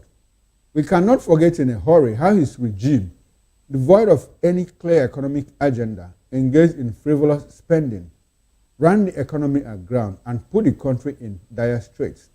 The nation's economic downturn, which President Tinubu is working very hard to overcome, actually began under President Jonathan. The Jonathan administration severely damaged the economy, and all key indicators declined under his watch. Under him, the so-called business moguls allocated foreign exchange to import fuel, simply pocketing the dollars without importing anything. Some of those big men still have our court cases on the issue today. Jonathan and his national security advisor, Colonel Sambo Dasuki, retired, freely distributed security funds to friends and cronies. In 2010, Ononuga reminds us, President Jonathan inherited a total of $66 billion, of which $46 billion was in foreign reserves and $20 billion in the noble but abused excess crude account. By 2015, when the people democratically removed him from office, the foreign reserves had fallen below $30 billion, and the excess crude account had been depleted to $2 billion, despite generating record revenue from crude oil sales that the country had never achieved in more than 25 years combined. It is on record that between 2010 and 2013, crude oil sold for an average of $100 per barrel. By December 2014, however, the Jonathan-led federal government could no longer pay salaries to federal civil servants. At least 28 states across the country owed workers huge salary arrears. In contrast, President Tinubu has taken bold decisions over the last 28 months to reset the economy, removing the ruinous fuel subsidy and abolishing multiple exchange rates, which paved the way for the arbitrage to flourish. The president has stabilized the economy in slightly over 2 years in office. In 2025 Q2, the gross domestic product GDP grew by 4.23%, the highest in 4 years, outpacing the 3.4% projected by the International Monetary Fund (IMF). Inflation decreased to 20.12% in August 2025, the lowest in 3 years, according to Ononuga. Now, the foreign reserves stand presently at 42.03 billion naira. The naira has virtually stabilized. Investor confidence in our economy has been restored, and investors are betting on Nigeria. In plain language, the nation has turned the corner, and our people have started reaping the gains of the bold reforms instituted by the Tinubu administration.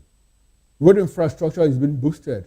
Old roads are being reconstructed, while new ones, like the Lagos-Calabar Coastal Highway and the Sokoto-Badagry Highway, among others, are springing up. The government is addressing security issues in some parts of the country, according to Ononuga.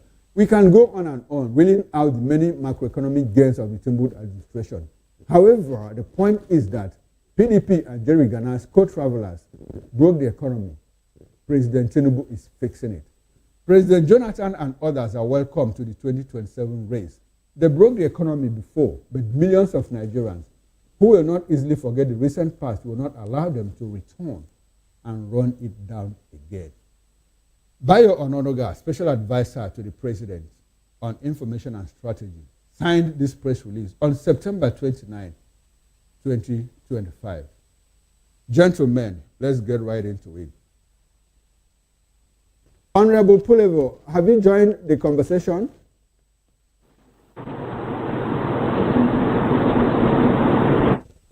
Hello, Honorable Pascal Bulevo. Good evening and thanks for joining us on Political Lens. I want to start with you.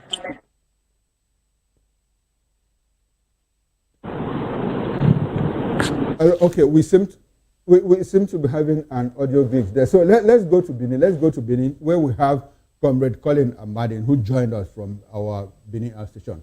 Now, Comrade, can you assess the presidency's comment on former President Goodluck Jonathan's presidential bid?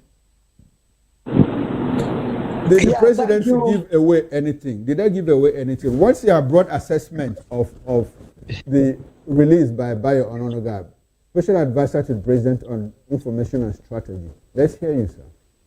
Thank you very much. Some of us feel if you were to go by really analyzing the Jonathan's administration, is not something ordinarily to be worried about or be threatened by his wanting to participate, excepting for those who have short memories on how former President Jonathan administered Nigeria to a level of complete confusion. He got so confused that even when election was still going on, he had to call his opponents to run away.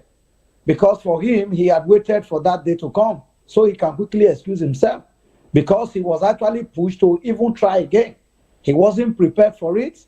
He found himself in corridor of power and he couldn't use them. All that could end up was floating on top of the sea, even when he had the opportunity, to give people water to drink while he was the one managing the sea. Now, Bayo said some that he needed to say, which were almost all correct. I doubt if there's anyone to be excused from there. Now, Jonathan's government, I don't want to use the word clawless, but didn't have a direction. Take it or leave it. People will tell you when Jonathan was in government, was life no better than today? I have asked them, when Bill Clinton was the president of the United States of America, how much was a cup of Milo in the United States? Now that Donald Trump is the president of America, how much is a cup of Bonvita in America? So the world evolved. Things evolve. There have been world inflation that have been created by so many previous leaders in different facets. More especially in Nigeria, it became very obvious because we had so much deficit in physical infrastructure, which ordinarily would have helped to stimulate and help the economy. But because there were a lot of this deficiency, and we find ourselves where we were. Now, former President Jonathan, for example, before he left office, governors and local government chairmen couldn't even pay salaries. And he left them in that situation. Not until President Tinubu came, in as much as he was trying to see the best decision that can be taken to evolve and rebuild the economy by way of key into the formula that even Buhari could not manage. Because the same debt Jonathan left and deficit Jonathan left, Buhari inherited them, was struggling with it, trying to manage it, was able to manage some, which part of which was insecurity and complete debt in the economy sector. And Buhari having struggled the part he can struggle, then the left body became of this government, which subsidy removal was the key to go about it. In order for them to be able to raise revenue or raise finances for the government, and not being in deficit just the way they were going. Governors now can pay salaries, which is not supposed to be a pride, to pay ordinary basic thing, which is salary. But it became an issue at the time. Today, governors cannot build bridges. I was watching on the news yesterday. I saw Borno State, it's not Borno, which state again? Can I remember? Malabuni State, where he was oversighting bridges that he were building. In Edo today, we are building bridges. I mean real bridges. We are not even talking about only roads now. The same thing many governors are not doing because the opportunity is not there for them to, implement physical infrastructure, probably that they have had in budget that ran into deficit. Now for South, for example, where former President Jonathan come from, I was coming through Sapele Road this morning and I was privileged to be with someone who was saying, oh, this road, thank God they are doing it very quick, fast. I said, where are you coming from? He said, I was coming from Bayelsa. And he was traveling to some parts of the east. And he was coming through Benin. And we spoke to a level that I reminded him that this road was a deficit left by Jonathan. That was the road to Tueke, where Jonathan come from, to Bayelsa. Benin Sapele Road was never fixed. From Benin, you cross to Delta. Okay. All right, comrade Collins. No, don't end it. The conversation is a very long one. We'll get to the area of infrastructure and all of that. Okay. I'll come back to you. Yeah, because we've been joined by Honorable Pascal Pulevo from Taraba State. Good evening to you, Honorable, and thanks for joining us on Political Lens. Thank you, Mr. Chukuma. It's my pleasure to be here. Beautiful. I can hear you loud and clear. Now, I don't know how much of this conversation you have followed, but I need to bring you up to the minute so that you can have your take on what we are discussing. Now, Bayo Ononuga put out a press release yesterday. I don't know if you have seen it. And he said that, look, the presidency, now welcome President Jonathan to come and contest in 2027. Because Nigerians clearly know that his performance in 6 years in office was disastrous, was dismal, was abysmal. And he put out some records like excess crude reserve, which he left at a certain level, and how the economy tanked under Jonathan, and that the current president is working very hard. In fact, he's stabilized the economy. Nigerians are very happy. Things are moving on and all of that. So I would like to have your broad reaction to the press statement put out, by Bayo Ononuga. Like I said, I don't know if you have seen it, but I just captured in essence what he said. He said, look, Jonathan didn't do well, but Tinubu is doing very well and correcting all the mistakes made by Jonathan and the PDP for 16 years. What's your reaction? I think Bayo is just working for his money. That's clear on the basis that you cannot. It is clear for him to say he is happier under Tinubu than under Goodluck. Not Nigerians are happier under Tinubu than Goodluck. We know that the Goodluck era had its own challenges, and it was not just a rosy coaster for Nigerians. So, but comparing the two administrations, I don't think it's worthwhile. What we are concerned about is, can Goodluck contest?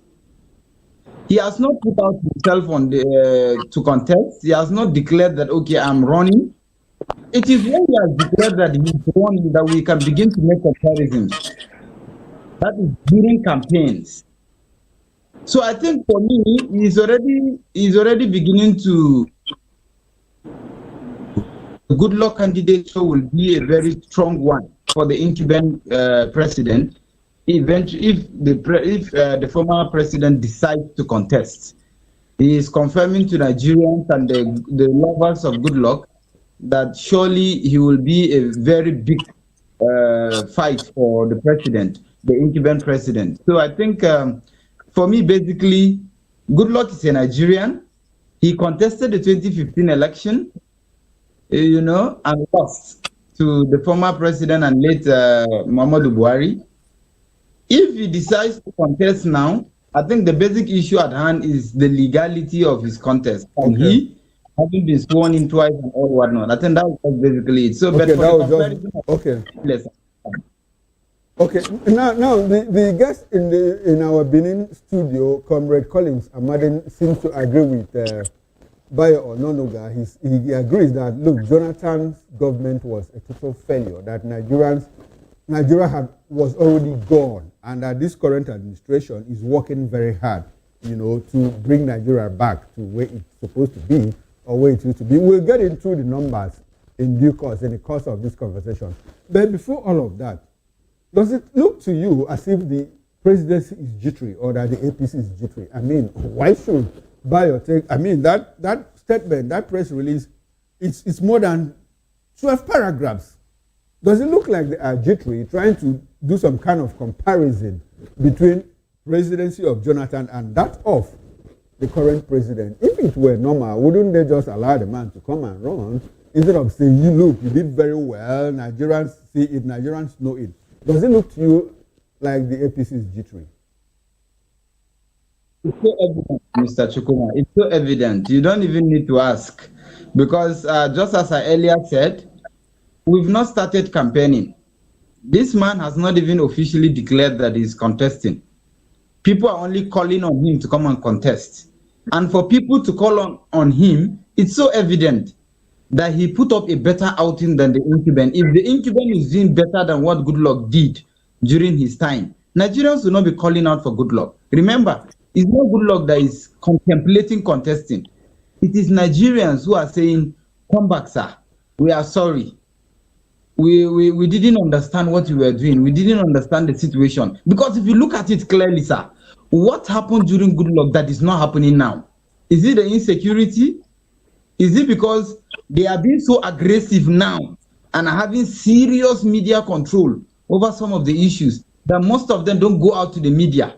If you need to know the number of persons that are being killed on a daily basis in this country, because the only thing that they stole against good luck to Nigerians then was just the insecurity.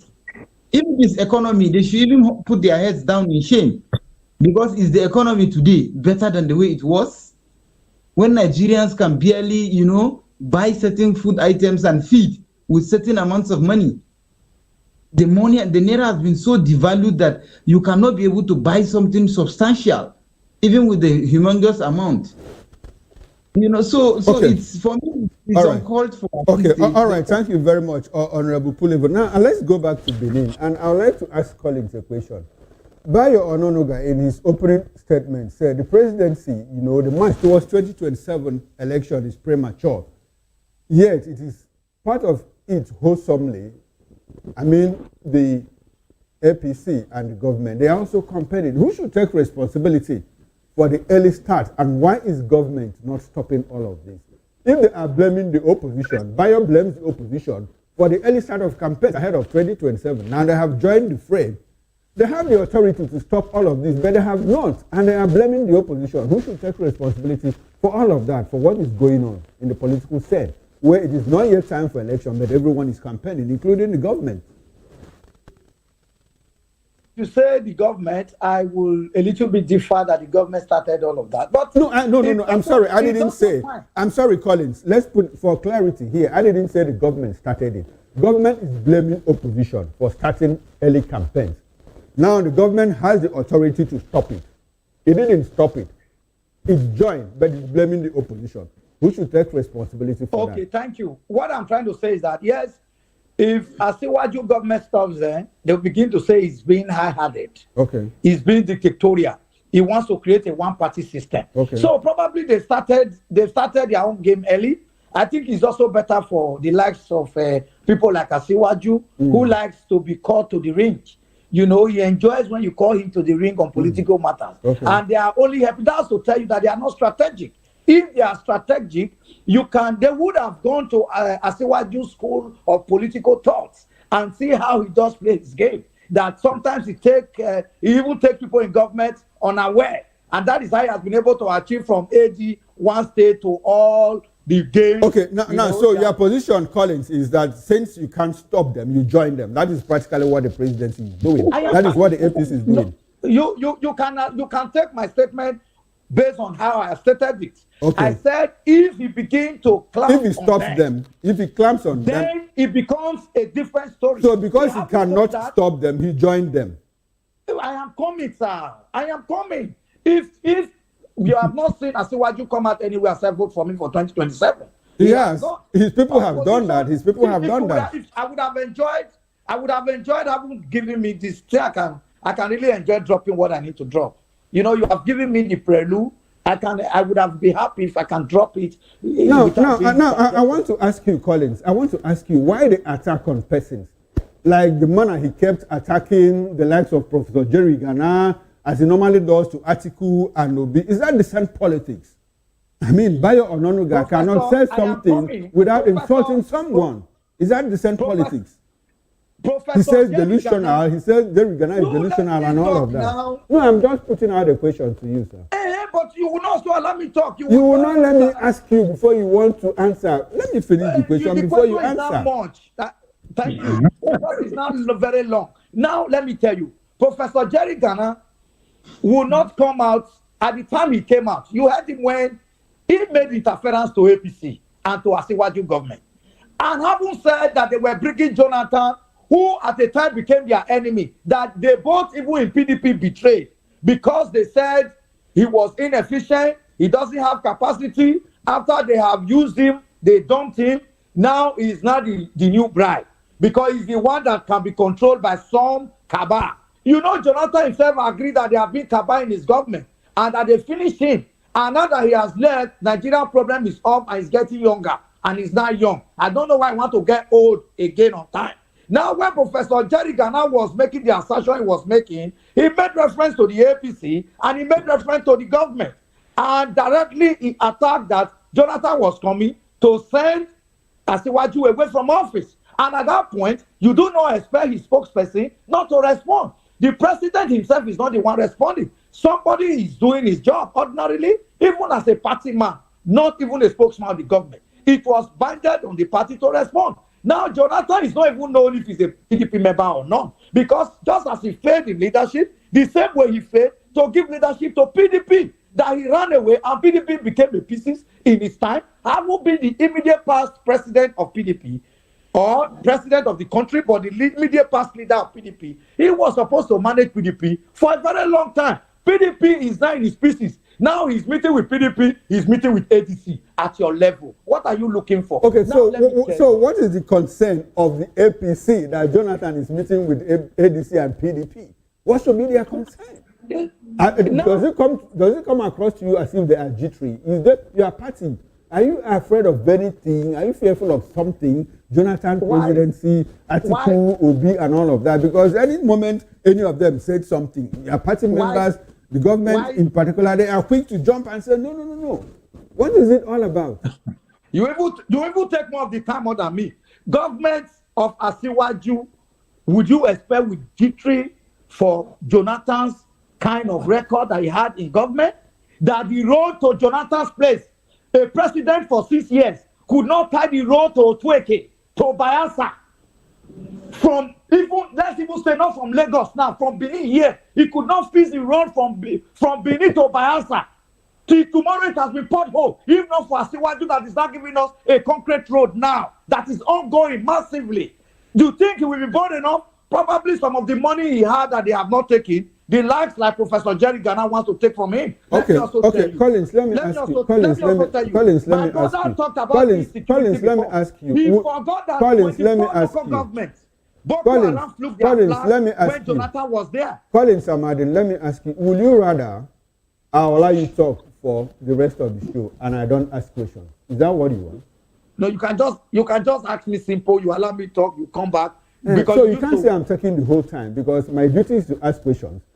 I'm the moderator. When I ask, it's okay. I'm sorry about that. Okay, now I want us to talk about the economic records of both administrations.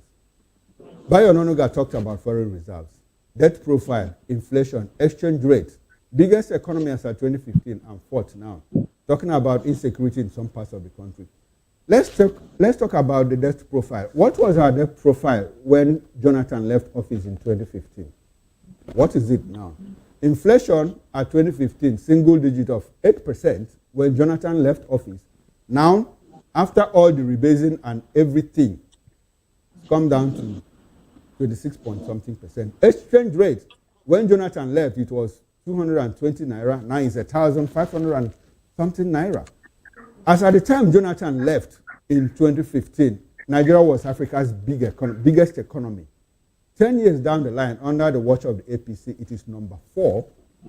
And I mean, in all security indices, we are compared with countries like Sudan. Our currency is at par with that of Sudan, Afghanistan, Yemen, and other parts of the world that are insecure.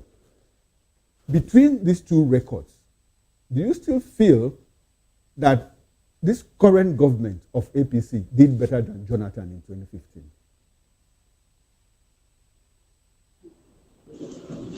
When Jonathan was in government, what was the benefit of Jonathan administration to Nigerians? First, and at the time Jonathan was in government, the world economy, at what level percent was it? Even if you want to talk about inflation or not inflation. Okay. Now, when Jonathan came, how much did Jonathan meet the same dollar we are talking about? And how much did he leave it? Jonathan and his group confiscated all the dollars and placed them in hiding. And even before they left, there were no circulation of dollar, and the scarcity of dollar led to a high level of demand in dollar. And most of the foreign exchanges, most of the company and multinational company were doing, they needed to do them in foreign exchange. And because of the scarcity on it, any dollar that could come in had a high increase. Now, even moving out from there, infrastructurally, can Jonathan tell us one infrastructure that he built for 6 years as a president of the Federal Republic? Innovationally, can he tell us any reform that he did in any of the parastatals? Today, you can talk about the Nigerian immigration system, how it's going. I am sure you are very proud. And we are talking about a government that started, a government that did not come with deceit, a government that came and told you, this is where we were. But okay, all right. Comrade Collins, I want to ask you, for all the dollars that you say the Jonathan administration hid, this current administration, have they recovered all of that? And if they have, why is the naira still at 1,500 naira to a dollar? And you talked about infrastructure. Are you aware that the very popular Abuja-Kaduna Railway was built by the Jonathan administration and merely commissioned by APC? Are you also aware that the Niger Bridge, second Niger Bridge, which they normally use to placate the Southeast, was initiated and started by the Jonathan administration? You talk about what is going on in the immigration service, probably talking about the passport that is now at 100,000 naira.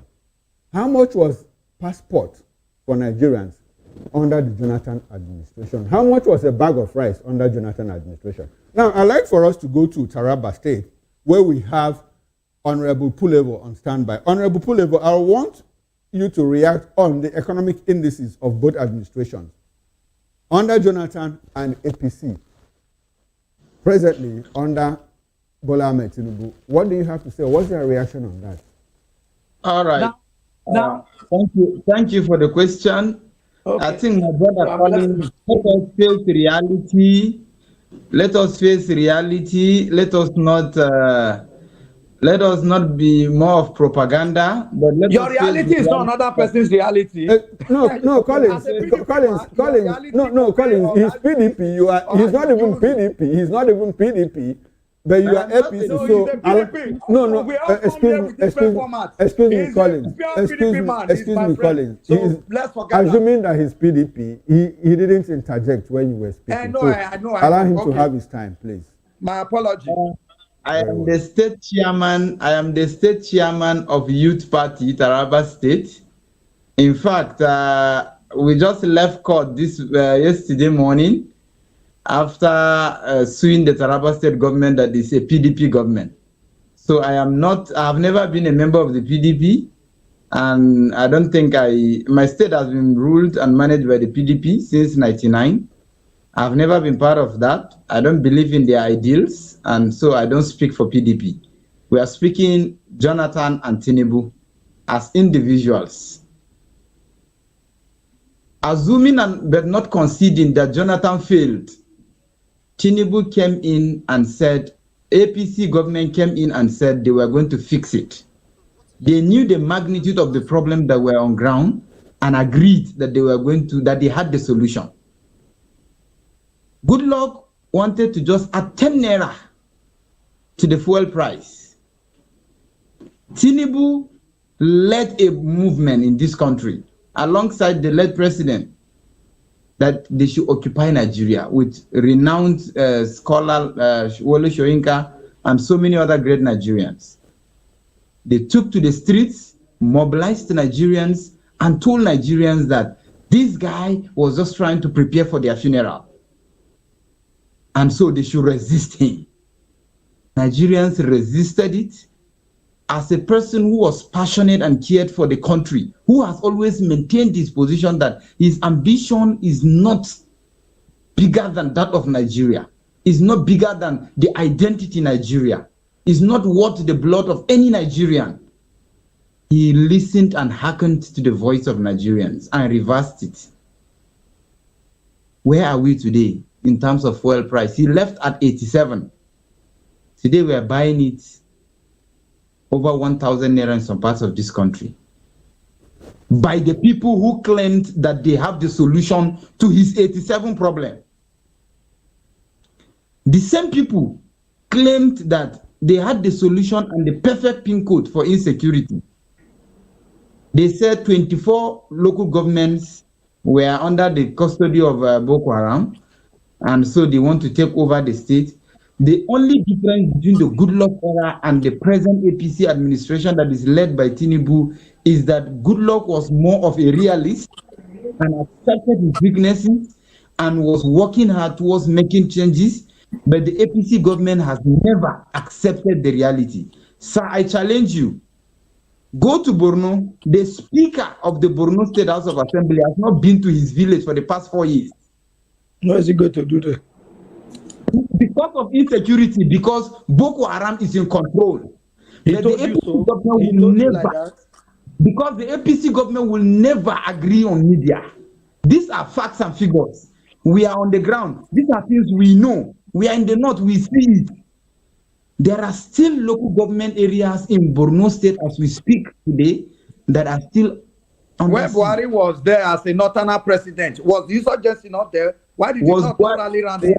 Was Buhari No, Collins, don't ethnicize this thing. We are not talking about northern president. We are talking about the presidency. Jonathan and Tinubu. No, he said they are the northerner. So that's no, he's reporting from the north. He's telling you what happens in the north. I am giving, just the way you gave us first-hand information of the Otuoke road and all whatnot, I am giving you first-hand information of what is happening here. Exactly. Under the watch of your highly praised president, our president, but the one that you feel is the solution provider. You know, so we feel that the reality is that there is more of propaganda. And we are not facing reality. The road to Otuoke, Goodluck believes in one Nigeria. He believes that it is country first and not his village. He now left his own street. I went to take care of Amajeri. He now left the road to his house. That is a man who believes in nationhood. Okay, he's not part of the nation. And no, he's not part of the nation. He wasn't a northerner, but the insecurity situation, the Almadri saga, was bigger than just the issue of constructing road to his village, sir. Because the havoc the Almadri problem was causing Nigeria was minute compared to the challenge of having a road that was not properly tarred to his village. He viewed the fact that it is about Nigeria. It is not about my village. I'm not a village president. I'm a president of the nation. Look at today the situation we're facing with the economy. These same people fought and criticized Goodluck when he attempted to remove subsidy. Today, here we are. They were supported by Nigerians. Okay. Nigerians accepted it, took the risk, and said you can remove subsidy. They have removed the subsidy. What has it given birth to? Okay, all right, Honorable Pulevo. I would like to read out excerpts, from the press release issued by Bayo Ononuga, and I would like for both of you to have extensive reaction on that. And it goes to us in plain language. That's according to Bayo, not mine.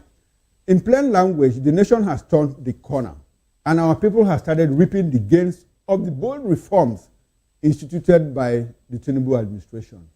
Road infrastructure is being boosted. All roads are being reconstructed, while new ones like the Lagos-Calabar Coastal Highway and the Sokoto-Badagry Highway, among others, are springing up. The government is addressing security in some parts of the country. End of quote. Collins, I would like for you to go first. What's your reaction? In short, he forgot to even talk about the educational section. Okay. Because of the subsidy removal or the economy that be revamped or that is now working. That is why we now have funds being saved in our SS crude accounts. Going beyond that, that is why gradually the issue of borrowing from local banks is now becoming a story of yesterday. Gradually, Net Fund is funding most of our young ones' academic and education today, both home and abroad. In short, I have somebody who is presently in UK on his master's program based on Net Fund. Because of all of this, that is why today people don't protest in their local government and their different states or even federal parastatals before they receive their salaries.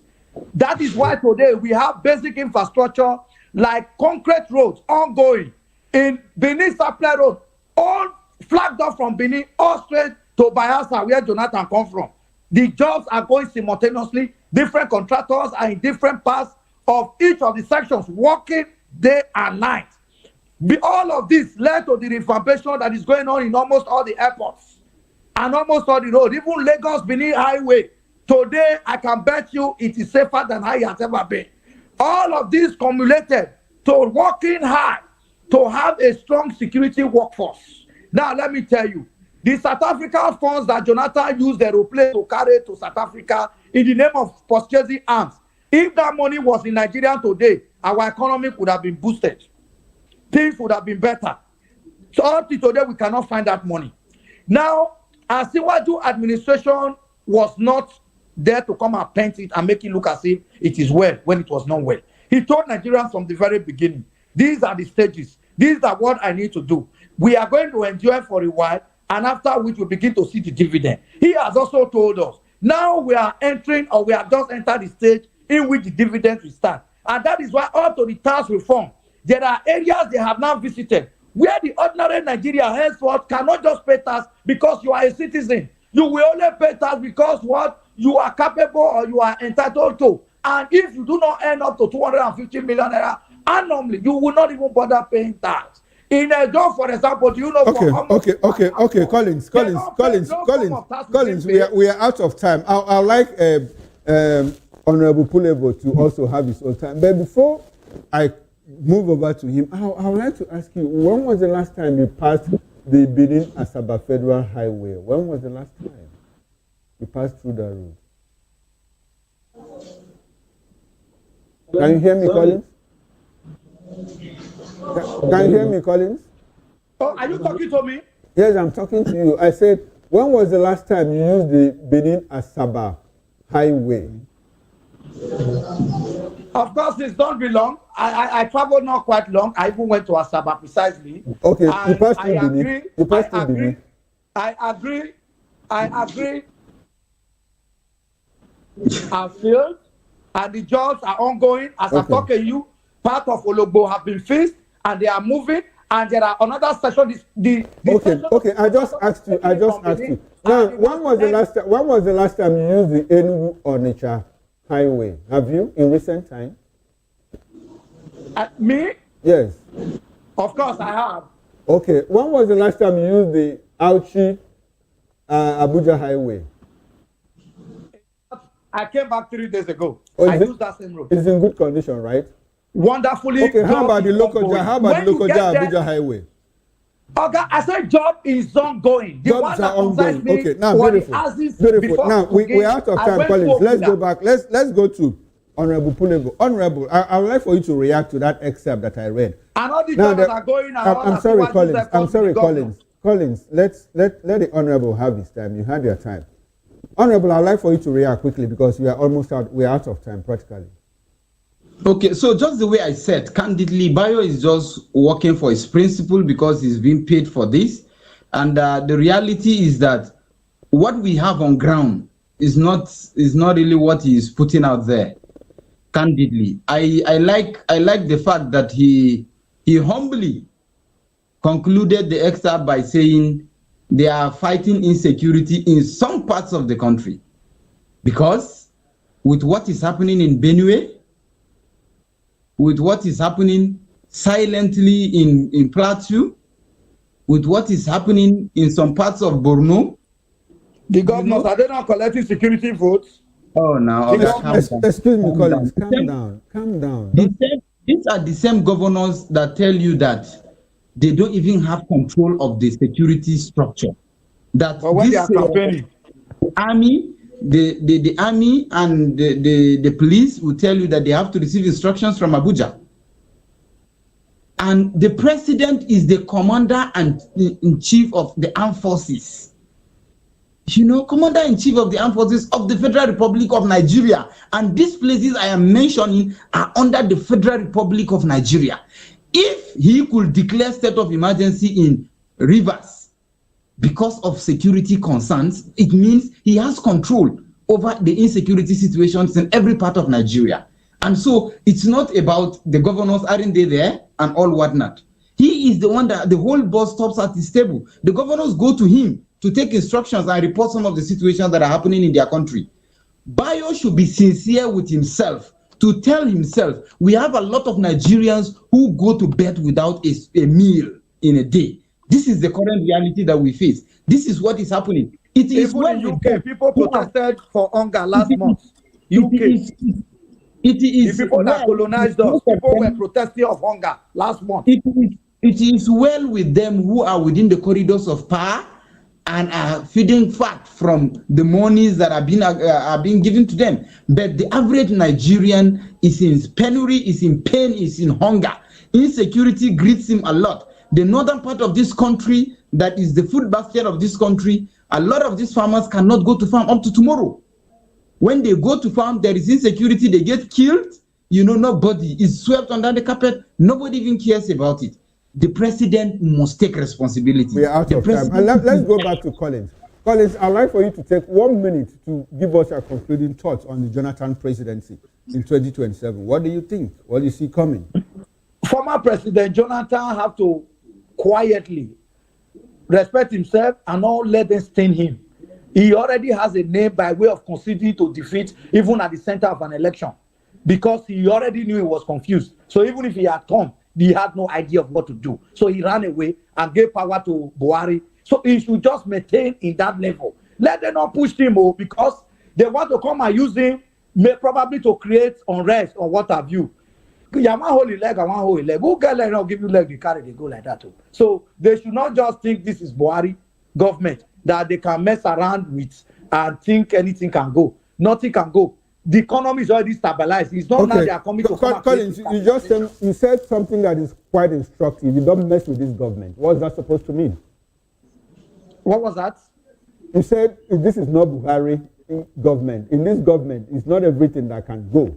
What's that supposed to mean? You don't you don't mess with this government. What does that mean? Yeah, this is a focused government. Okay. Buhari government, they have a way of playing a lot of anti-party. Okay. In short, Buhari government brought about both PDP and APC. In short, it was just a mixed system of government. All right. Thank you very much. I wanted to ensure. I'm sorry, Collins. I wanted to ensure that I heard you. I wanted to ensure that. Excuse me, Collins. Excuse me. When I say hold on, you hold on. I'm moderating this show, please. Oh, I'm holding on. Please. I said I just heard you say something, and I wanted you to confirm that look, you don't mess with this government. You've had your time. 1 minute expired. Now let's go back to Honorable Pulevo. Let's have their concluding thoughts on the Jonathan presidency in 1 minute. Okay. Chuku. That the good luck era that we had and the good luck as a person that I know and have over time studied has the capacity to reposition Nigeria better than what we are having at the moment under Asiwaju Bola Tinubu.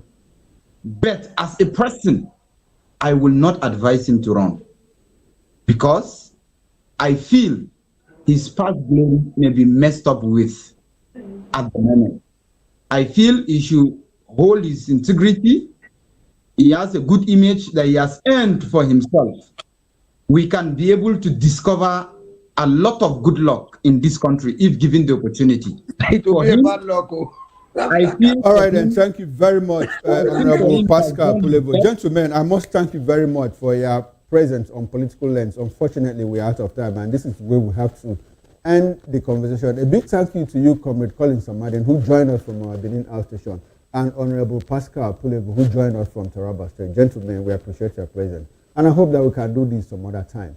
Now, on behalf of the backroom staff, talking about technical director, ingest manager, bassman, and the sound engineer, I am Chukwu Makoro. And up next is Issues with Jerry Apollo High. Stay with us and don't go away.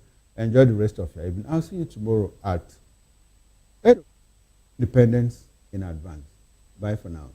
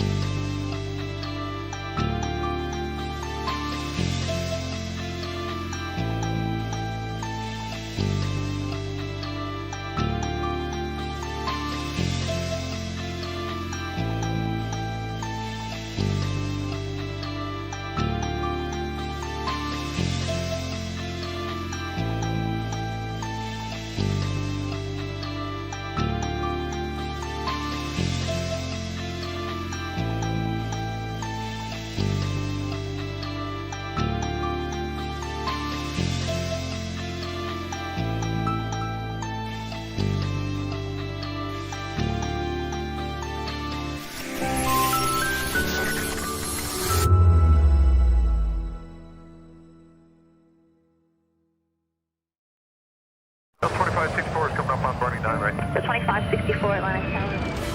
What happens in the hush behind hangar doors? Who signs the papers that gamble with lives? Which truths were grounded before they even ever had wings? If you've ever buckled a seatbelt at 30,000 feet, if you've ever stared out of that tiny window and wondered who's really in control of the skies, it isn't just flight, it's power, it's politics, it's pressure sealed in steel. We're peeling back the clouds from runway risks to sky-high secrets. We're diving deep where most dare not to look. Aviation Scope, every Sunday at 7 p.m. only on Voice of the People TV. We don't just report, we reveal. We don't just ask, we uncover. Because when it comes to the skies, ignorance is turbulence. Aviation Scope, the sky isn't the limit, it's just the beginning. Observed every 8th of September, International Literacy Day serves as a reminder of the fundamental role literacy plays in empowering individuals and building stronger societies. This year's theme, Promoting Literacy for a World in Transition, Building the Foundation for Sustainable and Peaceful Societies, focuses on equipping citizens with the skills needed to navigate today's fast-changing world. Education stakeholders emphasize that literacy is not only about the ability to read and write, but also about acquiring critical thinking skills that foster participation in democratic and economic life. Experts warn that millions of children and adults globally still lack basic literacy skills, a challenge worsened by poverty, inequality, and limited access to quality education.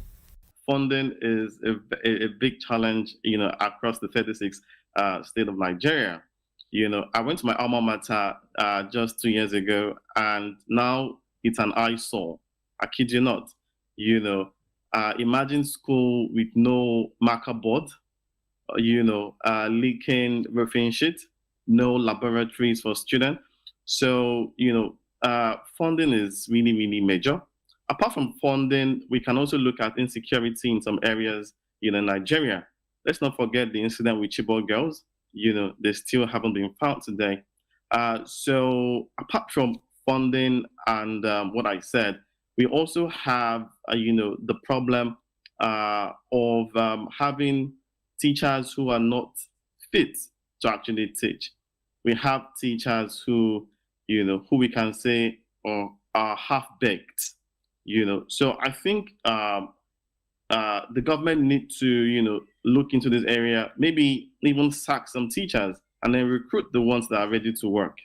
As International Literacy Day is celebrated worldwide, the call is clear. Literacy remains the cornerstone for sustainable development and a pathway to building a better future for all. Matthew Ugunswada, reporting for Voice of the People TV.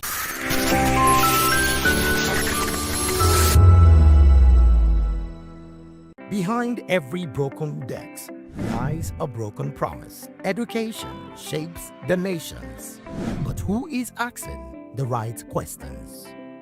Introducing Edu Dialogue, the show that goes beyond the surface, exposes the cracks, the corruption, and the silence in Nigeria's education system. Edu Dialogue, Saturdays, 3 p.m., only on VOP TV. We break the biggest stories, from missing funds to policy failures. We ask the tough questions and demand real answers. Edu Dialogue, this Saturday, 3 p.m. on Voice of the People Television. 3 years ago, we lit the spark. Today, we are blazing the trail for others to follow. VOP Media is 3 years of breaking boundaries. 3 years of being that bold voice that echoes the thoughts of the people. 3 years of telling stories that matter. We have experienced complete breakdown in democratic governance. We are not just a brand. We are a movement, giving voice to the voiceless. We go to bed empty hunger. To every viewer, every voice, and everyone that has made us who we are, we say thank you. VOP Media, 3 years and still counting. VOP TV. Now you have more than a voice.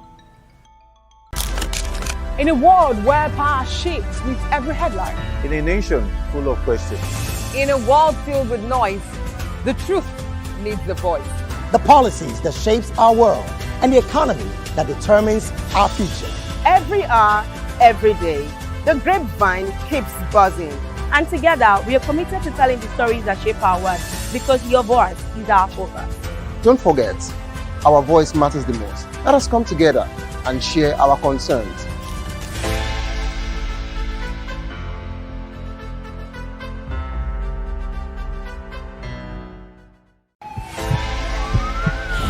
This is Health Check, your weekly guide to better living, smarter choices, and trusted answers.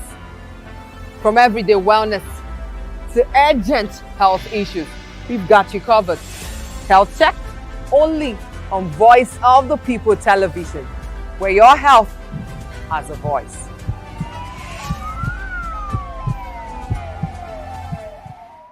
We encourage you to click on the like button and subscribe to our YouTube channel. We are Voice of the People TV. Also follow us on all our social media platforms. We are at VOP TV Live. Visit our website www.vop.ng for fresh and trending news. Also watch us live on SLTV channel 264. VOP TV, Voice of the People Television.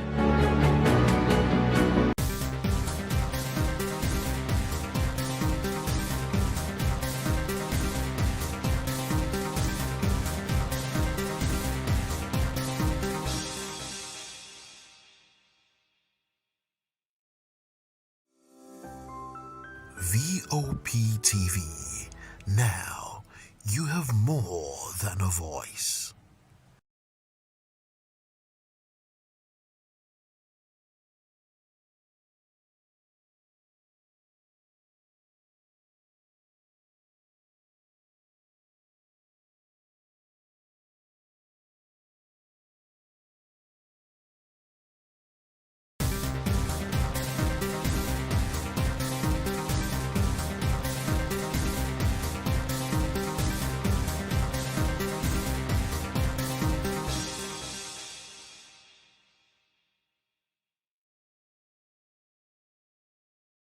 Opinions scream the loudest.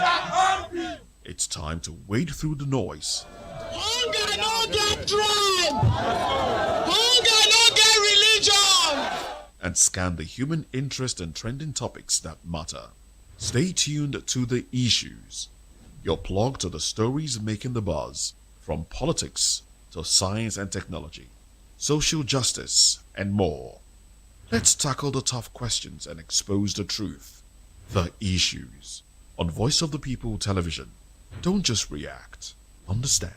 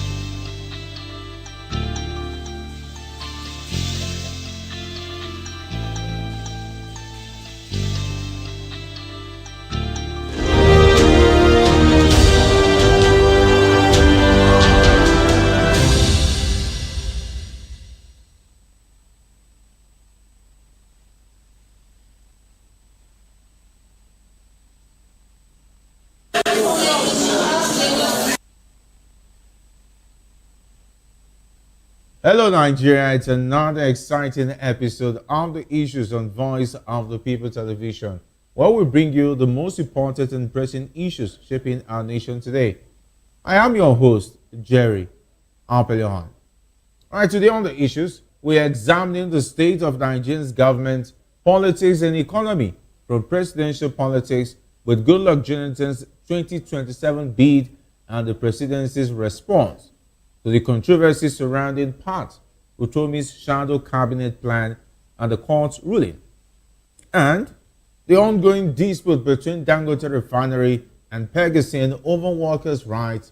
We'll delve into the implications of those stories on Nigeria's political and economic landscape. Join us as we break down the facts and provide the context to help you stay informed. Stay tuned. After this short break, we'll dig deep into these topics and more. Don't go away.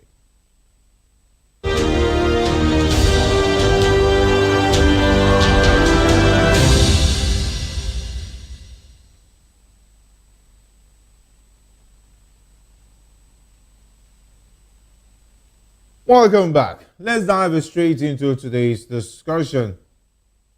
The presidency has welcomed former President Goodluck Jonathan to the 2027 presidential race, saying it's his inalienable right to contest.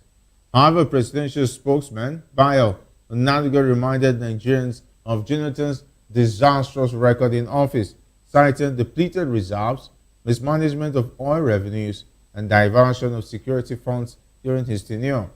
Onanuga contrasted this with President Bola Tinubu's administration, which he said has stabilized the economy, reformed fuel and forest policies, and grown the GDP. Onanuga dismissed Professor Jerry Gana's suggestion that Jonathan could defeat Tinubu in the 2027 election, calling it absurd. He warned Jonathan to be wary of PDP cheerleaders who might abandon him midstream, as it did in 2015. While Jonathan has the right to contest, Onanuga noted that he would have to answer to the court regarding his eligibility and to the people about his record. The presidential spokesman highlighted Tinubu's economic achievements, including a 4.23% GDP growth in the second quarter of 2025, reduced inflation, and restored investor confidence. Onanuga concluded that Nigerians would not allow those who wrecked the country before to return and run it down again, implying that Jonathan's past record would likely be a significant factor in the 2027 election. All right, today I'm delighted to be joined by two esteemed guests here in the studio. We have Dr. Peter Anosike. Dr. Anosike is a philosopher, development economist, and best-selling author. He is also an erudite commentator on economy, finance, politics, and power. He is also the author of the most talked about book titled Abuse of Power, How Democracy Turned into Tyranny of the Few. Great to have you join us. For having me. Always a pleasure. Joining us virtually is Emperor Jackson Ojo. He's a public affairs analyst, a security expert, and executive protection specialist. Great to have you join us on the issues. It's my pleasure, though I'm not very sound in earth, but when I heard your invitation, I do have to manage myself. Yeah, and I think we are excited to have you. And sorry about your health. Hopefully, you'll be able to give us your best. Thank you. All right. All right. Please adjust your camera so we can get to see you very well. And anyway, but that's words from my producers. Okay. Yeah. Fantastic. That's good. Let me start with Dr. Anosike, so we'll keep you up to date. Dr. Anosike, it seems like this Jonathan story is becoming more interesting every day. And the presidency reacting, meaning that there's something there about Jonathan having intentions, or there may be a plan for Jonathan to run in 2027. For me, I strongly believe that the Nigeria that Jonathan ruled is no more. Understand? Okay. But on the other hand, I wish I could be the DG campaign of Jonathan versus Tinubu. Understand? If I'm the DG campaign of Jonathan, even Onuremi will vote against her husband. Bayo Onanuga is jittery. Understand me? Bayo Onanuga is jittery. They are afraid. Jonathan, in 2015, our GDP was $500 billion. $500 billion. Today, we don't even have up to half. So APC messed up all the achievements that Jonathan made. If Jonathan has continued in office, by now, we will be among the countries with $1 trillion economy.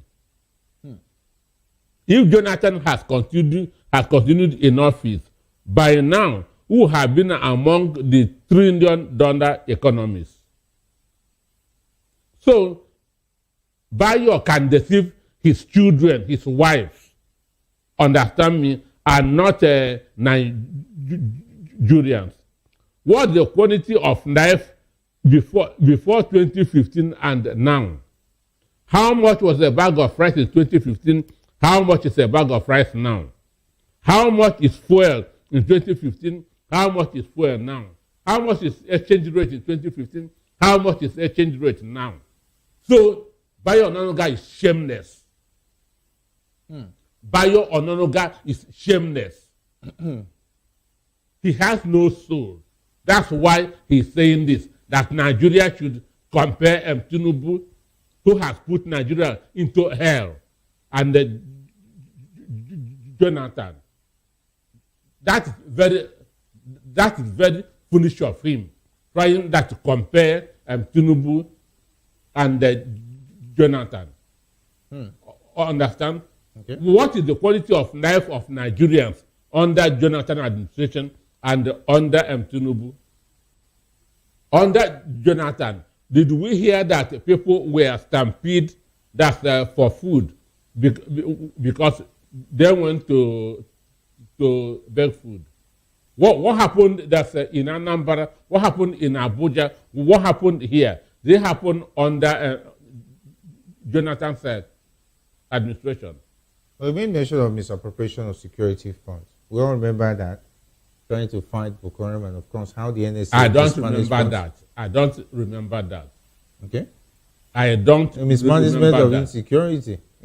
I don't remember that. So comparing Jonathan and Tinubu is like comparing heaven and hell. What about this petroleum minister who was found guilty of I said, charges? what's the quality of life of Nigerians under Jonathan and the quality of life of Nigerians under Tinubu? Okay, he made mention of the GDP. Of course, we know that Jonathan's GDP was very, very interesting. Listen to me. In elections, I have done a serious study on this. In elections, scandals is not important once the economy is good. Okay. That the president is sleeping with the wife of all the ministers and the people that are feeding well, they won't bother. So that Daisy and Omadeke carried all the money in the country and people are feeding well, go tell that to the Marines. So put Jonathan side by side. Jonathan was called 36 over 36. Unless his campaign team don't have a history. All right, let me go to Emperor Jackson and Joe. The presidency claims Jonathan's past administration was disastrous. Or is this critique an honest assessment or selective amnesia from a government battling its own economic and security failures? Good evening again. Yeah. Welcome. To me, I sympathize with Nigerians that the crop of leaders we are having. We could not even differentiate the weight of the oil from the weight of the water. You understand? So, how will somebody on earth be comparing Tinubu's government? Can I call it government? Tinubu's regime. How can somebody compare it with that of Jonathan? The period of Jonathan is unfortunate. Those figures in this country that were saying Nigeria must be saved, save Nigeria movement that time, all of them are still alive today. Today, that Nigeria needed to be saved. These people have closed their mouth. They packed their mouth. They have buried their head in shame. This is a kleptocratic system of government. This is a kleptocratic system, government by the worst citizen of the nation. Corruption now is more than that of any other government in the past. May the soul of Abacha even rest in peace. Abacha was not as this corrupt. What are we talking about? Jonathan wanted to remove subsidy. They cried. One of the national pastor was shouting, even raising calls on Jonathan. The legal luminaries, the political activists, they were all out, occupied the street. But now when somebody has come out doing the worst, these people have buried their head in shame. There is no fresh subsidy again. They have removed the fresh subsidy. Subsidy was gone. But despite the fact that subsidy was gone, they still have borrowed for 2 years. They still borrow money Buhari could not borrow for 8 years. I don't think they have even borrowed more than what Obasanjo, Jonathan, Yar'Adua did not borrow for 16 years. Yet, subsidy was gone. This is a deceptocratic system. Government in which the spokesperson come out to deceive Nigerians. No wonder most of these people that are the spokesperson of Mr. President today, in the time past, these are the people. The National Security Advisor today made recommendation that time that Tinubu is a super corrupt governor. Today he is the National Security Advisor. Go and check what Bayo Onanuga and others wrote. Go and check what Bwala said before election when he was the spokesperson of Atiku. But just because no patronage again, he has turned born again, then Tinubu is now the best. So, to me, party or no party, the person matters. I think Nigerians are getting to know that the best driver is what they need to drive the rickety car. Political party, they are vehicles. The pilot is the candidate. Let Jonathan come on the platform of any political party. It is a contract between Nigerians and Jonathan. Nigerians are going to vote Jonathan. Okay. No Nigeria, just like Doctor has said there. I doubt at the end of the day, just like what happened to the former president during his second term election. When he finished voting, it was the turn of his wife to vote. He had to turn back to be sure if actually the wife voted for him. Honestly. Maybe he has trust issues. That's all. Maybe it's trust issues. This time around now, the trust issue is not even a familiar something. The trust issue now is Nigerians. Nigerians that are dying on a daily basis. They are killing them in the farm. They are kidnapping them and killing them on the road. How many Nigerians today that can afford aircraft? During Jonathan, I was flying Port Harcourt, Lagos, Port Harcourt, Abuja for 18,000 naira. Yes. But by road now to Port Harcourt, from Abuja, by road now is about 50-something thousand. By air is about 160, 170,000. Which one are we going to stay? This is the worst government. Nigeria will reject Tinubu. Nigeria will reject their party. Honestly. That is it. So, anybody, though I love when people console themselves. I call self-consolation, I call it self-deception. Some people are there now deceiving. Hey, Mr. President, you are going to win. Those people are not even going to vote for him. How many people in there are even among the ministers? There are some super ministers. So the super ministers are the ones that may want to vote for him. The ministers that are just there, Ordinarily, are they going to vote for him? Are they going to mobilize their family to vote for him? I'm a Yoruba man. In 2027, Tinubu will still lose Lagos.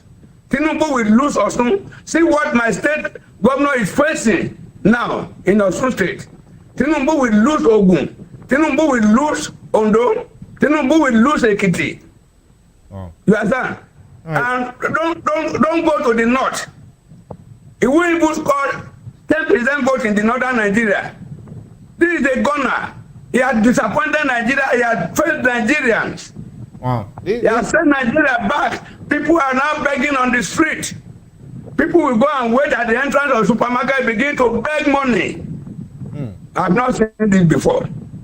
All right, Brother Johnson, that's coming hard because looking at the situation, if Jonathan's return is truly a threat, what does that say about the strength and performance of the current administration? Shouldn't progress be its own defense?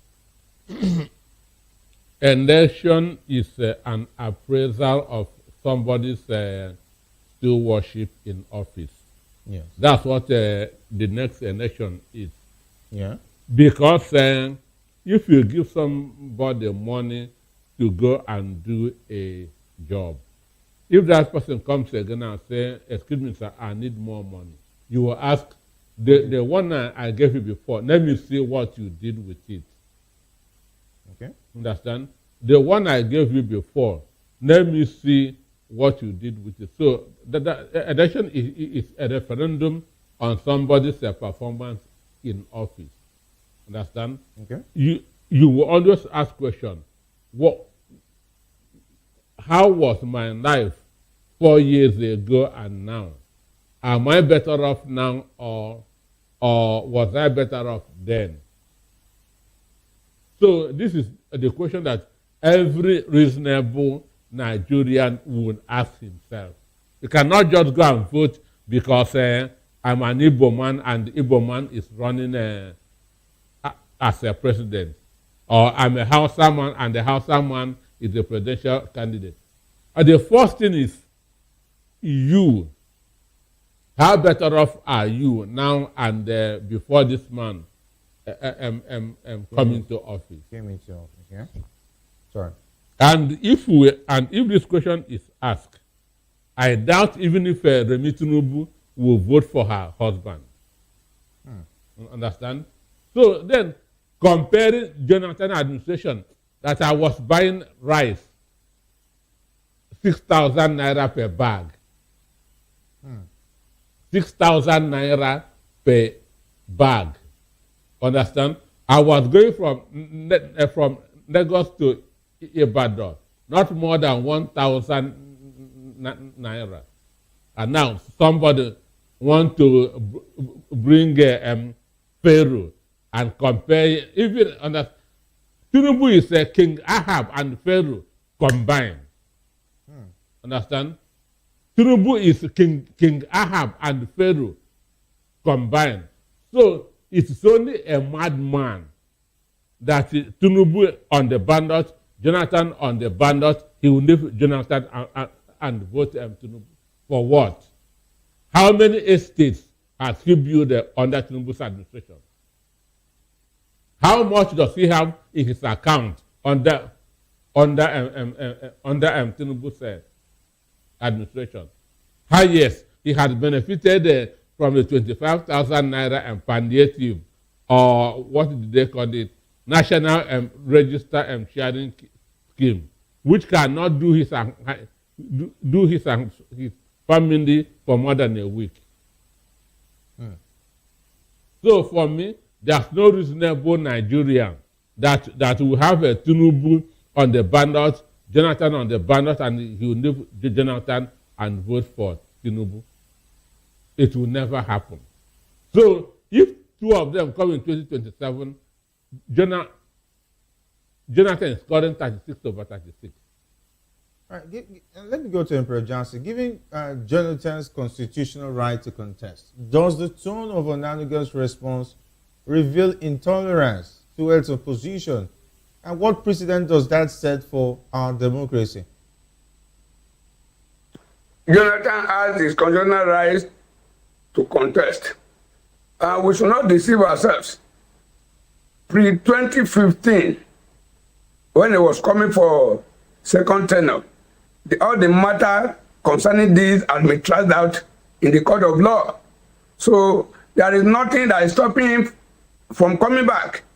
And we've seen countries of the world that it has been done. Trump ruled America, he lost. But later, they check him, what's the name? The former president. Joe Biden. He contested again. He won. The same thing happened in Ghana recently. Yeah. He was there. He came back again. So Jonathan has the constitutional right to come back, but these people are already forgetting. They're already forgetting. They're already panicking. They don't know what to do. That is why they are trying to cause crisis here and there. Now, the worst they are doing now is they are using this mantra of Nigeria has been good for you. I don't know the nonsense they are saying. Because they are giving scholarship. You are giving scholarship. You want to compare yourself with what they are doing in America. America that has leaders, that have their people at heart. You are giving scholarship. You are turning out graduates every year. But most of them, if an Akara Sports now advertise, sales guys, you will see a BSc holder to go and apply. And you are still turning graduate. Is it to turn graduate and you send them, abandon them in the labor market? Is it what we are talking about? So to me, they are saying, renew hope. And we are disappointed. What we have today is renew hopelessness. So, for me, Tinubu handlers, they should better call on me inside the room and tell him the truth and tell him to resign or complete this tenure and go home before Nigeria push him, disgrace him out of office. All right. Nigerians are tired of this tyrannical government. They are so tyrannical, so corrupt, so deceptive, so cunning.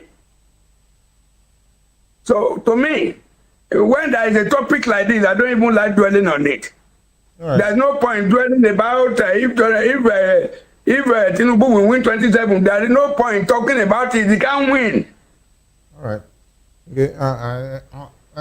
Anyway, let's go to the next conversation where talking about Professor Patu Tomi has reacted to the Federal High Court's ruling restraining him from forming a shadow cabinet, saying the decision won't affect his freedom of expression. Patu Tomi emphasized that his initiative is about civic engagement and critiquing government policies, not seeking constitutional recognition. He insisted that as a citizen, he has a right to express himself and meet with others to jointly express their views. The Federal High Court in Abuja declared the concept of a shadow government or cabinet unconstitutional and alien to Nigeria's presidential system. Justice James Omotosho held that Utomi and his associates cannot hide under the right to association and expression to engage in unlawful activities. The judge issued a perpetual injunction restraining Utomi from establishing or operating any shadow government or similar entity not recognized by the Constitution. The court's decision comes after the Department of State Services, DSS, filed a suit against Utomi, arguing that his plan could destabilize the country and fuel unrest. The DSS commended the court's decision, stating that it was within their right to prevent acts capable of threatening national security. Despite the ruling, Utomi remains adamant about his civic rights and freedom of expression. Okay, we talked about the shadow government some time ago, and it looks like it's another round of The state versus party, Tommy. How can a democracy claim to embrace free speech while simultaneously criminalizing mere formation of a shadow cabinet? The issue, this Omotosho, we already know his antecedents. Understand? Okay. We already know the kind of judgments he has been given in the past. We already know who he is working for. All right. Settled. Then, so his judgment is not a surprise at all, unless to those who are not initiated. Understand? Then for the DSS is not showing any intelligence, because shadow government doesn't need any office. It doesn't need any political party. Understand? It's just a school of thought. It is just a school of thought. It is just now a critic association. Understand? Not that they will have office where you can come and shut the office down. DSS doesn't know. There's no intelligence there. This is a standard practice in most mature democracies. In 2014, APC formed a shadow government. Understand? Around Donald Trump came on board January 20 or 21. Understand? 2025. Around March, April, Democrats formed a shadow government. So it's a standard the democracy practice. And the main purpose is putting the government on their toes. It's not that you want to overthrow government or you want to take over a government. And the purpose is, if the government is going on a wrong direction, you bring them to the right direction, pointing out their ills, their wrongs. Understand? And this is their constitutional right. So what we are doing here now is shadow government. Okay. What we are doing here now is shadow government, criticizing government. Understand? Criticizing their ills, pointing to the right direction. All right. So DSS wasted the time of the court by even going to the court. Okay. Understand? So it doesn't need any office. It doesn't need any, understand me? So those saying, I commend you for this and that, they don't understand what shadow government means. Wow. Very interesting way to look at it. But let me go over to talking about Emperor Johnson. Does the court ruling against the Tomi reflect legal reasoning on political anxiety cloaked in judicial language? Most of the times, I'm always, I will never be disappointed when I see somebody that is always doing bad, that he do another thing that is bad. I won't be disappointed. I won't be surprised.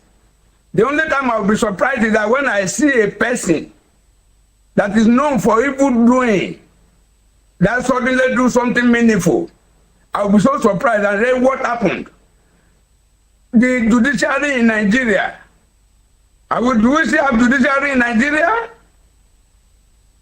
There is no judiciary system in Nigeria, because the political power holders, they are stronger than the judiciary system.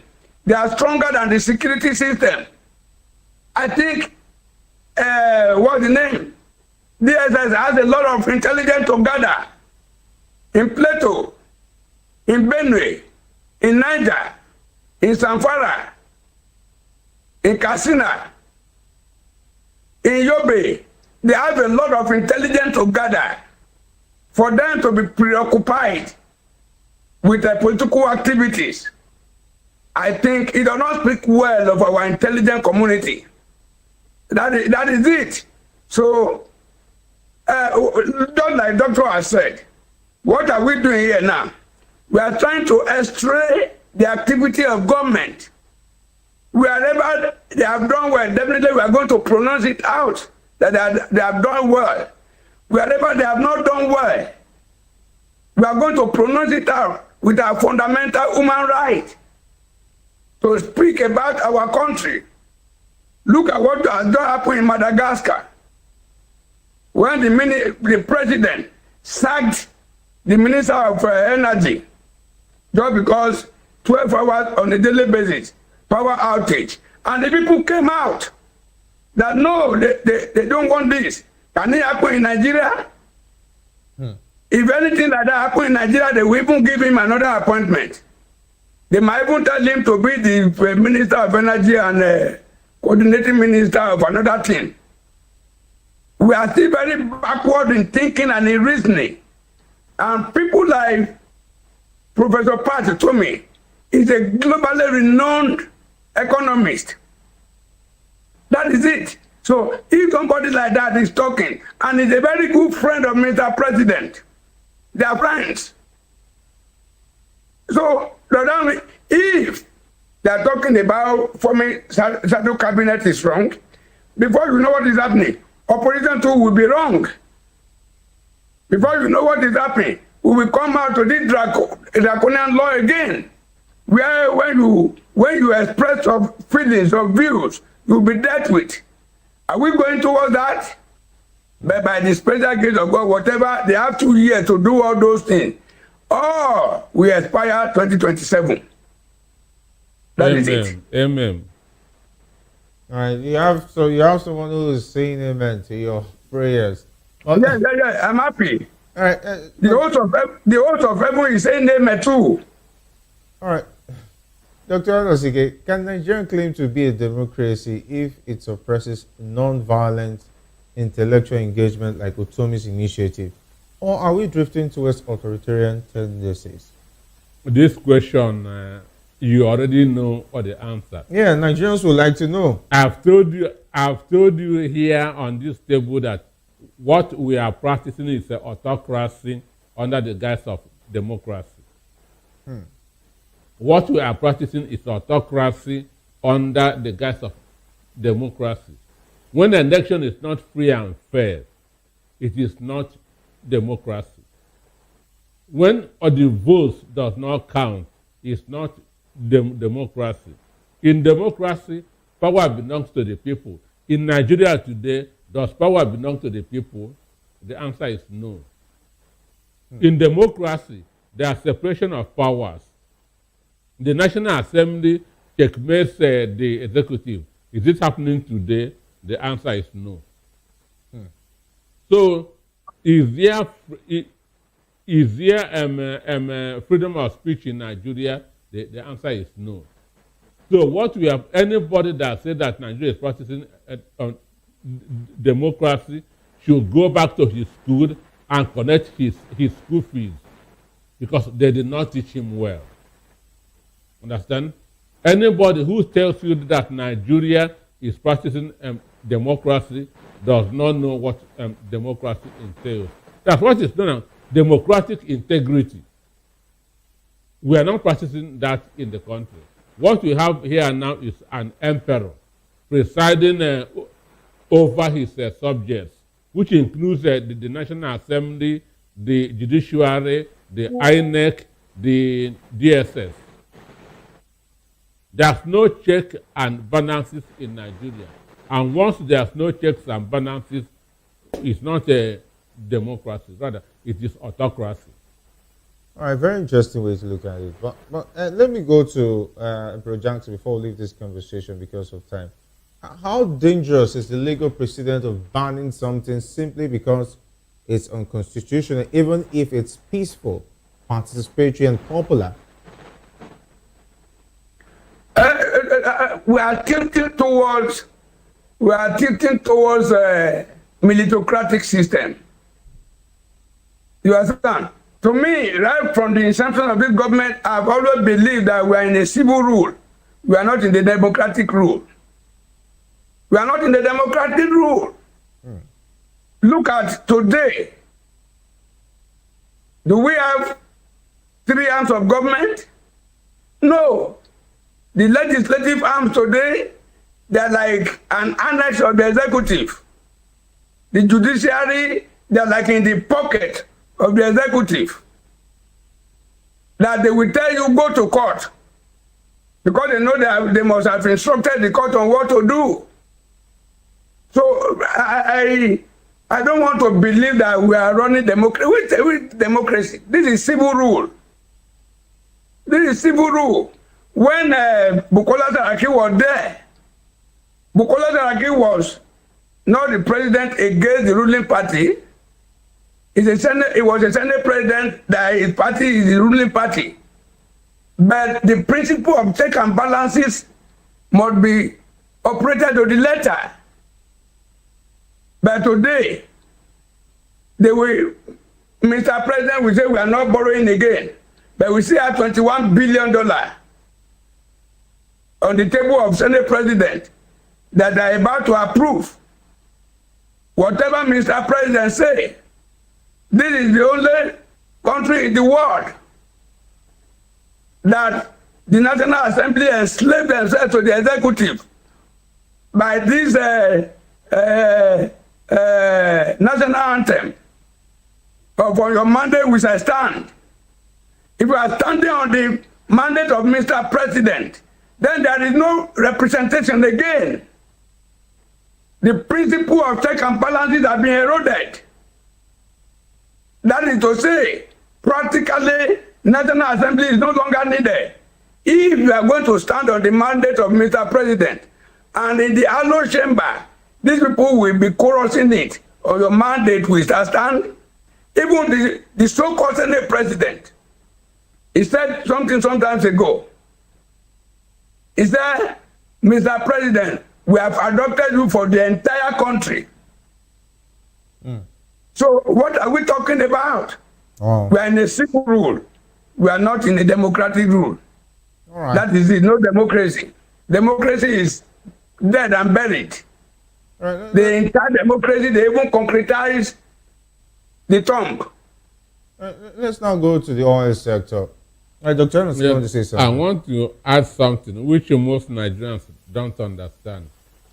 At the other time, Nigerians the president said that he is going on a working leave. Okay. Most Nigerians were asking which one is working leave.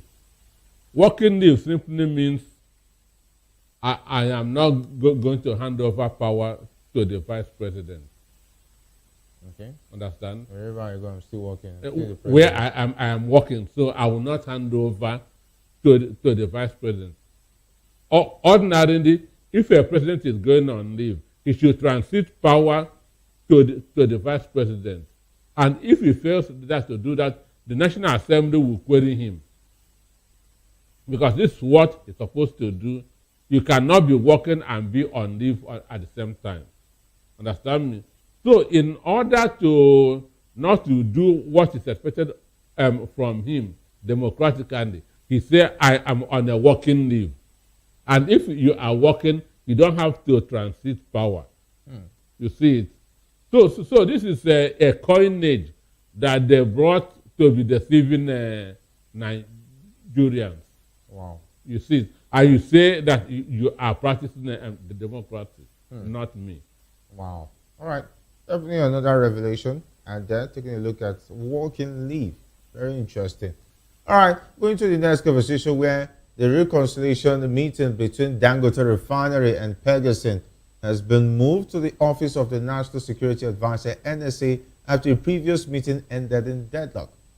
The dispute revolves around two key issues: the reinstatement of 800 workers allegedly laid off for joining the union and recognition of workers' rights to unionize, which Dangote Refinery reportedly refuses to acknowledge.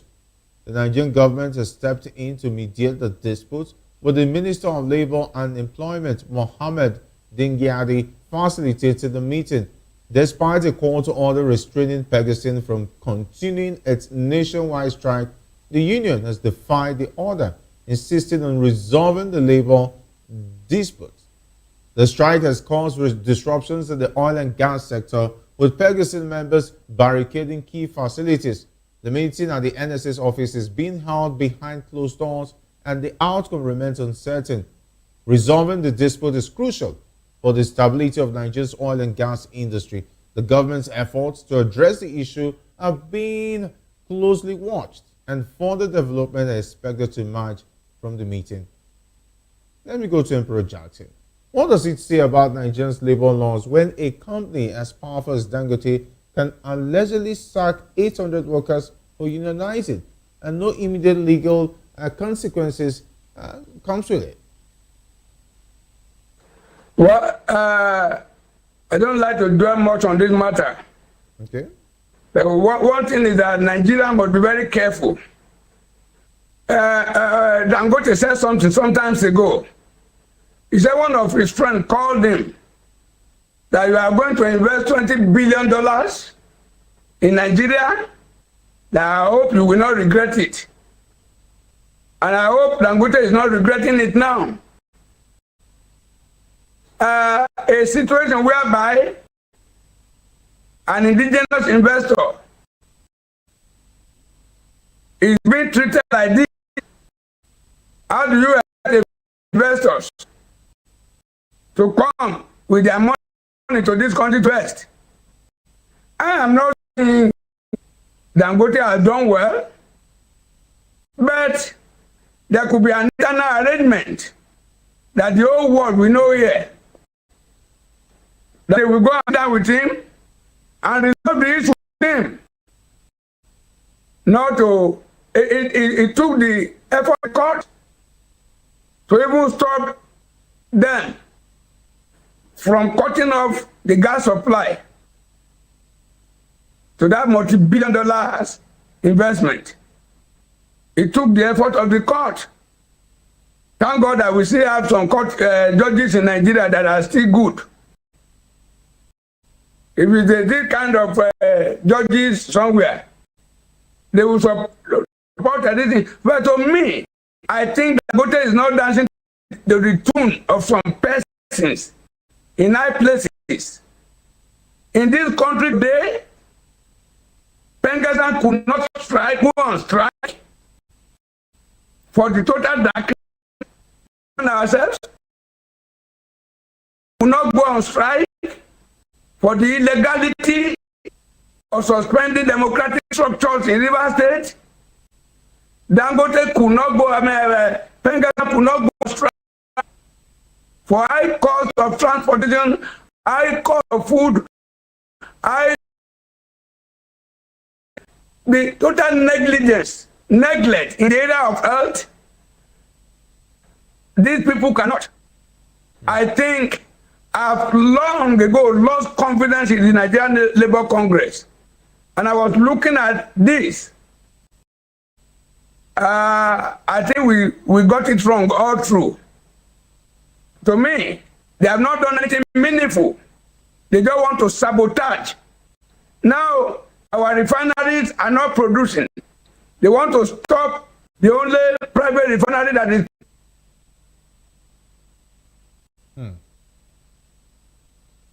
All right, Emperor Jackson, it seems like we have a technical glitch there with that. Yes, well, they are now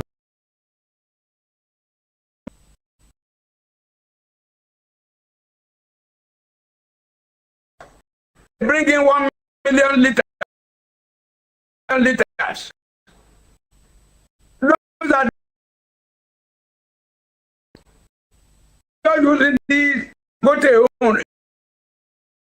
Find those people that Pengasan has not done well, and they should know.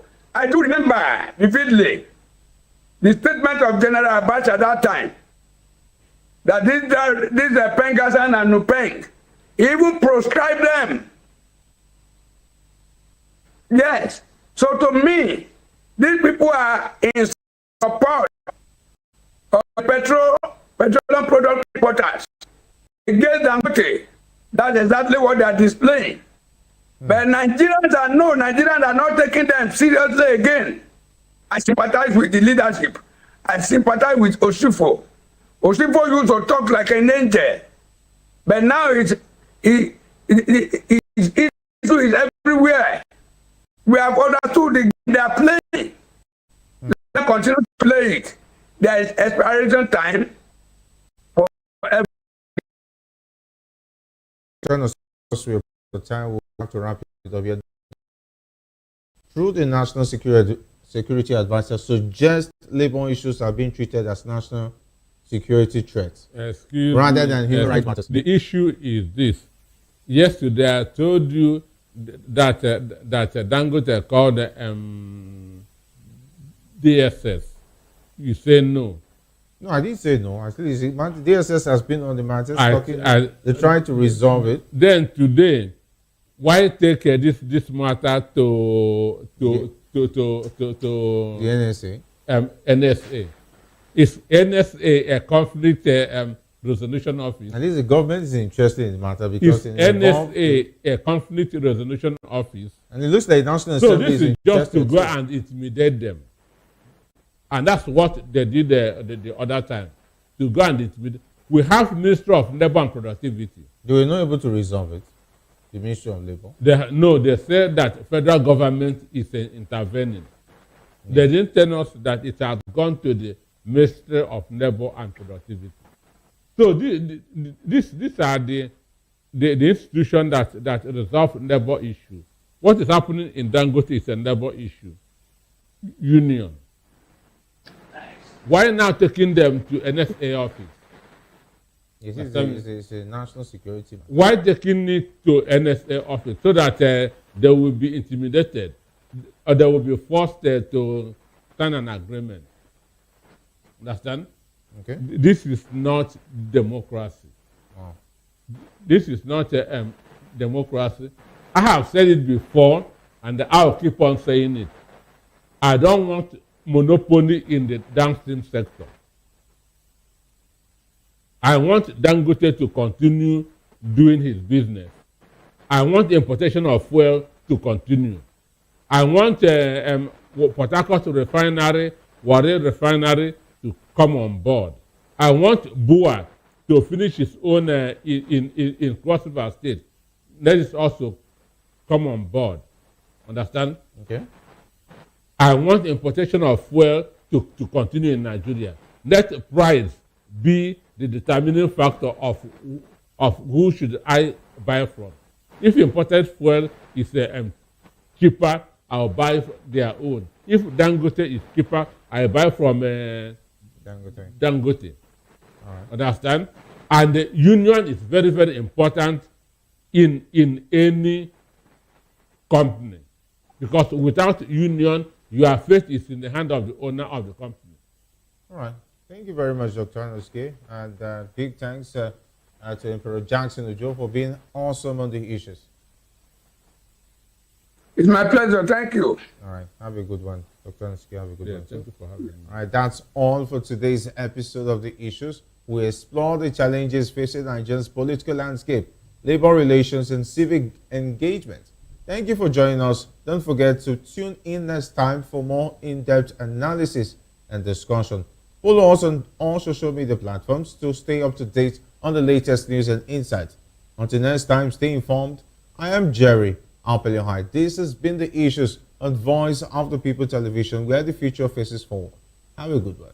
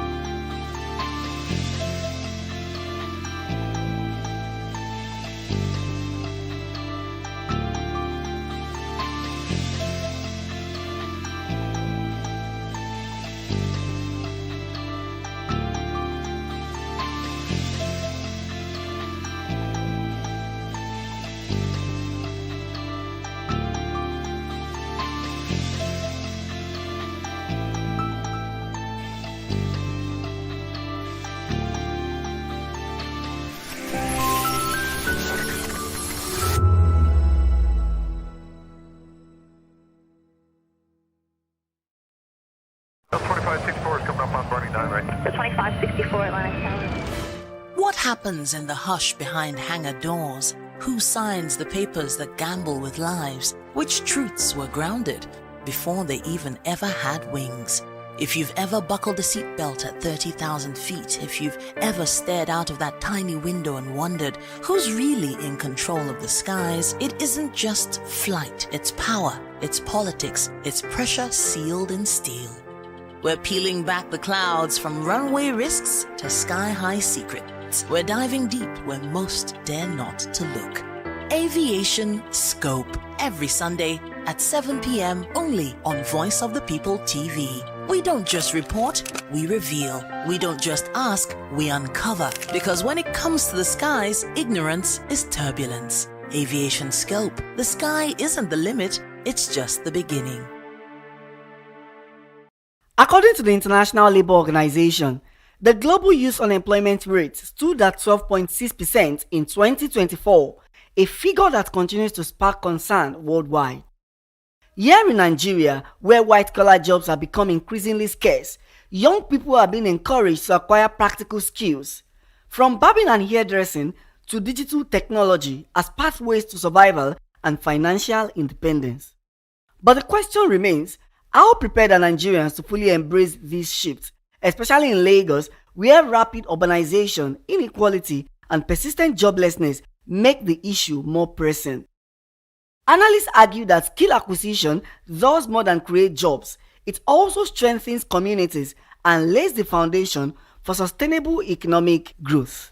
We live in a tough terrain, if we're going to be honest with ourselves. And we know that you need to find multiple sources of income. So we are aware that a lot of our youths are engaging in several entrepreneurial activities. So how can we further expose them? How can we further amplify what it is that they're doing? Having skills is good. Monetizing skills is another thing.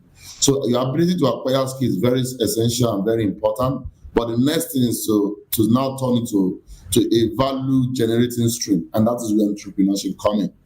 And then you can see that it is not possible to, and off the back of literacy, some level of literacy, then it gives the ability to acquire skills. You have acquired these skills now, and then you now generate value, consistent value from what you are doing. And the only way that is possible is if you have some level of, you are able to create value, to attract value, to create and capture value from this particular skill. And that is why entrepreneurship is important.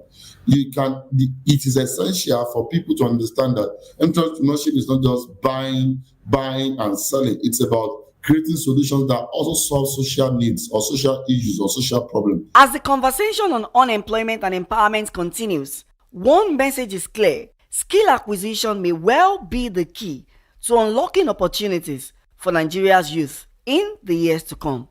Matthew Oguswada, reporting for Voice of the People TV.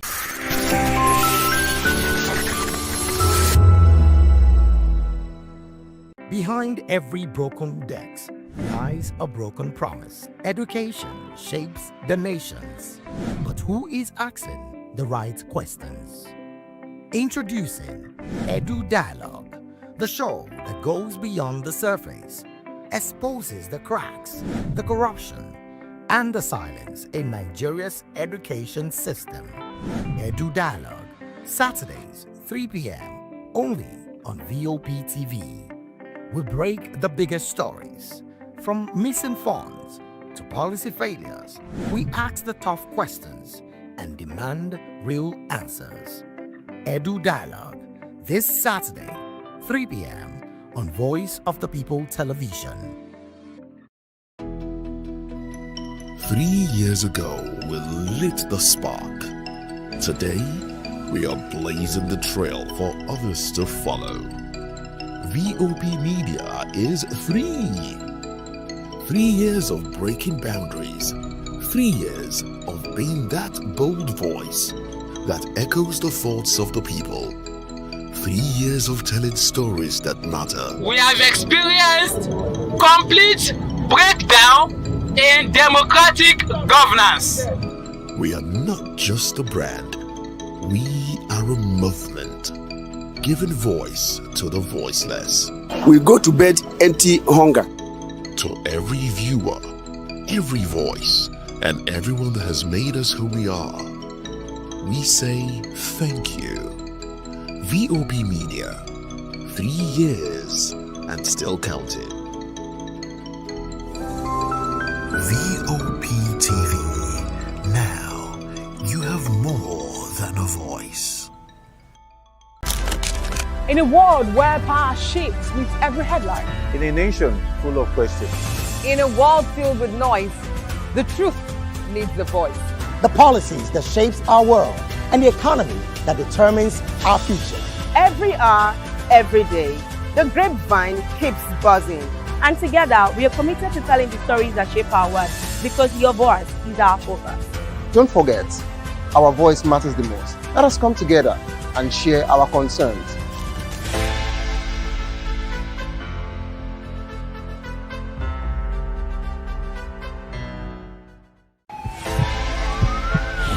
This is Health Check, your weekly guide to better living, smarter choices, and trusted answers. From everyday wellness to urgent health issues, we've got you covered. Health Check, only on Voice of the People television, where your health has a voice.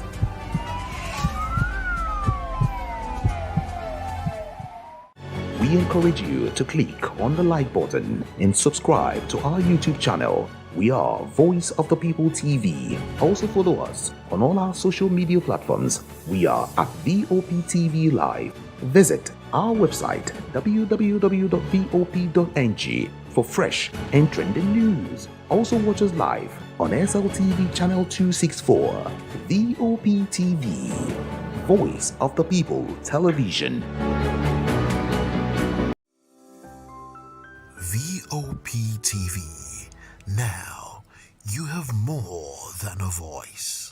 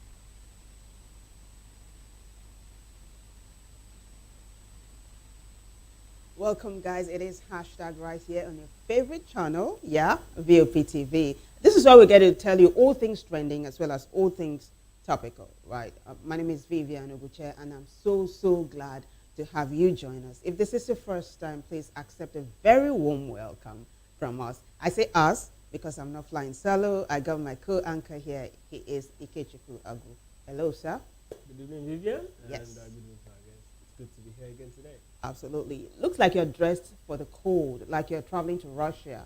Russia. I don't think I can even I don't think I can stand Bloemfontein. Are you kidding me? Come on, the cold is too much. All right, guys. You enjoy that. Oh, gosh, I love it when it's cold. Now, we begin with hashtag Senator Ale Ndume. But before we go that, in fact, we're going to go the whole 9 yards today, right? So tighten your seatbelt. Before that, I'm going to introduce my very special guest to you. He is a fantastic guest analyst, Barrister Tunde Kolawole. Barrister Kolawole, always a pleasure to have you join us. Thank you for coming up today.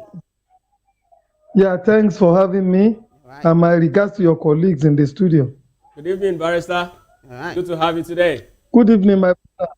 I'm good. Hope you are good too. Okay. We are good and we are ready to go, Barrister. So Senator Ali Ndume is saying that dissolve Pengasin now before it is too late. You do know the tug of war between the union Pengasin versus Dangote.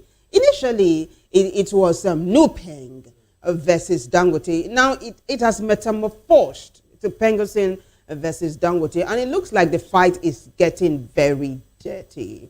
I mean, a couple of days, Pengasin said it was going to down tools, and it's making good on its promises, really. But hey, Dangote Refinery is saying, look, you guys do whatever you want to do. we're not going to stop production. And I mean, they actually sacked, there was a mass sack that took place at Dangote refinery. No fewer than 800, Dangote staff members, they are former now, were people that were working for the refinery were sacked because they insisted on being part of the union. Dangote is saying, no, you can't do this. We are your employer. And Dangote decided to hire about 2,000 foreigners, Indians we hear, to replace the 800 staff members that were sacked. Now, Senator Ali Ndume is saying that Pengasin has become a hydra-headed monster and must be stopped by President Bola Ahmed Tinubu. Is this even doable? Can the president just wake up and dissolve Pengasin like Senator Ali Ndume is asking him to do? Barrister Kolawole. It's going to be very, very difficult. Difficult in the sense that you and I know that under extant laws of the land, the Constitution, and then the labor laws, people have a right to form unions, they have a right to associate, they have the right to withdraw their labor, they have the right to protest and take whatever steps they think might guarantee them a decent environment within to work and decent wages to be paid by their employers. But again, we must also remember that all rights come with some responsibilities. Whoever is asserting a right must also be ready to ensure that he discharges all the responsibilities that go with such a right.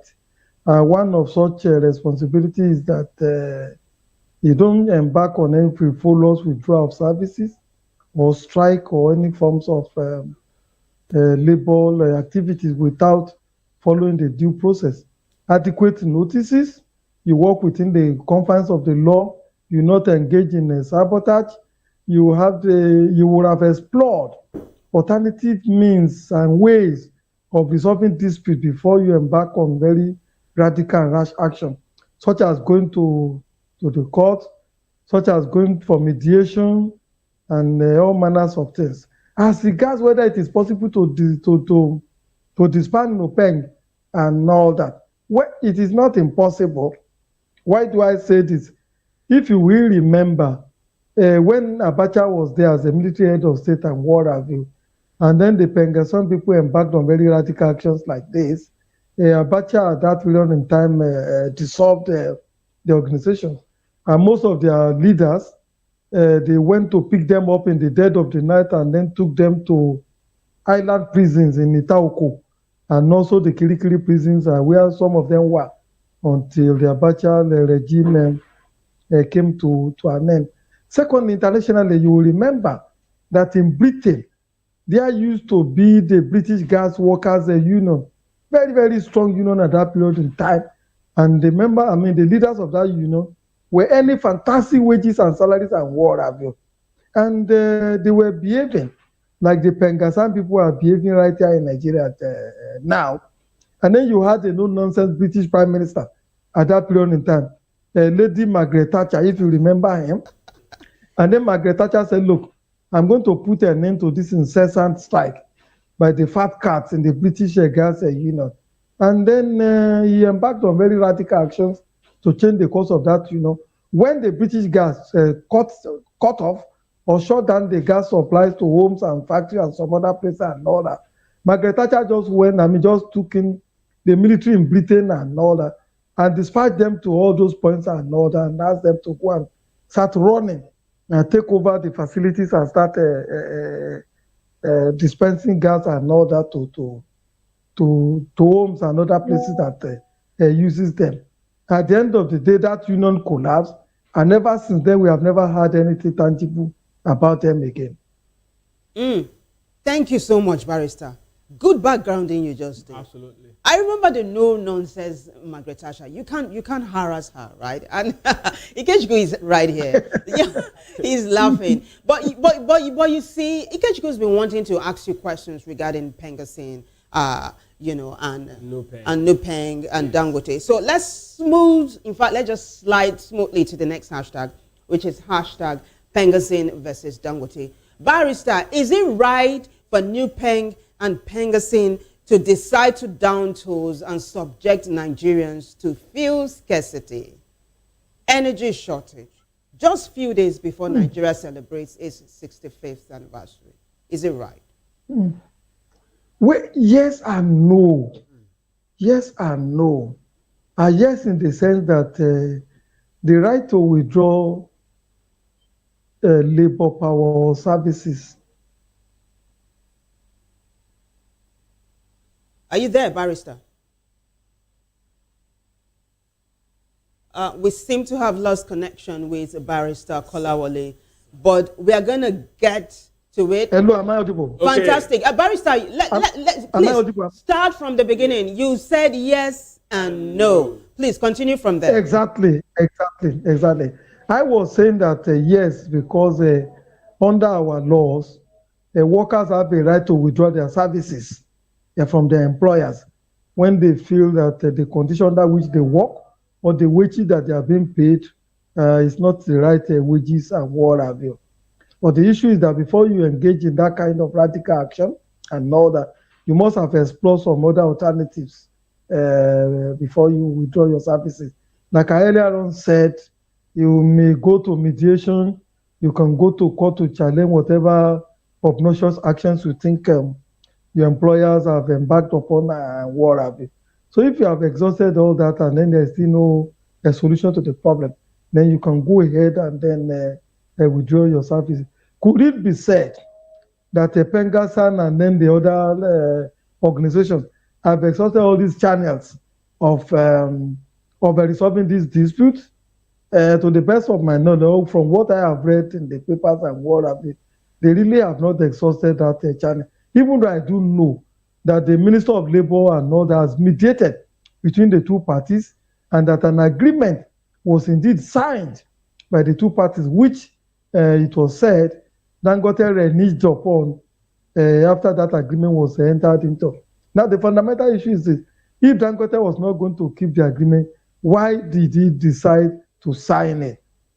And if he had signed it and then reneged on it, why can't Pengasa, whoever is in aggrieved by the reneging of that agreement, not go to court or go to mediation and say, look, this man entered an agreement with us, is not ready to meet his own size of the bargain. You can even take the copy of the agreement to the court and say, look, you court, this is what has happened between the two parties. We will want the court to enforce this agreement, which Dangote is now trying to abandon when it has been entered into. Now, the no aspect is this. You and I discussed this the last time I was on this program, that look, Dangote is not a parastatal of the federal government. Dangote is not an NPC. Dangote is a private limited liability company, which a single individual in his wisdom decided to establish. And you will recollect when the man wanted to start this refinery and all manners of people approached him, including even the oil minister in Saudi Arabia, and said, look, individuals don't embark in this kind of very gigantic project. This kind of project is better handled by the government. Are you sure you'll be able to make a success of this program? They tried to discourage him, but the man in his wisdom said, look, I'm going to embark on it. I want to break the jinx of this fuel shortage in Nigeria that's been lingering for more than 50 years. And then thank God he successfully did it and what have you. And then we are now having very massive fuel production locally. If the people in Benghazi and some of these other allied unions will reflect on the challenges that the man has faced, one would think they should tarry a little while before embarking on such a radical action. That is one of the reasons I have said no. Secondly, when you also look at the demand that Benghazi was making initially, like say all the members of all the truck drivers and some of these other workers in Dangote must be members of their union. The Dangote truck, which the man bought, is it about 400 truck or whatever, which he said he has spent trillions on another, must they have their stickers and the Benghazi sticker on the tankers and or the trailers or whatever it is called another. And then the man said, no, I bought this with my money. In my humble opinion, if you want the stickers on those cars and all, you are not the one that bought the vehicles and all that. That is an advertisement for Pengasan. And if you are going to be, you are talking about huge vehicles that be traveling from different parts of the country, including neighboring West African countries and all. That is very, very huge advertisement. If they want to be advertising the names of the organization or their union and all that, Dangote will reserve the right to say, look, you have to pay for that advertisement. I'm not ready to give it to you free. And it's not even compulsory that the man should carry two stickers on his car. You and I will know most of the vehicles that are owned by Dangote, they're already branded in the Dangote logo and colors and what have you. So why would you insist that he should again carry the union's stickers and what have you? Furthermore, we are all members of different unions in this country. For example, I'm a member of the MBA. I'm a member of some management institutions and what have you, and library association and so many other organizations and other. They do give us stickers in those places and all that. And nobody has made it compulsory for us to be carrying those stickers and what have you. And nobody again approaches us to come and start collecting extra taxes after they have done the check-off deal. From your salary, they remove what they think should be paying to the union. That is if you have voluntarily joined the union. Union membership is not supposed to be mass recruitment of members or whatever.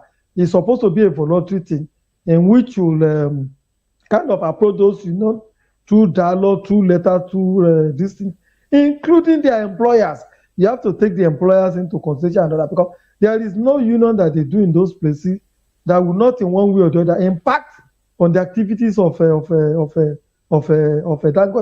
Take for example, if Pengasa or Nope or whatever have issues in some other places and then they decide to embark on strike and other, whatever members of Dangote refinery have joined, they would also have to be part of the strike, even though it is not Dangote that is giving the problem that they're having issues with another. Because most time when embark on strike, all their members, all the affiliate members in whatever area and whatever place or industry may find themselves, they must queue into the instructions or the directive for them to embark on strike. Wouldn't that be impacting negatively on the Dangote refinery in the future? Furthermore, like I said before, Dangote borrowed money to build that refinery, very huge money to borrow that refinery. So locally, internationally, the investor, those who borrowed him money, the lenders and all that, will have to get back their money back. If Dangote refinery is not operating and then is unable to pay his loan and whatever, will that not affect all those banks in Nigeria that borrowed money and internationally? And if it doesn't affect him, whatever properties and all that he has put that as collateral, then those who can decide to sell off those properties and what have you, and then use it to recover whatever their money. So sometimes one would expect that we need a lot of, the Pengasan people and then the Dangote people have to think very deeply and reflect very deeply on these things. There is a need to show patriotism, especially at this fledgling stage of the Dangote refinery, so that it doesn't become another moribund company, just like we have had the NNPC and Sajao Kuta Steel and some of these other organizations in the country. Okay, Barrister, you've really touched both the legal very well said and the business angle of it. And it's so good that I hear you said that you're also part of a management union, which means you understand the depth of these things to its business angle. So that's exactly why my questions will be coming from. So the very first is as regards the Dangote and Pengasan, which is that help us understand the face of the law. How empowered is Pengasan according to Nigerian law or labor law to what exactly they are doing in this case with Dangote? And also for Dangote, right? Because I remember a couple of years ago, in America, we've seen situations like this where the late Carnegie, who was actually the steel magnate in the US, when he tried to actually shut down laborers who were actually protesting against wages. A lot of persons even argue that Dangote possibly could be an angel who is looking at actually giving his laborers, his workers, the best of service. What happens if Dangote gets his way in this particular thing, and then somebody comes in lashing through this particular, because if Dangote gets his way, a lot of persons will also want to actually work without union in their workforce, and they might just decide to actually treat workers badly. So help us understand the balance between the business angle and, of course, the law implication of all of this. Well, the law is very straight on this and all that. And I touched a little bit of those things in my intro to this discussion. One is that you know the Constitution very well and all that. We don't know the Constitution very well, Barrister. Oh, okay. Well, the particular section, the particular sections, I can't remember now. But it's a daily thing that we all say in Nigeria, in the sense that they say freedom of association.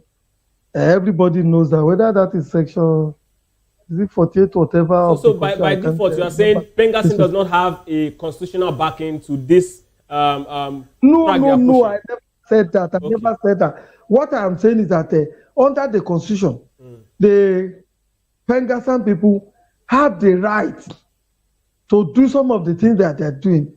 That is to invite people to join members of to invite Dangote driver to join their union. Barrister, can I come in? This is not. Can I come in? I think you explained all of this in your yes and no answer. No. Yeah, because he explained all of this in the yes and no answer. See, I understand it's yes and no answer. What I'm saying is, because we need to move on. I know. There's something he said in his summation earlier on that I would like to touch on. But you were saying... No, what I'm saying is that, right, now, if Pengassin actually has the right to actually say yes... But he just answered, and you're asking him forcefully. Okay, Barrister, he's saying, can you force them? Yeah. Yes, forcefully, if you can actually force them, if it's backed by the law. Force who now? If Pengassin can actually force the workers. You mean Pengassin? Yes, that's what I'm saying. That whether Pengassin can force workers of Dangote... Or any other corporation within their league.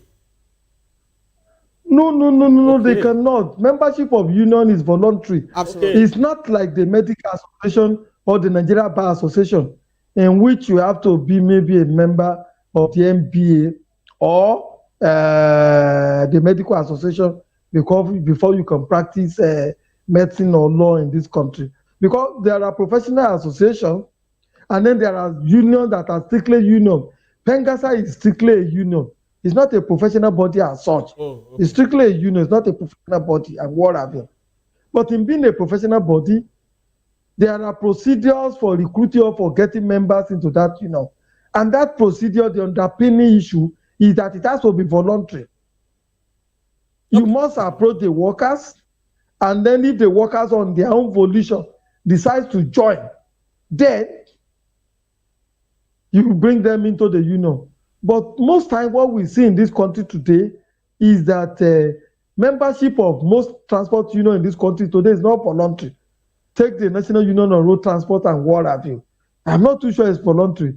Once you are driving a commercial vehicle and what have you, the union will impose themselves on you and then begin to take actions which they have never discussed with you at any period in time.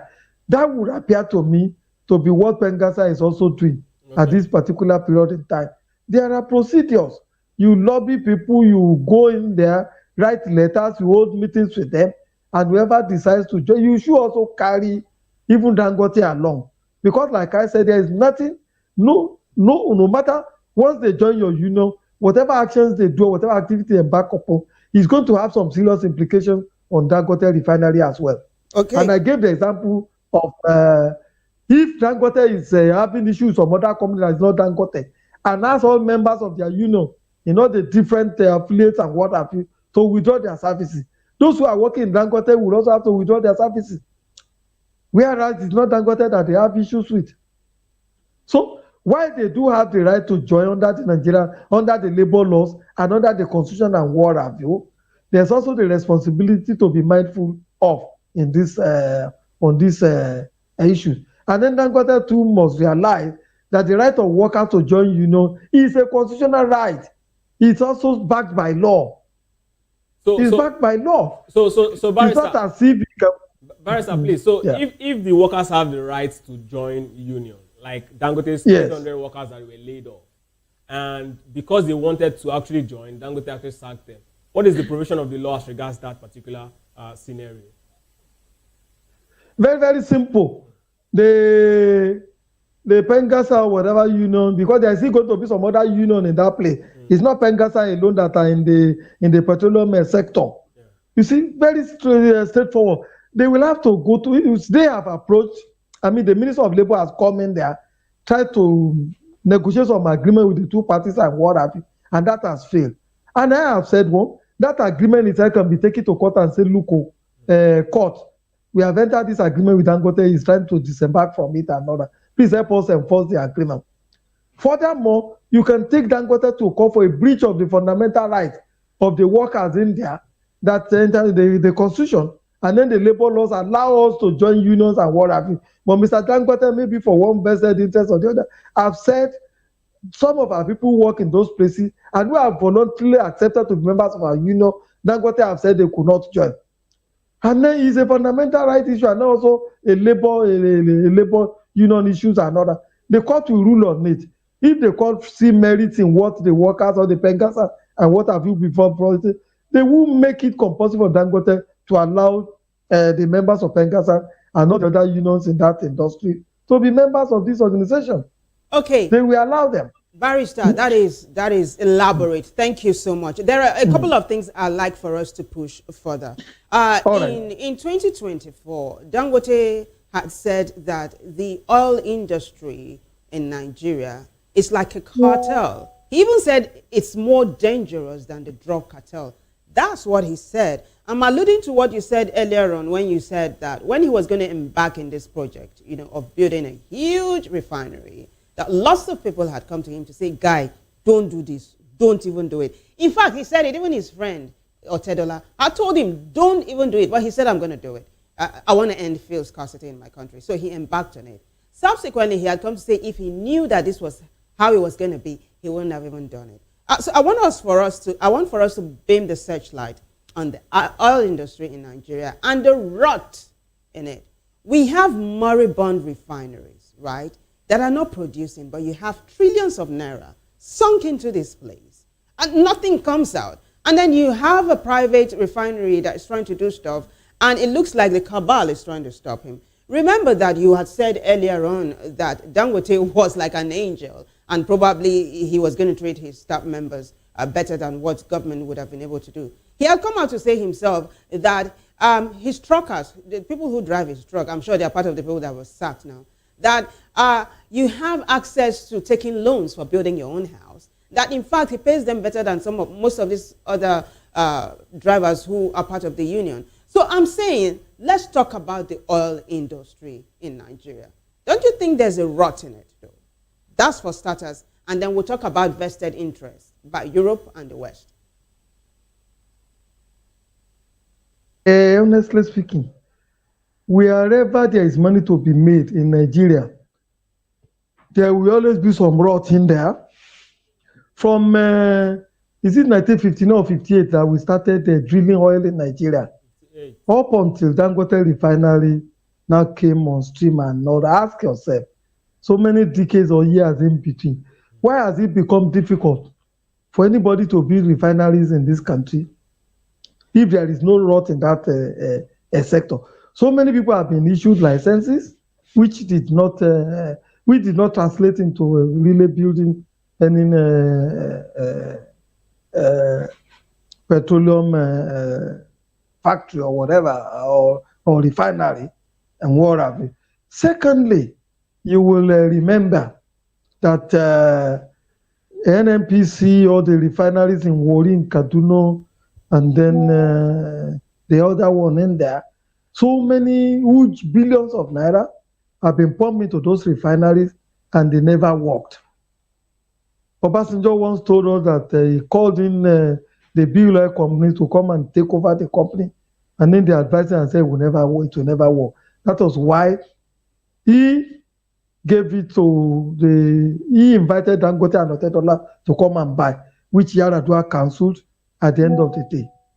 Why is it that refineries that more than 100 years old in other parts of the world are working, but the one in Nigeria that is not even up to 50 years, we have found it very difficult to run them? They were not working because there was some rot in there. The initial rot in that sector are this.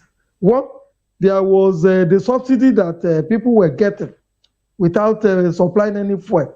We have been told by former governor of CPN, Madam Sanusi, Lamido Sanusi, that people would not even bring oil into the country at all.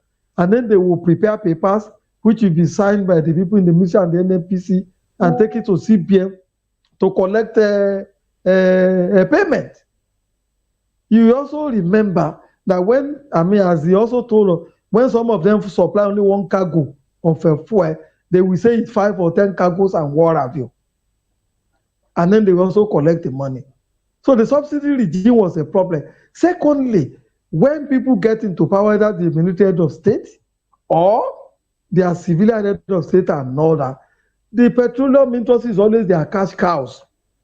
A oil block transforms you into a billionaire, and they give this oil block to their friends and relations and what have you, which in a way they will hold in trust for them to secure their own future. When they want to help somebody, they can just give you a paper, go and take one shipload or 2 shiploads of crude oil and go and sell, and then your life becomes transformed overnight. These are some of the roles that we have in those places. But let me say this. It is not just in Nigeria alone that you have this rot. It's a universal thing. If there is no rot in that area, where will the Minister of Petroleum in Saudi Arabia be discouraging Dangote from establishing the Dangote refinery that he established? Also remember that even OPEC, which is the umbrella body for the oil producing country of the world and other, have sometimes tried to use petroleum as a weapon to fight the West and the other opponents in some of these places and what have you. Look at what is happening now between Russia and Ukraine. Ukraine has embarked on massive destruction of the petroleum industry of Russia, and that is already creating fuel shortages in Russia in there. So that tells you that the oil is a weapon in the hands of whoever may have it. Very well said. So there has always been the order, but again, like I said, we can navigate through all these roads in the interest of Nigerian people. If Dangote has behaved as a patriotic businessman, I think the people in the oil sector, including the government, should also reciprocate his gesture without allowing him to turn into a monopoly and without allowing him to begin to make unmerited profit in that sector. It is doable. It is doable. Yeah. And that is the area in which I think we should be looking at. Yes, thank you very much, Barrister, for that particular insight. Monopoly, because that's where I was headed. Dangote's refinery, if you remember, it's about 610,000 MBP. That huge capacity. Huge, biggest, right? And we have about, the Warri refinery is, I think, about 150. Port Harcourt refinery is about 210, and Boa, if it finally comes on board, it's going to be about. But it's not on board yet. Yes, if it comes, it's about 200. So everything together at 500. It's not even up to what Dangote. So which means it's already monopoly. Which means it can just decide to crash the price. Oh now, my God. Hold on. Before Dangote came on board, yeah, Nigerians were, just at the mercy of the oil marketer, and this is what we expect when a new kid come on the block. The ones that are already there want to actually get you to actually acknowledge that they're here. And that's exactly what I think. That's what's playing out. So now, Barrister, from this particular point, you mentioned monopoly. So how do we ensure that Dangote, at the end of the day, at the end of this whole saga, if he wins, does it end up, becoming the de facto oil marketers in this country, like we had this back in the days, that can decide one morning and say, hey, you know what? I'm not selling fuel except I'm selling at this price, when it's succeeded in crashing out every other competition. But that's not what's happening right now. No. But let's see if Barrister has an answer for you, though, because there's something else I'd like for you to talk about. I think I do. Okay. Let me say quickly that it is not possible for Dangote to become a monopoly. Remember, NNPC once pretended to be a monopoly, but it didn't work because the country is a very huge country with millions of liters of petroleum and diesel and gas being consumed on a daily basis. There's no way Dangote refinery alone can satisfy the required need of the Nigerian nation. When NPC was a monopoly, so to say, and not that, people were still importing fuel into this country but Barrister, from different parts of the world and all that. NNPC is the government, and the capacity that NNPC was working with is not even up to Dangote's capacity today. Perhaps that's why they are unable to actually meet the numbers. That's why other persons are jumping on it. But we believe it that if up to now even up till now, nobody have stopped anybody from importing. But people want to import when there's business, when there's hope of can we wrap this up? Let me come in. The market forces will regulate some of those things. Okay. If Dangote try to other part of the world and quality petroleum products from other part of the world, nobody is going to stop them from bringing it in. And then whatever monopoly Dangote try to create another will be broken by cheaper fuel or fuel being flown into the country by some other importers from the different parts of the world and what have you. Don't have to go and too you also far. mentioned some point not too long ago. Okay. More than 10 licenses have been given for people to build different refineries in different parts of the country and what have you. And more will still come on stream as long as the market is there, as long as there is a demand. And they only say there's going to be demand for a very, very long time to come in that area. So I don't have any fear that the Dangote refinery will crystallize into a monopoly. My only fear today is that if we are not careful, that company will collapse and will go back to square one. That will go back to square one. That would be unfortunate. It's going to be disastrous. I don't even want to think about that. But also Barrister, remember, but can you hold on? Barrister, can you hold on a bit? Okay, so that you don't lose your thoughts. Also remember what before I ask you my question. Yeah. Also remember what now? Yes, I was going to say that. Remember, the man said that immediately he finishes his fire, he wants to go into the steel sector. That he is not happy that Nigeria is importing all the steels, building bridges, building houses that is consumed in this country. He wants to go into the steel sector and then build some factory or invest in that area, so as to also break the jinx of Nigeria not having the capacity to produce steel, and then remedy the failure of the Ajaokuta Steel company. Exactly. I am aware that the man has even, in fact, acquired the Osogbo Steel Rolling Mill. And then maybe the Katsina Steel Rolling Mill, I can't remember that one. Whether he's going to use those ones as nucleus of the steel project that he wants to embark upon, I wouldn't know. But with what is happening with these refineries, that may discourage the man from ever engaging in such a kind of action, and also frighten away so many patriotic businessmen who want to invest in this country. Absolutely. Bua once told us, not long ago, Bua once told us, they wanted to start another cement factory in Kogi State. But when the government of Kogi State started misbehaving, they took the cement factory to somewhere else, I think the south, and they are producing there now. So these are very complex issues that we should be very careful with in negotiating.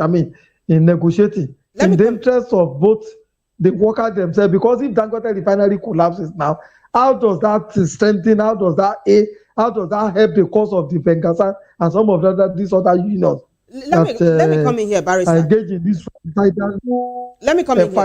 Let me come in here. I want to draw your attention back to 2024 when the Dangote refinery was just going to come on stream.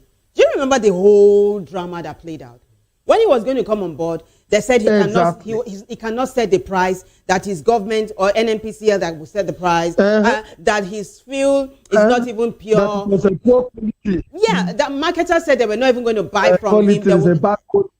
So this begs the question. Exactly. Is this not really a case of sabotage, like Dangote said? Now, let me also ask you a question. Investigative journalist David Hunde just yesterday said that Europe actually has vested interest in what's happening, and they're probably sponsoring Pengasine to ensure that the Dangote refinery does not, succeed. That is some conspiracy theories. Huge. I'm unable to wrap my head around it. But do you think really that there's no smoke without fire? It's not impossible, because from some of the reports that we have read, some refineries have actually collapsed in Europe because of this Dangote refinery. Mm-hmm. Because Nigeria and Africa, West Africa, used to be their dumping ground. But with Dangote coming on stream now and all that, there is no place to sell their fuel. And some of them are reconfiguring those factories to produce something else. So it is not impossible. And then you remember the case of the minister in Saudi Arabia that I mentioned. Why would the minister in Saudi Arabia be asking Dangote not to build a refinery in Nigeria? Why? Why? When Aramco is doing so well? That could be because... Exactly. But that could be that they do know it will take a chunk of their market by the time that refinery comes on stream. And they don't want to see that, because petroleum and petroleum product is the mainstay of most of the Middle East countries and what have you, including Saudi Arabia.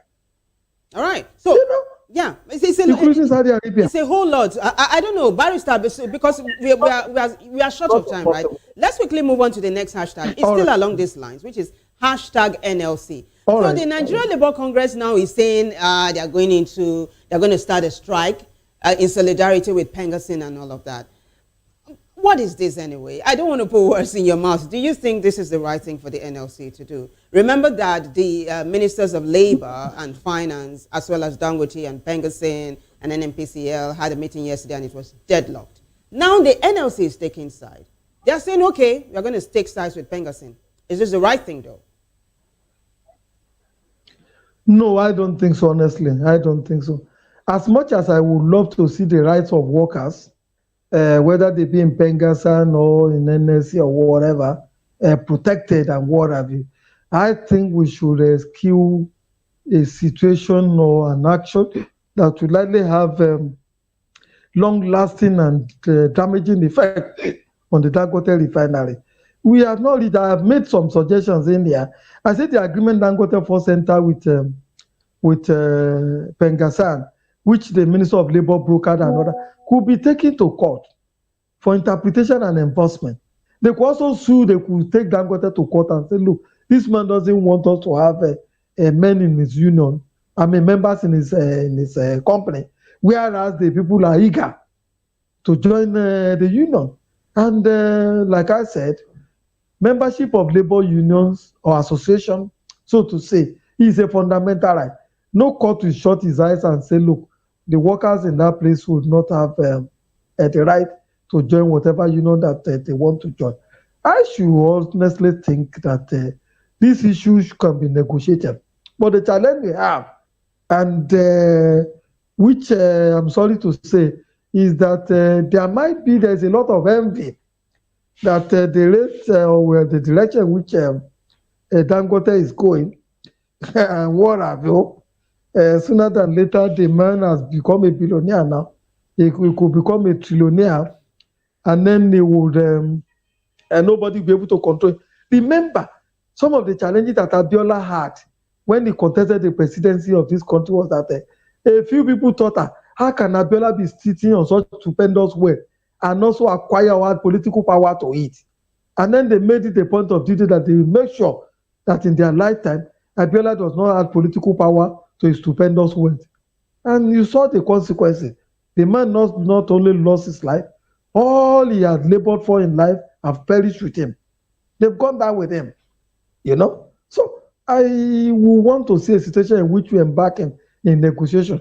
There are so many good people. There are so many experts, religious leaders, people at mediation and conciliation and what have you, lawyers and all that, who could come together and resolve this big debacle that we are having with between labor union and Dangote. That is to say, if people in power, that is to say, if businessmen, other businessmen in the country are not behind it. Because if they are behind it, the problem may be very, very difficult to resolve. And if the international community too are also behind some of these challenges and what have you, then it become a very, very serious problem to resolve.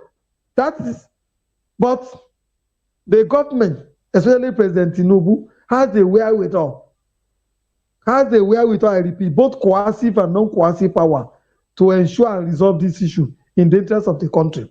Because whatever happens to Dangote, it will have impact on his own renewed hope agenda. The economy is gradually stabilizing, inflation is calming down, and then goods and services can easily now be moved from different parts of the country. The queues have disappeared from most of the petrol stations all over the country and other. So if the Dangote refinery shuts down and what have you, and the NNPC is not a credible alternative and other, it means that this country will go back to square one. And then the political environment will become toxic again. It will become poisonous. And then government will find it difficult to realize whatever programs and actions it wants to realize in the country before the next elections and beyond. Barrister, you made a very, very salient point when you said the president has all the powers, both the coercive and non-coercive. So in this case, Nigeria at this point, we are at a crossroad as regards the Pengasin and Dangote issue. what do you think the government should do so that Pengasi will win, Dangote will win, and Nigeria will win?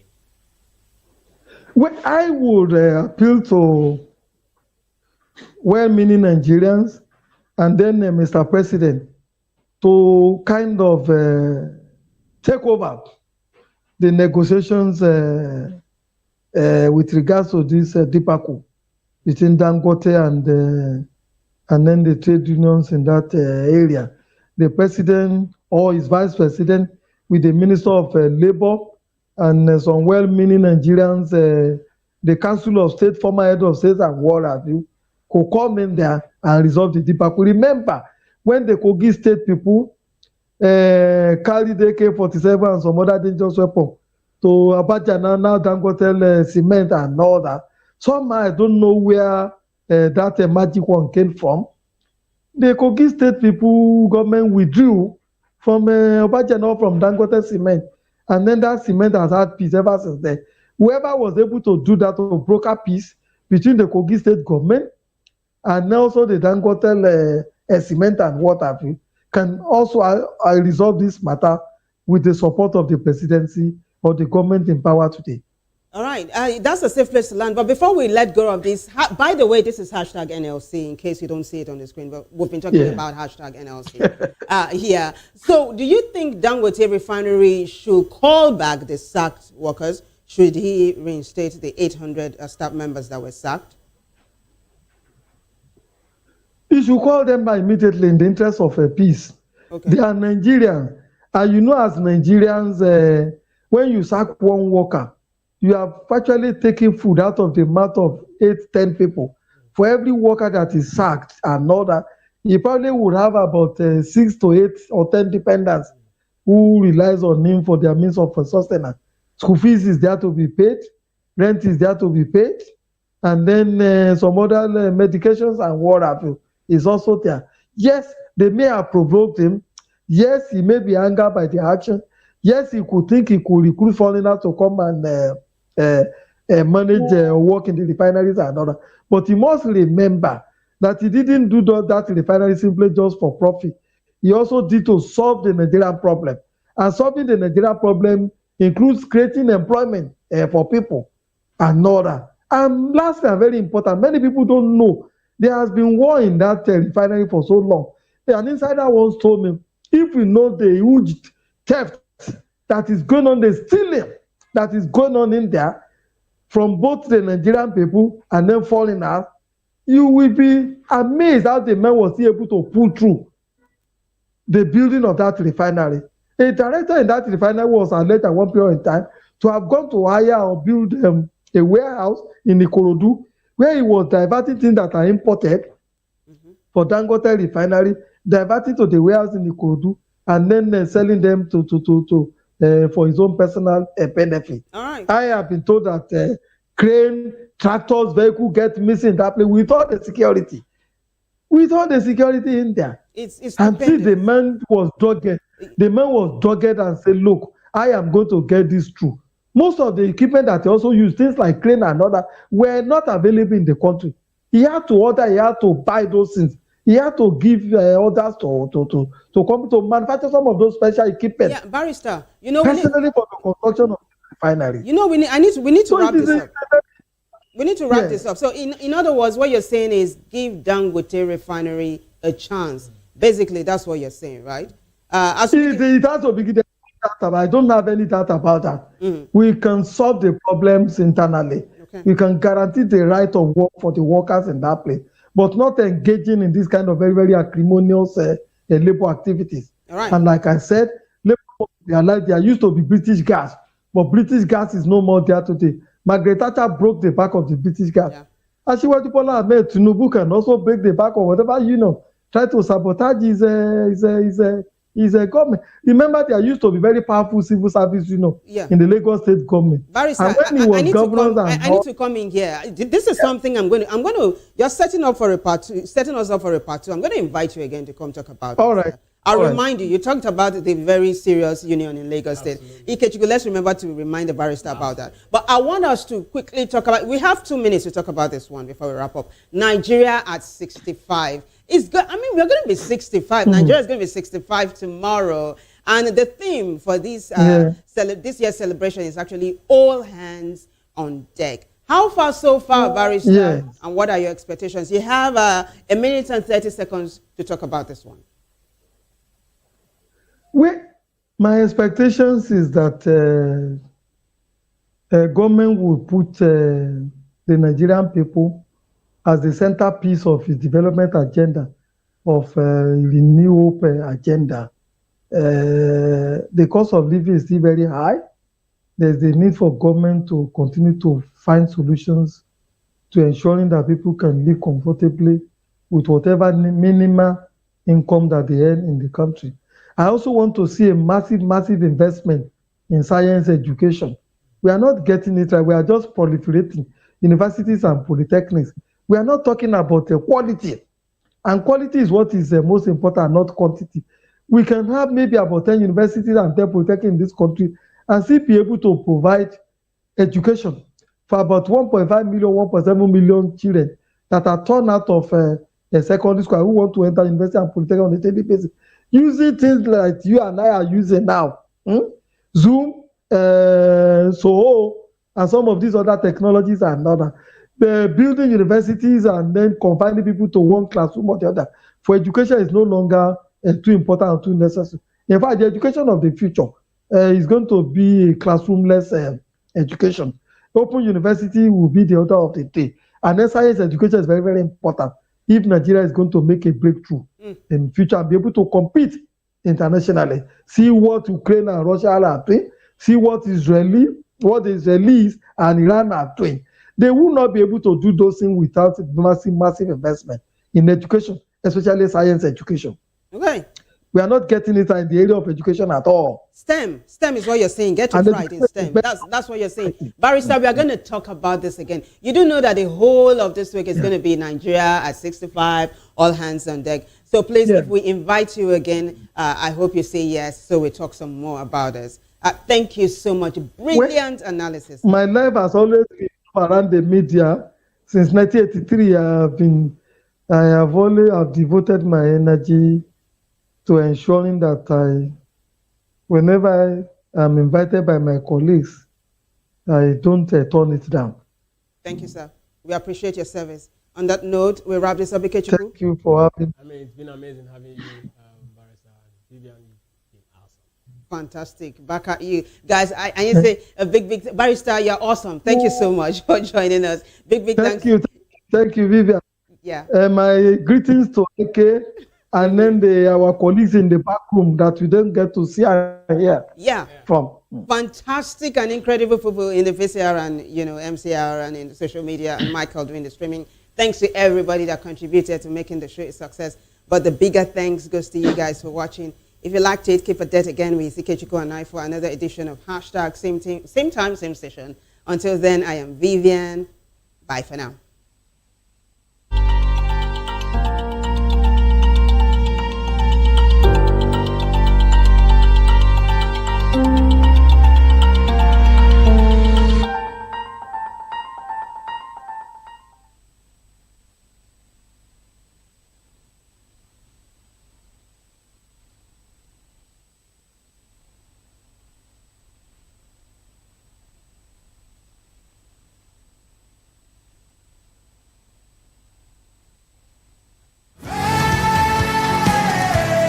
Ever wonder what inspires your favorite gospel artists?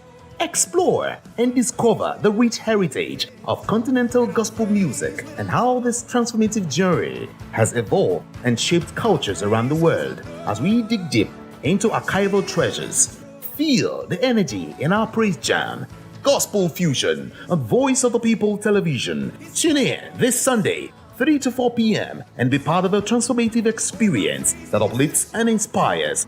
Join us as we explore the transformative power of gospel music and its ability to uplift spirits and unite hearts. Tune in this Sunday, 3 to 4 p.m. on Voice of the People Television. Gospel Fusion. Let's fuse our hearts in praise and joy.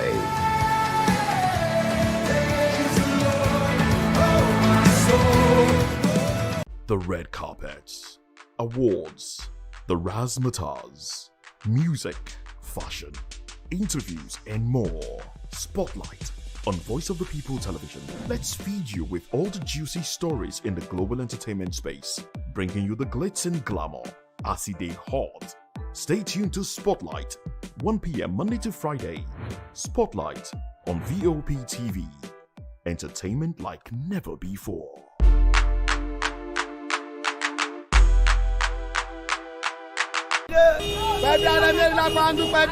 Good morning. It's the start of a beautiful day. Well, start your day right with a healthy dose of news, fun, and inspiration.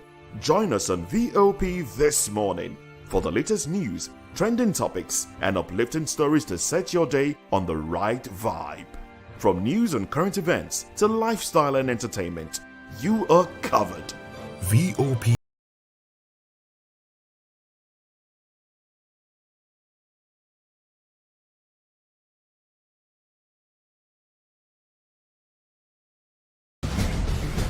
Join us as we drive into the world of politics through insightful interviews with prominent political figures, both serving and former governors, ministers, senators, legislators, party chieftains, activists, and analysts. Get first-hand information into the decision-making processes that affect our daily lives. Highly engaging one-hour program that brings political discourse into focus. I am Chukwuma Okoro. Political Lens, Monday through Friday, 6 to 7 p.m. Join us. Voice of the people, you can hear me now. My name is Patrick Doyle, and I wish that you continue to echo the voices of the people. Big up VOP TV. My name is Suibifa Dokubo. Please keep watching VOP TV. Hi, my name is Kwekumali Ikenda Onyekwena, and I am with the Voice of the People TV. Now, if you're looking for the veritable channel for information, politics, robust discussions, you don't need to go far. VOP has you. VOP will always have you. Thank you.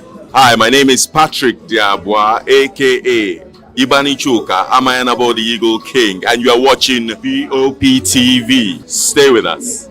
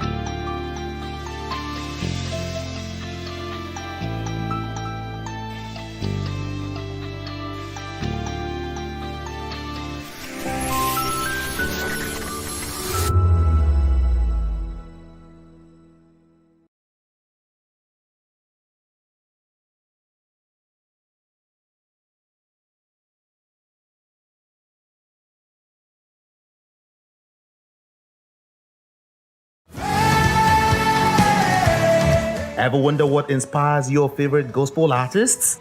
Explore and discover the rich heritage of continental gospel music and how this transformative journey has evolved and shaped cultures around the world. As we dig deep into archival treasures, feel the energy in our praise jam, Gospel Fusion on Voice of the People Television. Tune in this Sunday, 3 to 4 p.m. and be part of a transformative experience that uplifts and inspires. Join us as we explore the transformative power of gospel music and its ability to uplift spirits and unite hearts. Tune in this Sunday, 3 to 4 p.m. on Voice of the People Television. Gospel Fusion. Let's fuse our hearts in praise and joy.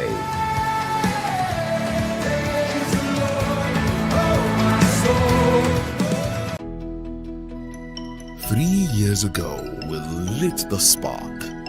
Today, we are blazing the trail for others to follow. VOP Media is free. 3 years of breaking boundaries, 3 years of being that bold voice that echoes the thoughts of the people. 3 years of telling stories that matter. We have experienced complete breakdown in democratic governance. We are not just a brand. We are a movement, giving voice to the voiceless. We go to bed empty hunger.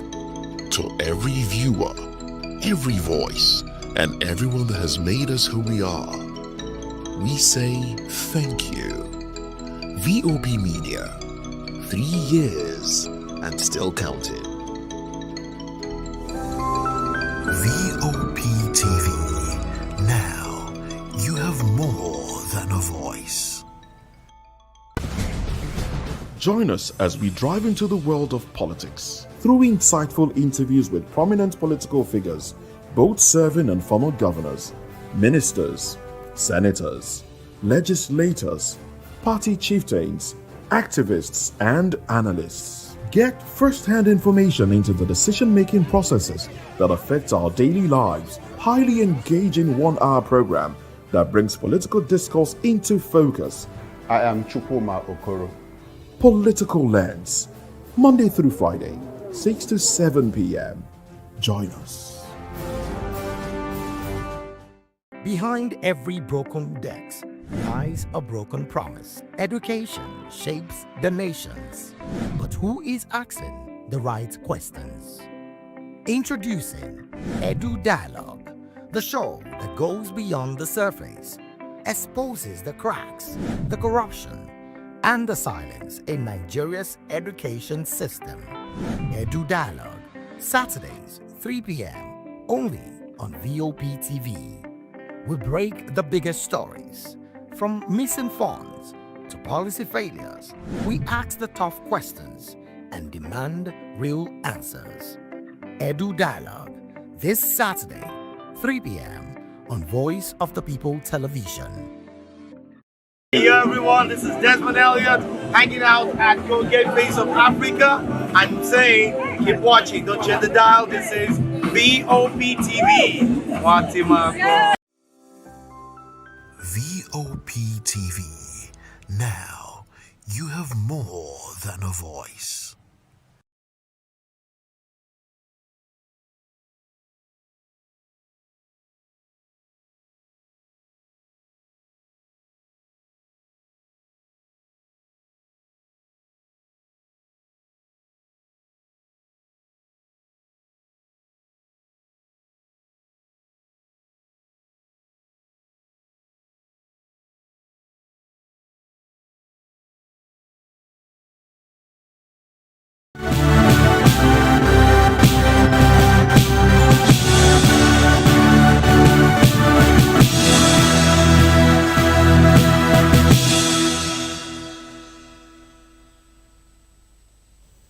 Well, hello and welcome to News Hour on Voice of the People TV. I am Vivian Oguche.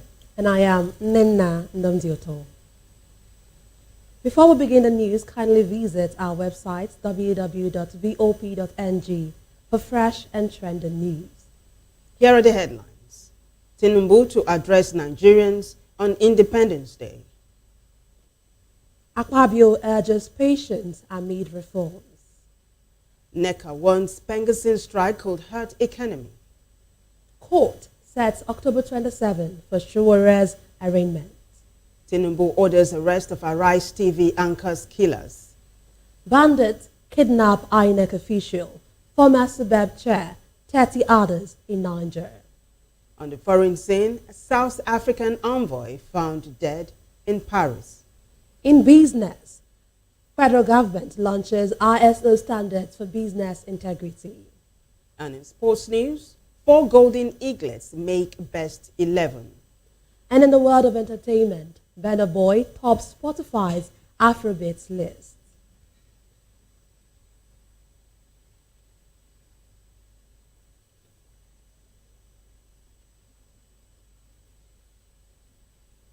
Well, now the news in detail. President Bola Tinubu will deliver a nationwide broadcast tomorrow, October 1, as part of events marking Nigeria's 65th independence anniversary. This was disclosed in a statement by the President's advisor on information strategy, Bayo Onanuga, who said the broadcast will begin at 7 a.m. VOP TV will bring you the address live on SLT channel 264 and on YouTube at Voice of the People TV. Akpabio urges, meanwhile, Senate President Godswill Akpabio has urged Nigerians to remain patient with the ongoing reforms under President Bola Tinubu, saying the country is on the right path. In a statement marking Nigeria's 65th independence anniversary, Akpabio said the reforms are beginning to yield positive results and appealed to citizens to endure the temporary discomfort for the sake of future generations. He commended President Tinubu's commitment to peace and national development and called for continued support from Nigerians. Moving on, the Inter-Party Advisory Council is calling on citizens to embrace patriotism and action to strengthen the country's democracy as Nigeria marks its 65th independence anniversary. In a statement from Abuja, IPAC National Chairman Yusuf Dan Tale congratulated Nigerians on the milestone and urged renewed confidence in the nation's future. He praised the courage and vision of the country's founding fathers and described Nigerians as a resilient and resourceful people committed to building a better nation despite ongoing challenges.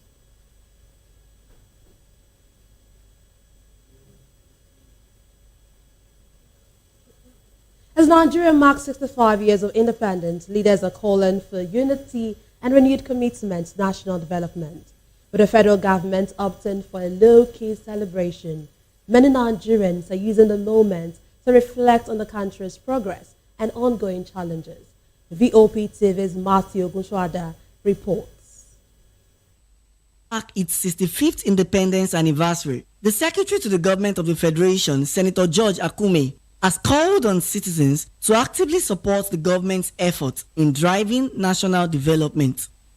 Meanwhile, the Minister of Information and National Orientation, Mohammed Idris, announced that the federal government is planning a low-key celebration to mark this year's anniversary, while noting that the decision reflects the current realities and the need for sober reflection on the nation's journey since independence in 1960. Additionally, the Minister of Interior, Olubunmi Tunji-Ojo, urged Nigerians to continue to uphold the patriotic spirit, unity, and resilience that have sustained the country over the years. Even as the nation celebrates its Independence Day, many Nigerians are sharing their views, expressing a mix of hope, concern, and calls for genuine progress in governance and national development. I think as a citizen of Nigeria, we have to be patriotic in our country, believing that one day things is going to be better. It only takes time. Good things takes time. So we should be, patriotic and believe in our country. That is how other nations, great nations, does. We have to be patriotic about our country first. Then every other thing can come in. For the leaders as well, I believe that they can do better. They're already doing what they can. So I believe that they should lead us well. They should make us feel the need to say that we are really Nigerians. We are part of the process. So they should carry us along. I believe Nigeria will always be the better country for us. We are celebrating this ever since, and I also thank God for still giving up. It's not about celebrating dependent, that's the main thing. But what if you are celebrating it and the citizens are not really comfortable with everything that is going on? Like after celebrating the dependent, I'm expecting government to do more concerning our country, concerning the roads, the youths. We are all jobless. Even though you even see a job serve, they will not pay you money that can certify you to do anything at all. You will be suffering. There's nothing at all to eat. The people are complaining. Although celebration of dependence is very okay and it's nice, and I'm happy that we are celebrating it. But I think the government also should do more things, should provide jobs for the youth and also provide a good road for the citizen so that we can feel comfortable and celebrate it well. Independence is the day Nigeria gained its freedom from the colonial masters, from the Britain, that when they gained their freedom. And from the part of the citizens, this is what I want us to do. Pray for the country. Things can still get better. Just be up and doing. Don't rely on the government. Don't rely that the government is going to promise you anything. No government that promises citizens everly fulfill them. So just go out to work and believe in your God, everything will be better. The first thing is that we are not celebrating independence. We are remembering the day we lost our independence. We lost our independence in 1960. That was when independence was lost, because the moment they said they got independence, it didn't last 3 years. In the last 6 years, the whole thing was scattered. And up till now, Nigeria has been falling. Compared to when the whites were ruling us, Nigeria was progressing. So we didn't have independence. We were just remembering when we lost our independence in 1960. But because since then, the country has not been progressing from one problem to another ethnic group. So many just scatter. We need to redefine the country. We need to redefine what brings us together. Because that 1960, we don't really know any other thing again that happened to this country. We only thank God that we are another year older. We are thank God as a nation.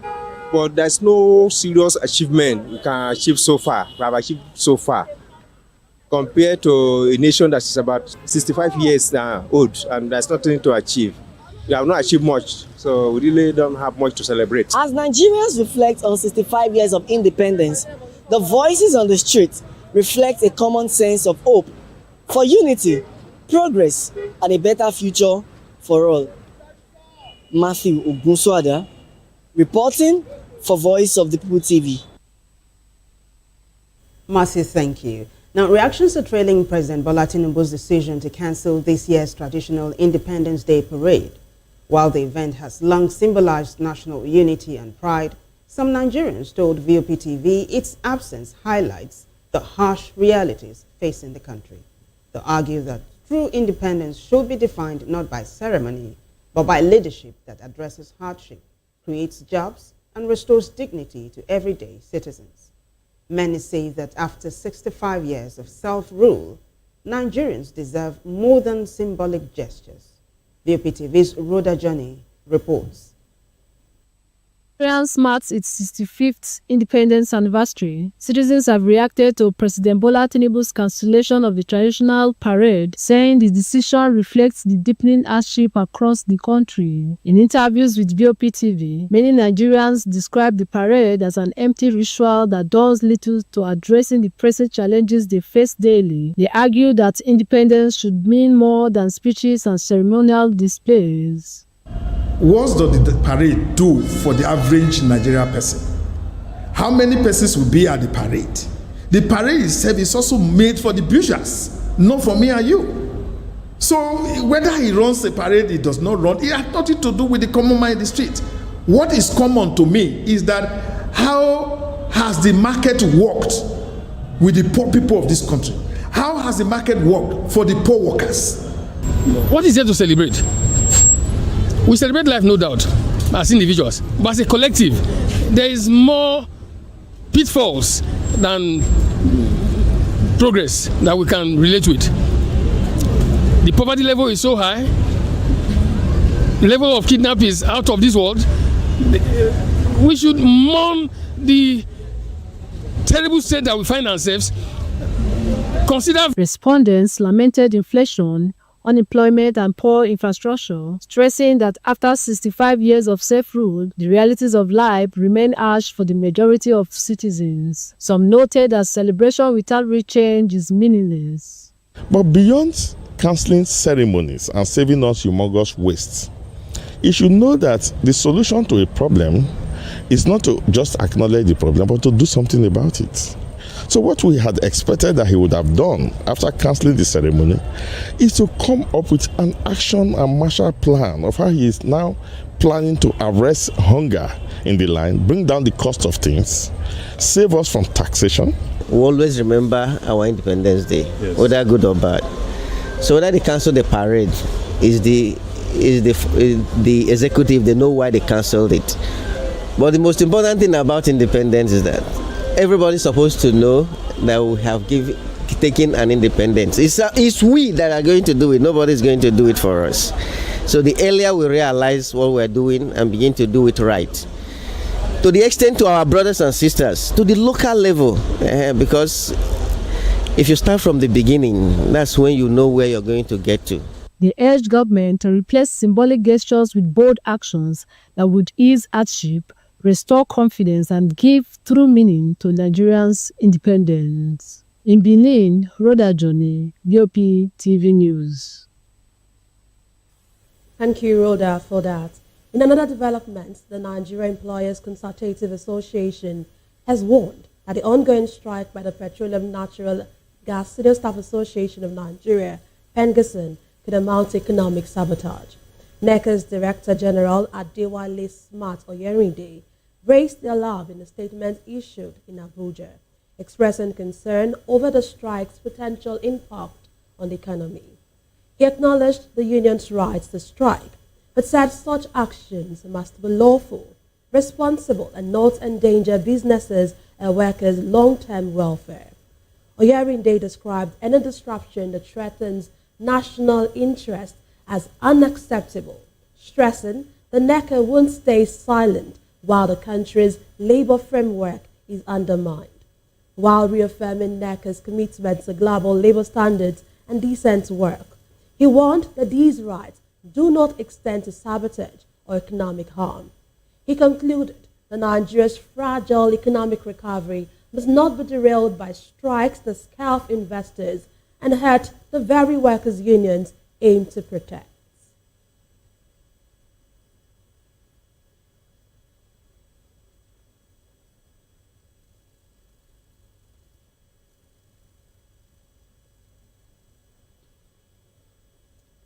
Now to legal matters. Justice Mohammed Umar of the Federal High Court Abuja has fixed October 27, 2025 for the arraignment of human rights activist and AAC presidential candidate Omoyele Sowore. The arraignment was stalled due to the prosecution's failure to serve the 5-count cybercrime charge on Sowore. At the hearing, the Director of Public Prosecution told the court the government was ready to arraign Sowore, along with X Corporation and Meta, listed as first to third defendants. However, Showore's lawyer, Marshal Abubakar, said they had not been served. Counsel for Meta confirmed the same, while X Corporation was unrepresented. The charges stem from an alleged social media post made on the 25th of August, set to contravene Cybercrimes Prohibition and Prevention Act 2024. The DSS had filed the charges and earlier issued Sowore a one-week ultimatum to delete what it called a false and inciting post about President Bola Tinubu. The deadline passed without compliance. Away from legal matter, President Bola Tinubu has expressed deep sorrow over the death of Arise TV News anchor Somto Chukwu Maduagu, who was killed during a robbery at her home in Abuja. In a statement by Special Advisor on Information and Strategy, Bayo Nanuga, the President extended condolences to Maduagu's family, Arise News, and the Nigerian media community. He reaffirmed his administration's commitment to safeguarding lives and property, promising intensified efforts against crime nationwide. Lagos State Governor Babajide Sanwo-Olu also mourned the 29-year-old journalist. In a statement by his media aide, Boyega Akoshile, the governor described Maduagu, fondly known as Sami, as a rising star in broadcast journalism who carried out her duties with passion and professionalism. Meanwhile, FCT Minister Nyesom Wike has vowed that those behind the killing of Arise News journalist Somto Chukwu Maduagu will be brought to justice. Wike, in a statement by his media aide, Larry Olayinka, described Maduagu's death as tragic and painful while commiserating with the Arise News team. He assured that police will investigate the circumstances surrounding her death and ensure those responsible are held accountable. Wike added that her death is not just a loss to Arise News, but to the Nigerian media and the nation as a whole. In the meantime, the Nigerian Guild of Editors has mourned the death of Arise TV journalist Somto Chukwu Christel Maduagu. In a statement by its president, Eze Anaba, and General Secretary Onoha Uke, the Guild said journalism has lost a passionate, professional one committed to giving voice to the voiceless and representing the future of the profession. The editors described her killing as a stark reminder of the daily dangers faced by Nigerians, both at home and in public spaces. They also called on security agencies to ensure those behind the attack identified and brought to justice. May Somto's soul rest in peace.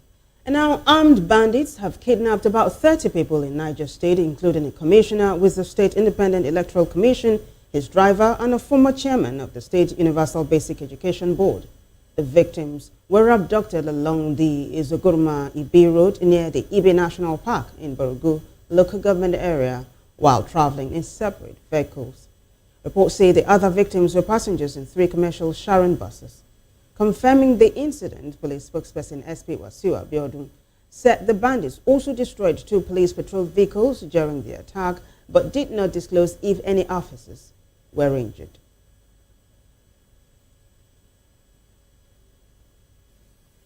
Joining us virtually to analyze the news hour is Eugene Osigwe. He's a public affairs analyst. President Bola Tinubu will deliver a nationwide broadcast tomorrow, October 1, as part of the event marking the nation's 65th independence anniversary. Okay, Mr. Osigwe, can you tell us what are the themes? What do we expect from President Bola Tinubu? Yeah, good evening and thanks for having me. Well, I don't have so much expectation given the speech of the president we've had in the past. This is like a routine. The day we come and go, we hear words of promises of trying to reassure the people that we are going through tough times. We should be calm. We should show understanding. We should bear. And his normal phrase that it's the pang of giving birth to a newborn baby, and it soon be over. That's what we've been hearing over and over. So I don't expect anything much different from that. So I would like the president to surprise me tomorrow with his speech and promise of action plan, and to follow through his word. But having said that, I don't see anything very spectacular or any expectation or any promises, any hope-inspiring pronouncement that the president will say tomorrow to the light of Nigerians. So the mode of the nation is that is so apathetic now that nothing surprises Nigerians anymore. So I don't expect anything fundamental or any earth-moving promises to be made by the president tomorrow when he gives his speech. Okay, Eugene, for starters, I'd like to thank you for joining us on News Hour. You know, the traditional Independence Parade has been cancelled, and lots of Nigerians have been making so much ado about it. I don't know if you're disappointed, though, that the president cancelled the traditional parade, Independence Parade. No, I am not disappointed. It's not the first time it's happening. It has happened in other leaders before him, so I'm not disappointed. It would be, there is nothing Nigerians are looking forward to tomorrow. So cancelling doesn't make any difference.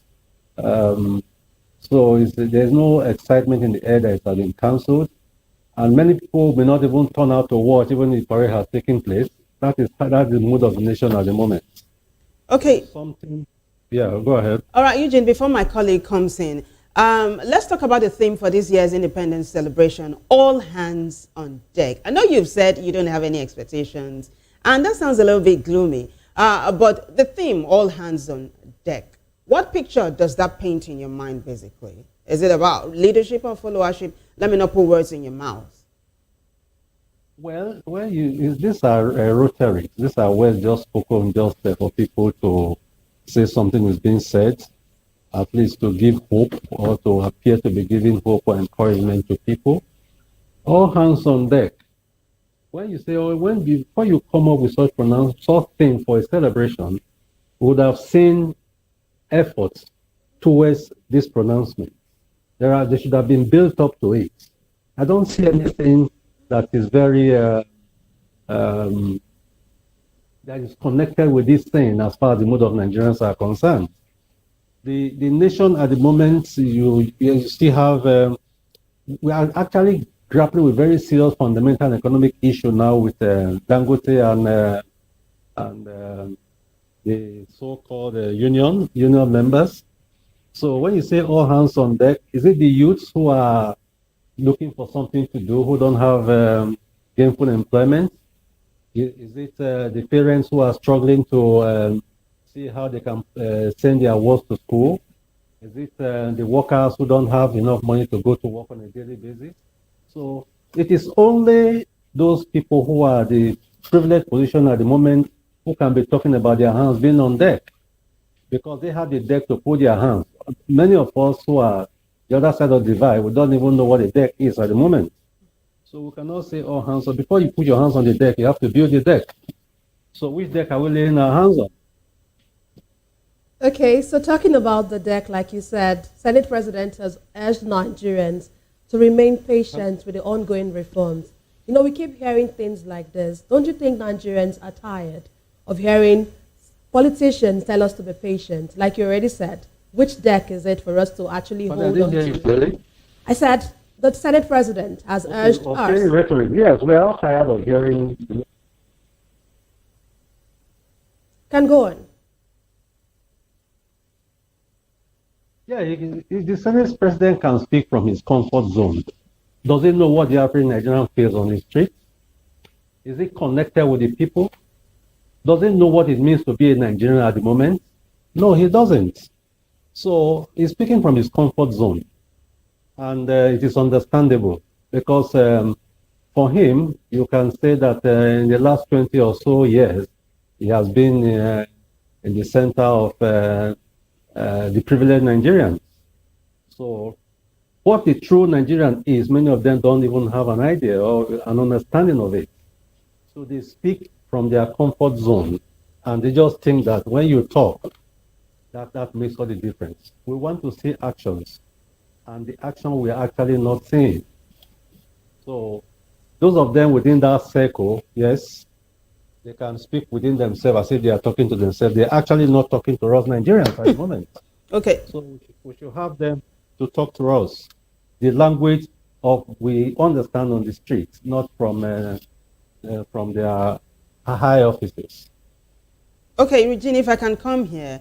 Senator Akpabio says that the reforms that President Tinubu has embarked upon are beginning to yield positive results and appeal to citizens to endure the temporary discomfort for the sake of future generations. Let me draw you back a little bit. You do remember some months ago when the WTO chief, Ngozi Okonjo-Iweala, visited Nigeria and then went to pay the president a visit. She said that this administration has stabilized the economy. That's what she said. And that what the president needs to do now is to create safety nets for the vulnerable. Not too long after that, a former education minister, Obi Ezekwesili, also said that the economic reforms of this administration looks good on paper, but implementation is what is not too good. Former President Olusegun Obasanjo last year also said that the economic policies look good on paper, implementation is zero. How would you react to these varied reactions to the president's administration? In fairness to the president, Nigerians have always had good policies on paper.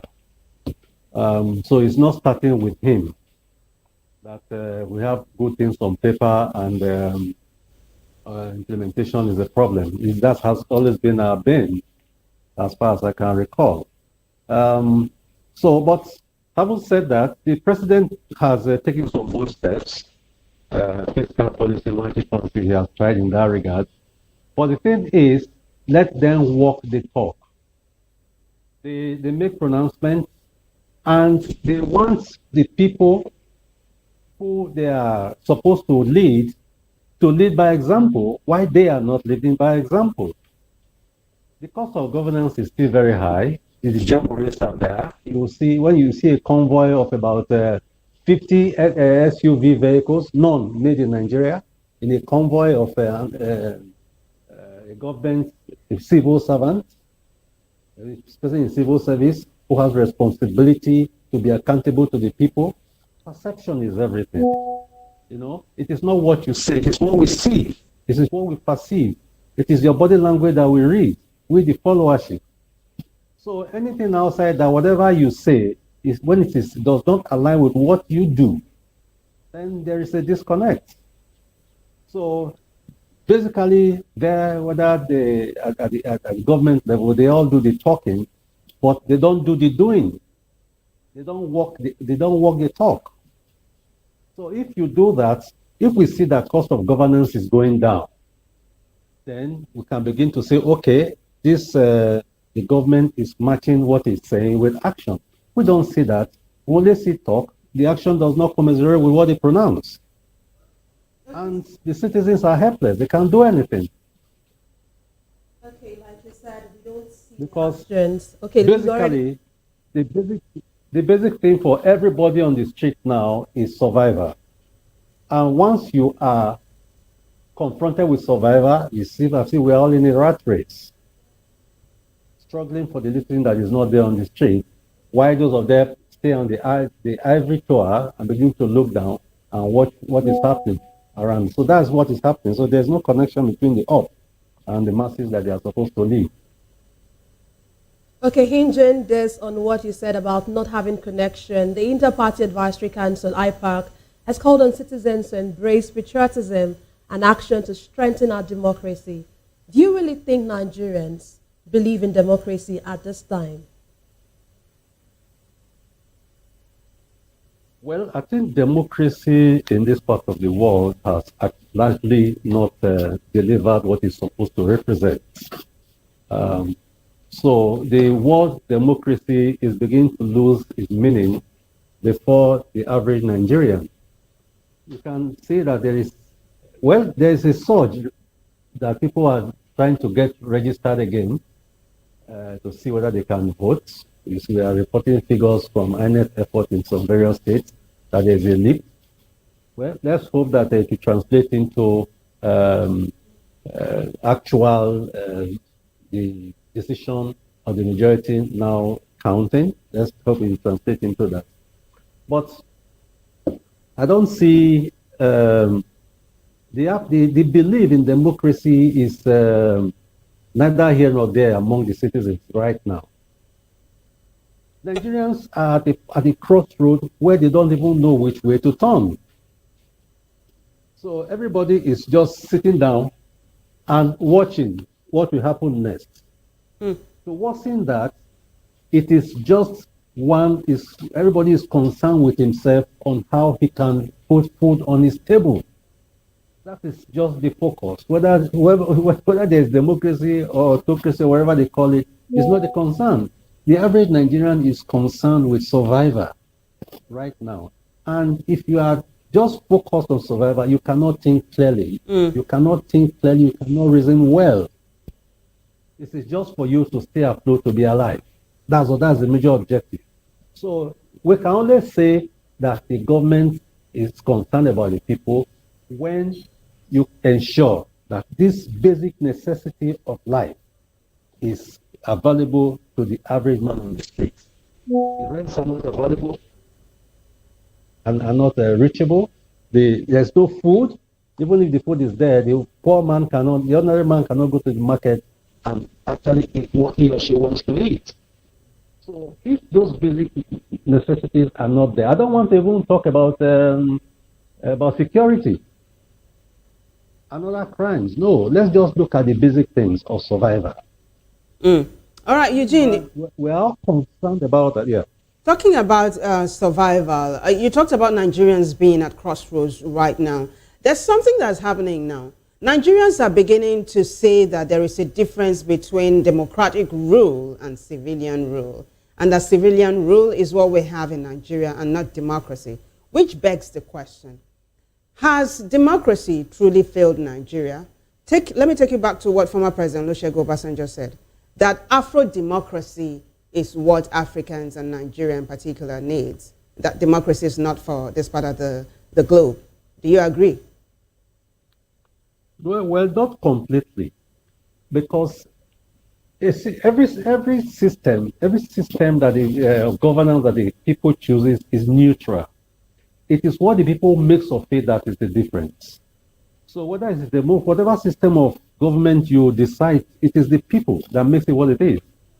Any system can be made to work if the people buy into it and have the love of their country at heart. But where you have people who are the position of influence or control or leadership, I don't like using the word leadership in connection with political elites. But at least for the purpose of this discussion, let me use it because they don't even qualify to bear that toga as leaders. So it is when those people who run the system make the difference in everything.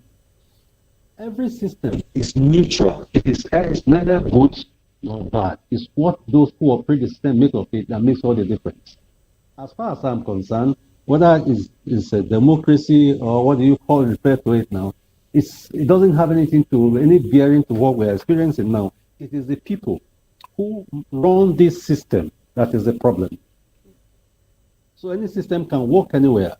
Democracies have worked in some countries. There are other countries that are non-democratic that are also doing well.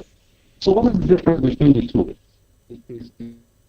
Okay, Eugene, let's move away from democracy and independence days stories. Another development, the Nigerian Employers Consultative Association Those is one. who are entrusted with it have the genuineness and sincerity of purpose to drive home the welfare of the people, put it as paramount to their personal interests. Okay. Where personal interests come first, any system, whatever it is, will not work. Thank you very much. So in another development, we know that Nigerian Employers Consultative Association has warned against the ongoing strike by Pengerson. What do you think about this? Do you think, this is definitely going to sabotage our economy. So do you think there's something the government, the government has done something, federal government has brought them to a table and this has ended in a stalemate. What do you think? What else can they do to ensure that this does not cripple our economy much more than it has already? Well, when I hear the issue of strike, I have a completely different view of it. Since the time of Michael Imudu, we've been talking about strike. Each time I hear it, I say, okay, well, during the time of Imudu, we're using typewriter, manual typewriter. Typewriter gravitated to electric typewriter. From there, you went into computer. From computer, we're talking about internet and all that. Yet we here, people who run our labor, are still stuck at the time of when we are still using this manual typewriter. There is no innovation. There is no thinking. There is no strategic approach to any problem. What they do, anything they know is down tools. Things don't work that way. Doesn't mean that since the system we have not grown. Why is strike the first option? The first and the last option of any conflict. What are the system? Have we not improved in the time of Paimodu to date? Are we saying that all our union leaders have been doing copy and paste? There are more times have changed. The system have changed. You cannot use the same system you're using in the 60s to deal with problems of this century. No. Our labor leaders are just not thinking. They are just there to mark out their time and make what they want to make and get out of the system, and the next person is coming in to take over from them and again continue the same system. So I'm tired of hearing this strike or no strike. Labor leaders should please educate themselves on how to manage crisis. Now, they are comfortable. The government they are fighting, those who run the government are comfortable. You are talking about you now want to shut down an economy where somebody does not even, who lives every day, if he doesn't go out, will not eat. You don't have consideration for those people. The place you are supposed to channel your energy and to hold the government responsible, you are not doing that. You are just looking at, because pardon my use of word, because your source of influence is being reduced, not that it's stopped completely. Then you want to down tools. Go into these matters and look at them critically. It is personal interest first. No, they are not even concerned about the average Nigerian, how it is going to impact. It's not a structured economy as such. Majority of the people are not in the structured sector. Those are people who work in the informal sector. You don't even have consideration for them. Any small thing you say you want to down tools, you want to down tools. Come on. Let them have consideration for their fellow human being before you now begin to talk about strike. This discussion about Pengasson or the other Darkman shutting down has not lasted for how many days? Now you are grounding the nation. You are shutting down the whole system. For what? Have you exhausted all options for discussion? Do you have consideration for how much the system is going to lose? I'm not saying that the government itself is doing well. The government is complacent in this matter. But however, they should find more creative approach to solving Nigerians' problem.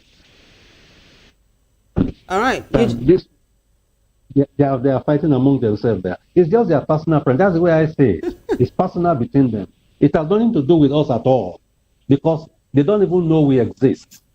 It is only when something that affects them personally has been tampered with, they begin to say, okay, we are going to shut down. All right, Eugene, you've said it all. I don't know what else we can say, but I've got to say thank you so much for your brilliant analysis today. Thank you for joining us today. You're welcome. All right, we have been speaking with Eugene Osigwe. He is a public affairs analyst.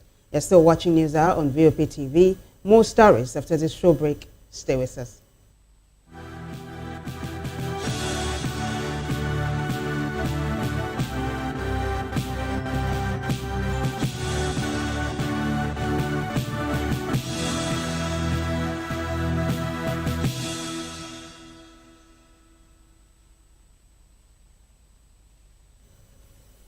Welcome back. You're still watching the News Hour on Voice of People Television. Troops of Operation Wellstroke have foiled an attempted attack by bandits on communities in Katsina Ala local government area of Benue State. The operation comes just a week after suspected armed headers and bandits killed 11 security personnel in the same area. In a statement from Makurdi, acting media officer Lieutenant Ahmed Zubeiru said the troops between September 26 and 28 successfully repelled planned attacks on Agurugu and Iguyudu villages. He quoted Force Commander Major General Gares commending the troops' bravery and professionalism and assuring residents of continued protection. In another development, the Olubadan of Ibadan land, Oba Rashidi Ladoja, has reaffirmed his withdrawal from partisan politics, saying his primary duty on the throne is to serve with fairness and justice. He made the remark while receiving a delegation led by former Vice President Atiku Abubakar at his Bodija residence in Ibadan. Atiku, accompanied by former PDP chairman, Senator Iyorcha Ayu, ex-Cross River Governor Leah Limoke, and former Kaduna Governor Nasir Rufai, congratulated the monarch on his recent coronation. The former vice president also apologized for missing the coronation, citing logistical and protocol challenges. In his response, the Olubadan warmly received the visitors and reflected on his political past and long-standing relationships with members of the delegation. He emphasized that although retired from politics, he values the friendships and experiences from that chapter of his life.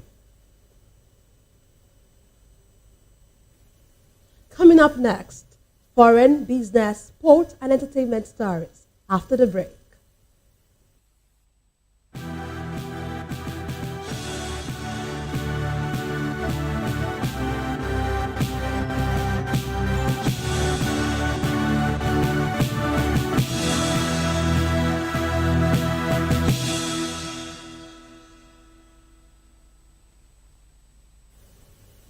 Glad to have you back. Missing South African ambassador to France, Nkosinati Mitewa, has been found dead at the foot of the Hyatt Regency Hotel in Western Paris. Authorities say his wife reported him missing Monday evening after receiving a disturbing text message. Mitewe had checked into a room on the 22nd floor, where investigators later discovered a first open secured window. An investigation is underway, but officials have not commented on possible causes. South Africa's Department of International Relations has confirmed his death, adding that French authorities are leading the probe.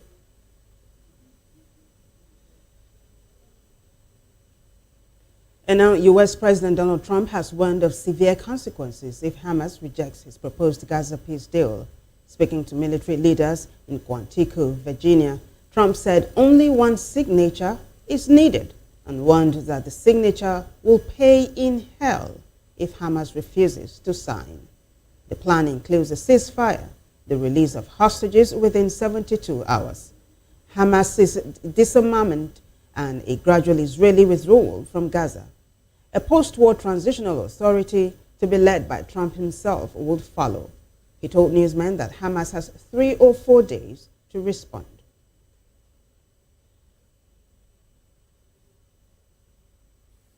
Moving on, the U.S. government is set to run out of funds at midnight, triggering a shutdown unless lawmakers reach a last-minute deal. President Donald Trump met with bipartisan congressional leaders at the White House on Monday in a bid to avert the crisis. But with both sides trading blame, there is still no clear path to a funding agreement.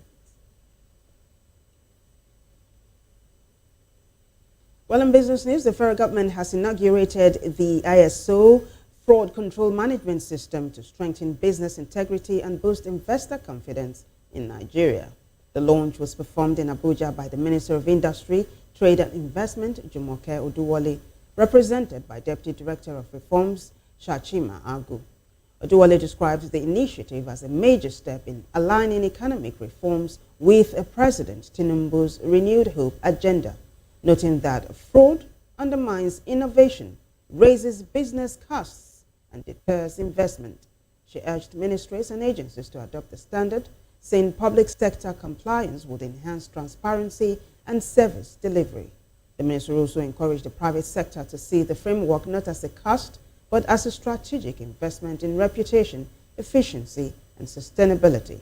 She assured that the government, through the Standards Organization of Nigeria, will support implementation, training, and public awareness.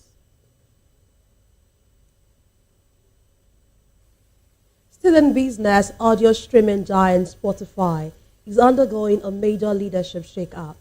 Founder and CEO Daniel Ekwe will step down in January 2026 and move into the role of executive chairman. Gustav Soderstrom, Chief Product and Technology Officer, and Alex Nordstrom, Chief Business Officer, will take over as co-CEOs. Both have been with the company for over 15 years and are set to join the board of directors, pending shareholder approval.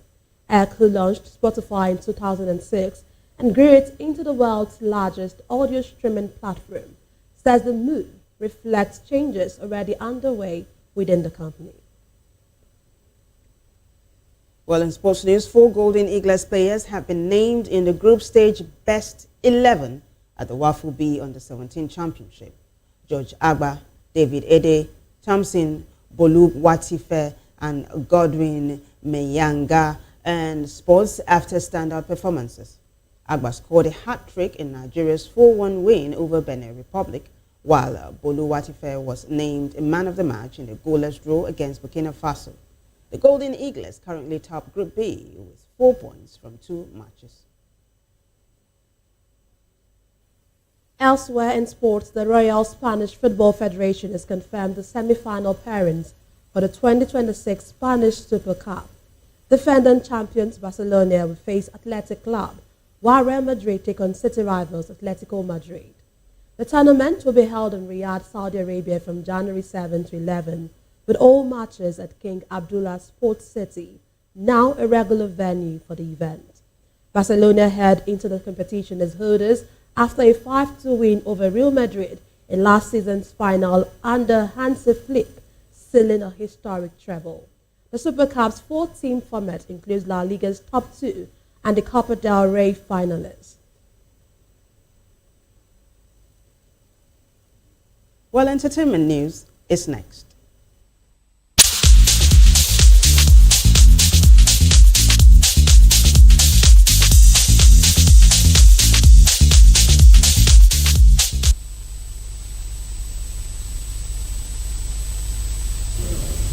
Welcome to the entertainment news.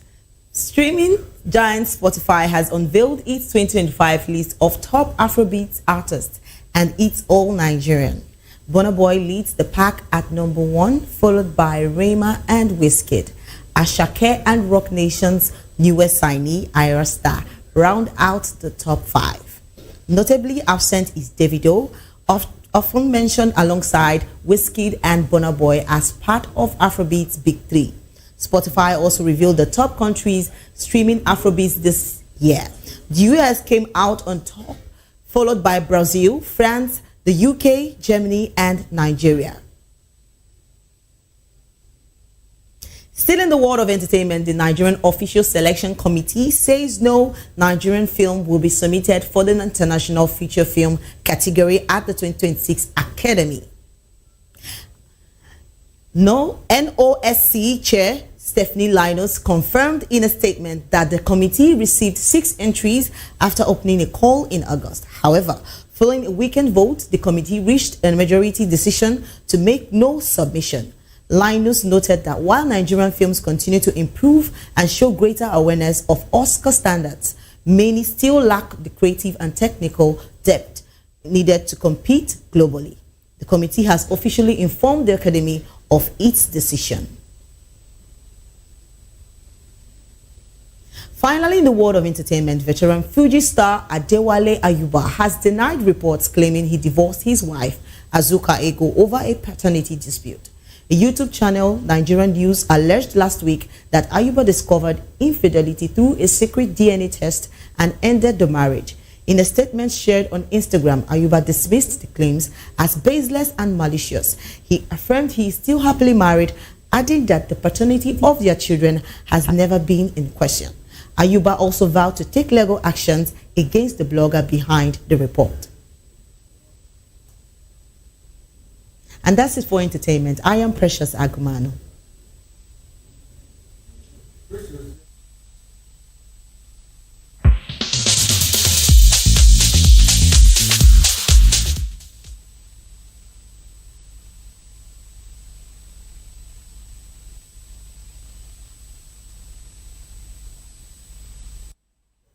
Thank you very much, Precious, for that. That's it on News Hour. Before we go, a quick look at the headlines. Tinubu to address Nigerians on Independence Day. Also, Akpabio urges patience amid reforms. NECA warns Pengasent strike could hurt economy. A court sets October 27 for Showare's arraignment. Tinubu orders arrest of Arise TV anchors killers. Bandits kidnap INEC official, former suburb chair, as well as 30 others in Niger. On the foreign scene, South African envoy found dead in Paris. Well, in business news, federal government launches ISO standards for business integrity. In sport, 4 golden eaglets make best 11. And in the world of entertainment, Burna Boy tops Spotify's Afrobeats list. Do well to subscribe to our YouTube channel on YouTube. We are Voice of the People TV. And on other social media platforms, we are at VOP TV Live. If you witness news happening near you, we want to hear from you. Send your eyewitness report, event coverage, request, photos or videos directly via WhatsApp to 081 4606 4057. You can also reach our newsroom by email at news@vop.ng. I am Nenna Ndomdioto. And I am Vivian Uguche. Thank you for watching.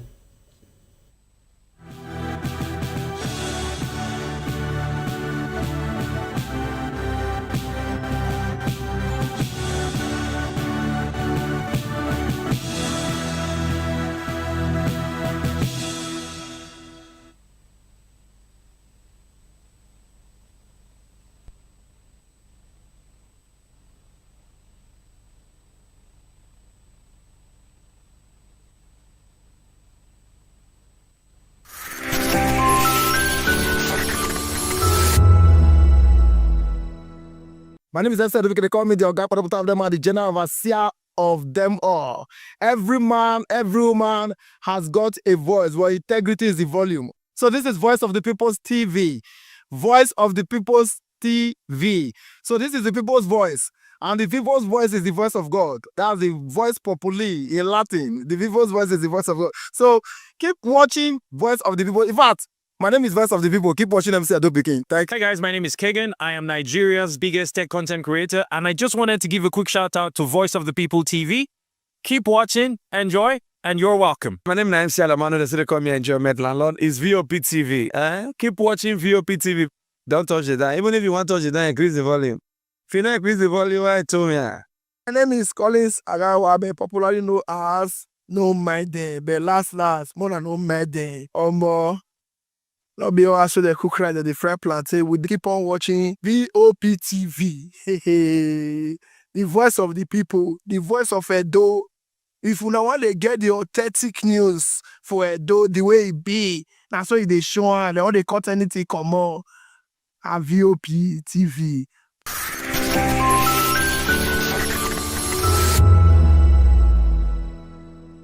Are you ready for the extraordinary? Something big is happening on your screen.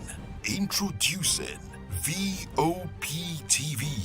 Now streaming on SLTV channel 264. From breaking news to captivating conversations, news analysis, giving you all sides to the story. We break in-depth discussions on the issues that matter, from politics to sports, entertainment, and lifestyle. VOP TV on SLTV channel 264. Join us as we redefine what television means to you. Voice of the People Television, VOP TV. Now you have more than a voice.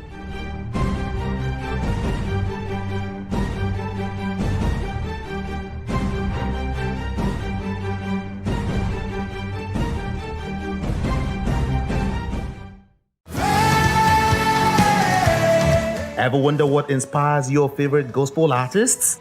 Explore and discover the rich heritage of continental gospel music and how this transformative journey has evolved and shaped cultures around the world. As we dig deep into archival treasures, feel the energy in our praise jam, Gospel Fusion on Voice of the People Television. Tune in this Sunday, 3 to 4 p.m. and be part of a transformative experience that uplifts and inspires. Join us as we explore the transformative power of gospel music and its ability to uplift spirits and unite hearts. Tune in this Sunday, 3 to 4 p.m. on Voice of the People Television. Gospel Fusion. Let's fuse our hearts in praise and joy.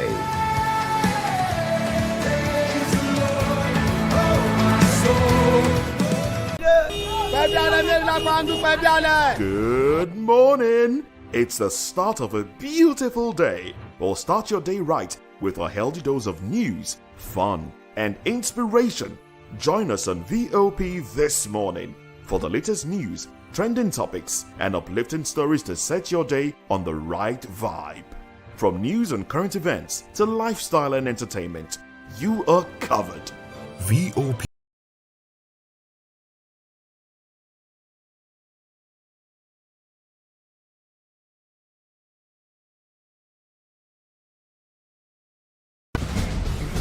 Join us as we drive into the world of politics through insightful interviews with prominent political figures, both serving and former governors, ministers, senators, legislators, party chieftains, activists, and analysts. Get first-hand information into the decision-making processes that affect our daily lives. Highly engaging 1-hour program that brings political discourse into focus. I am Chukwuma Okoro. Political Lens, Monday through Friday, 6 to 7 p.m. Join us.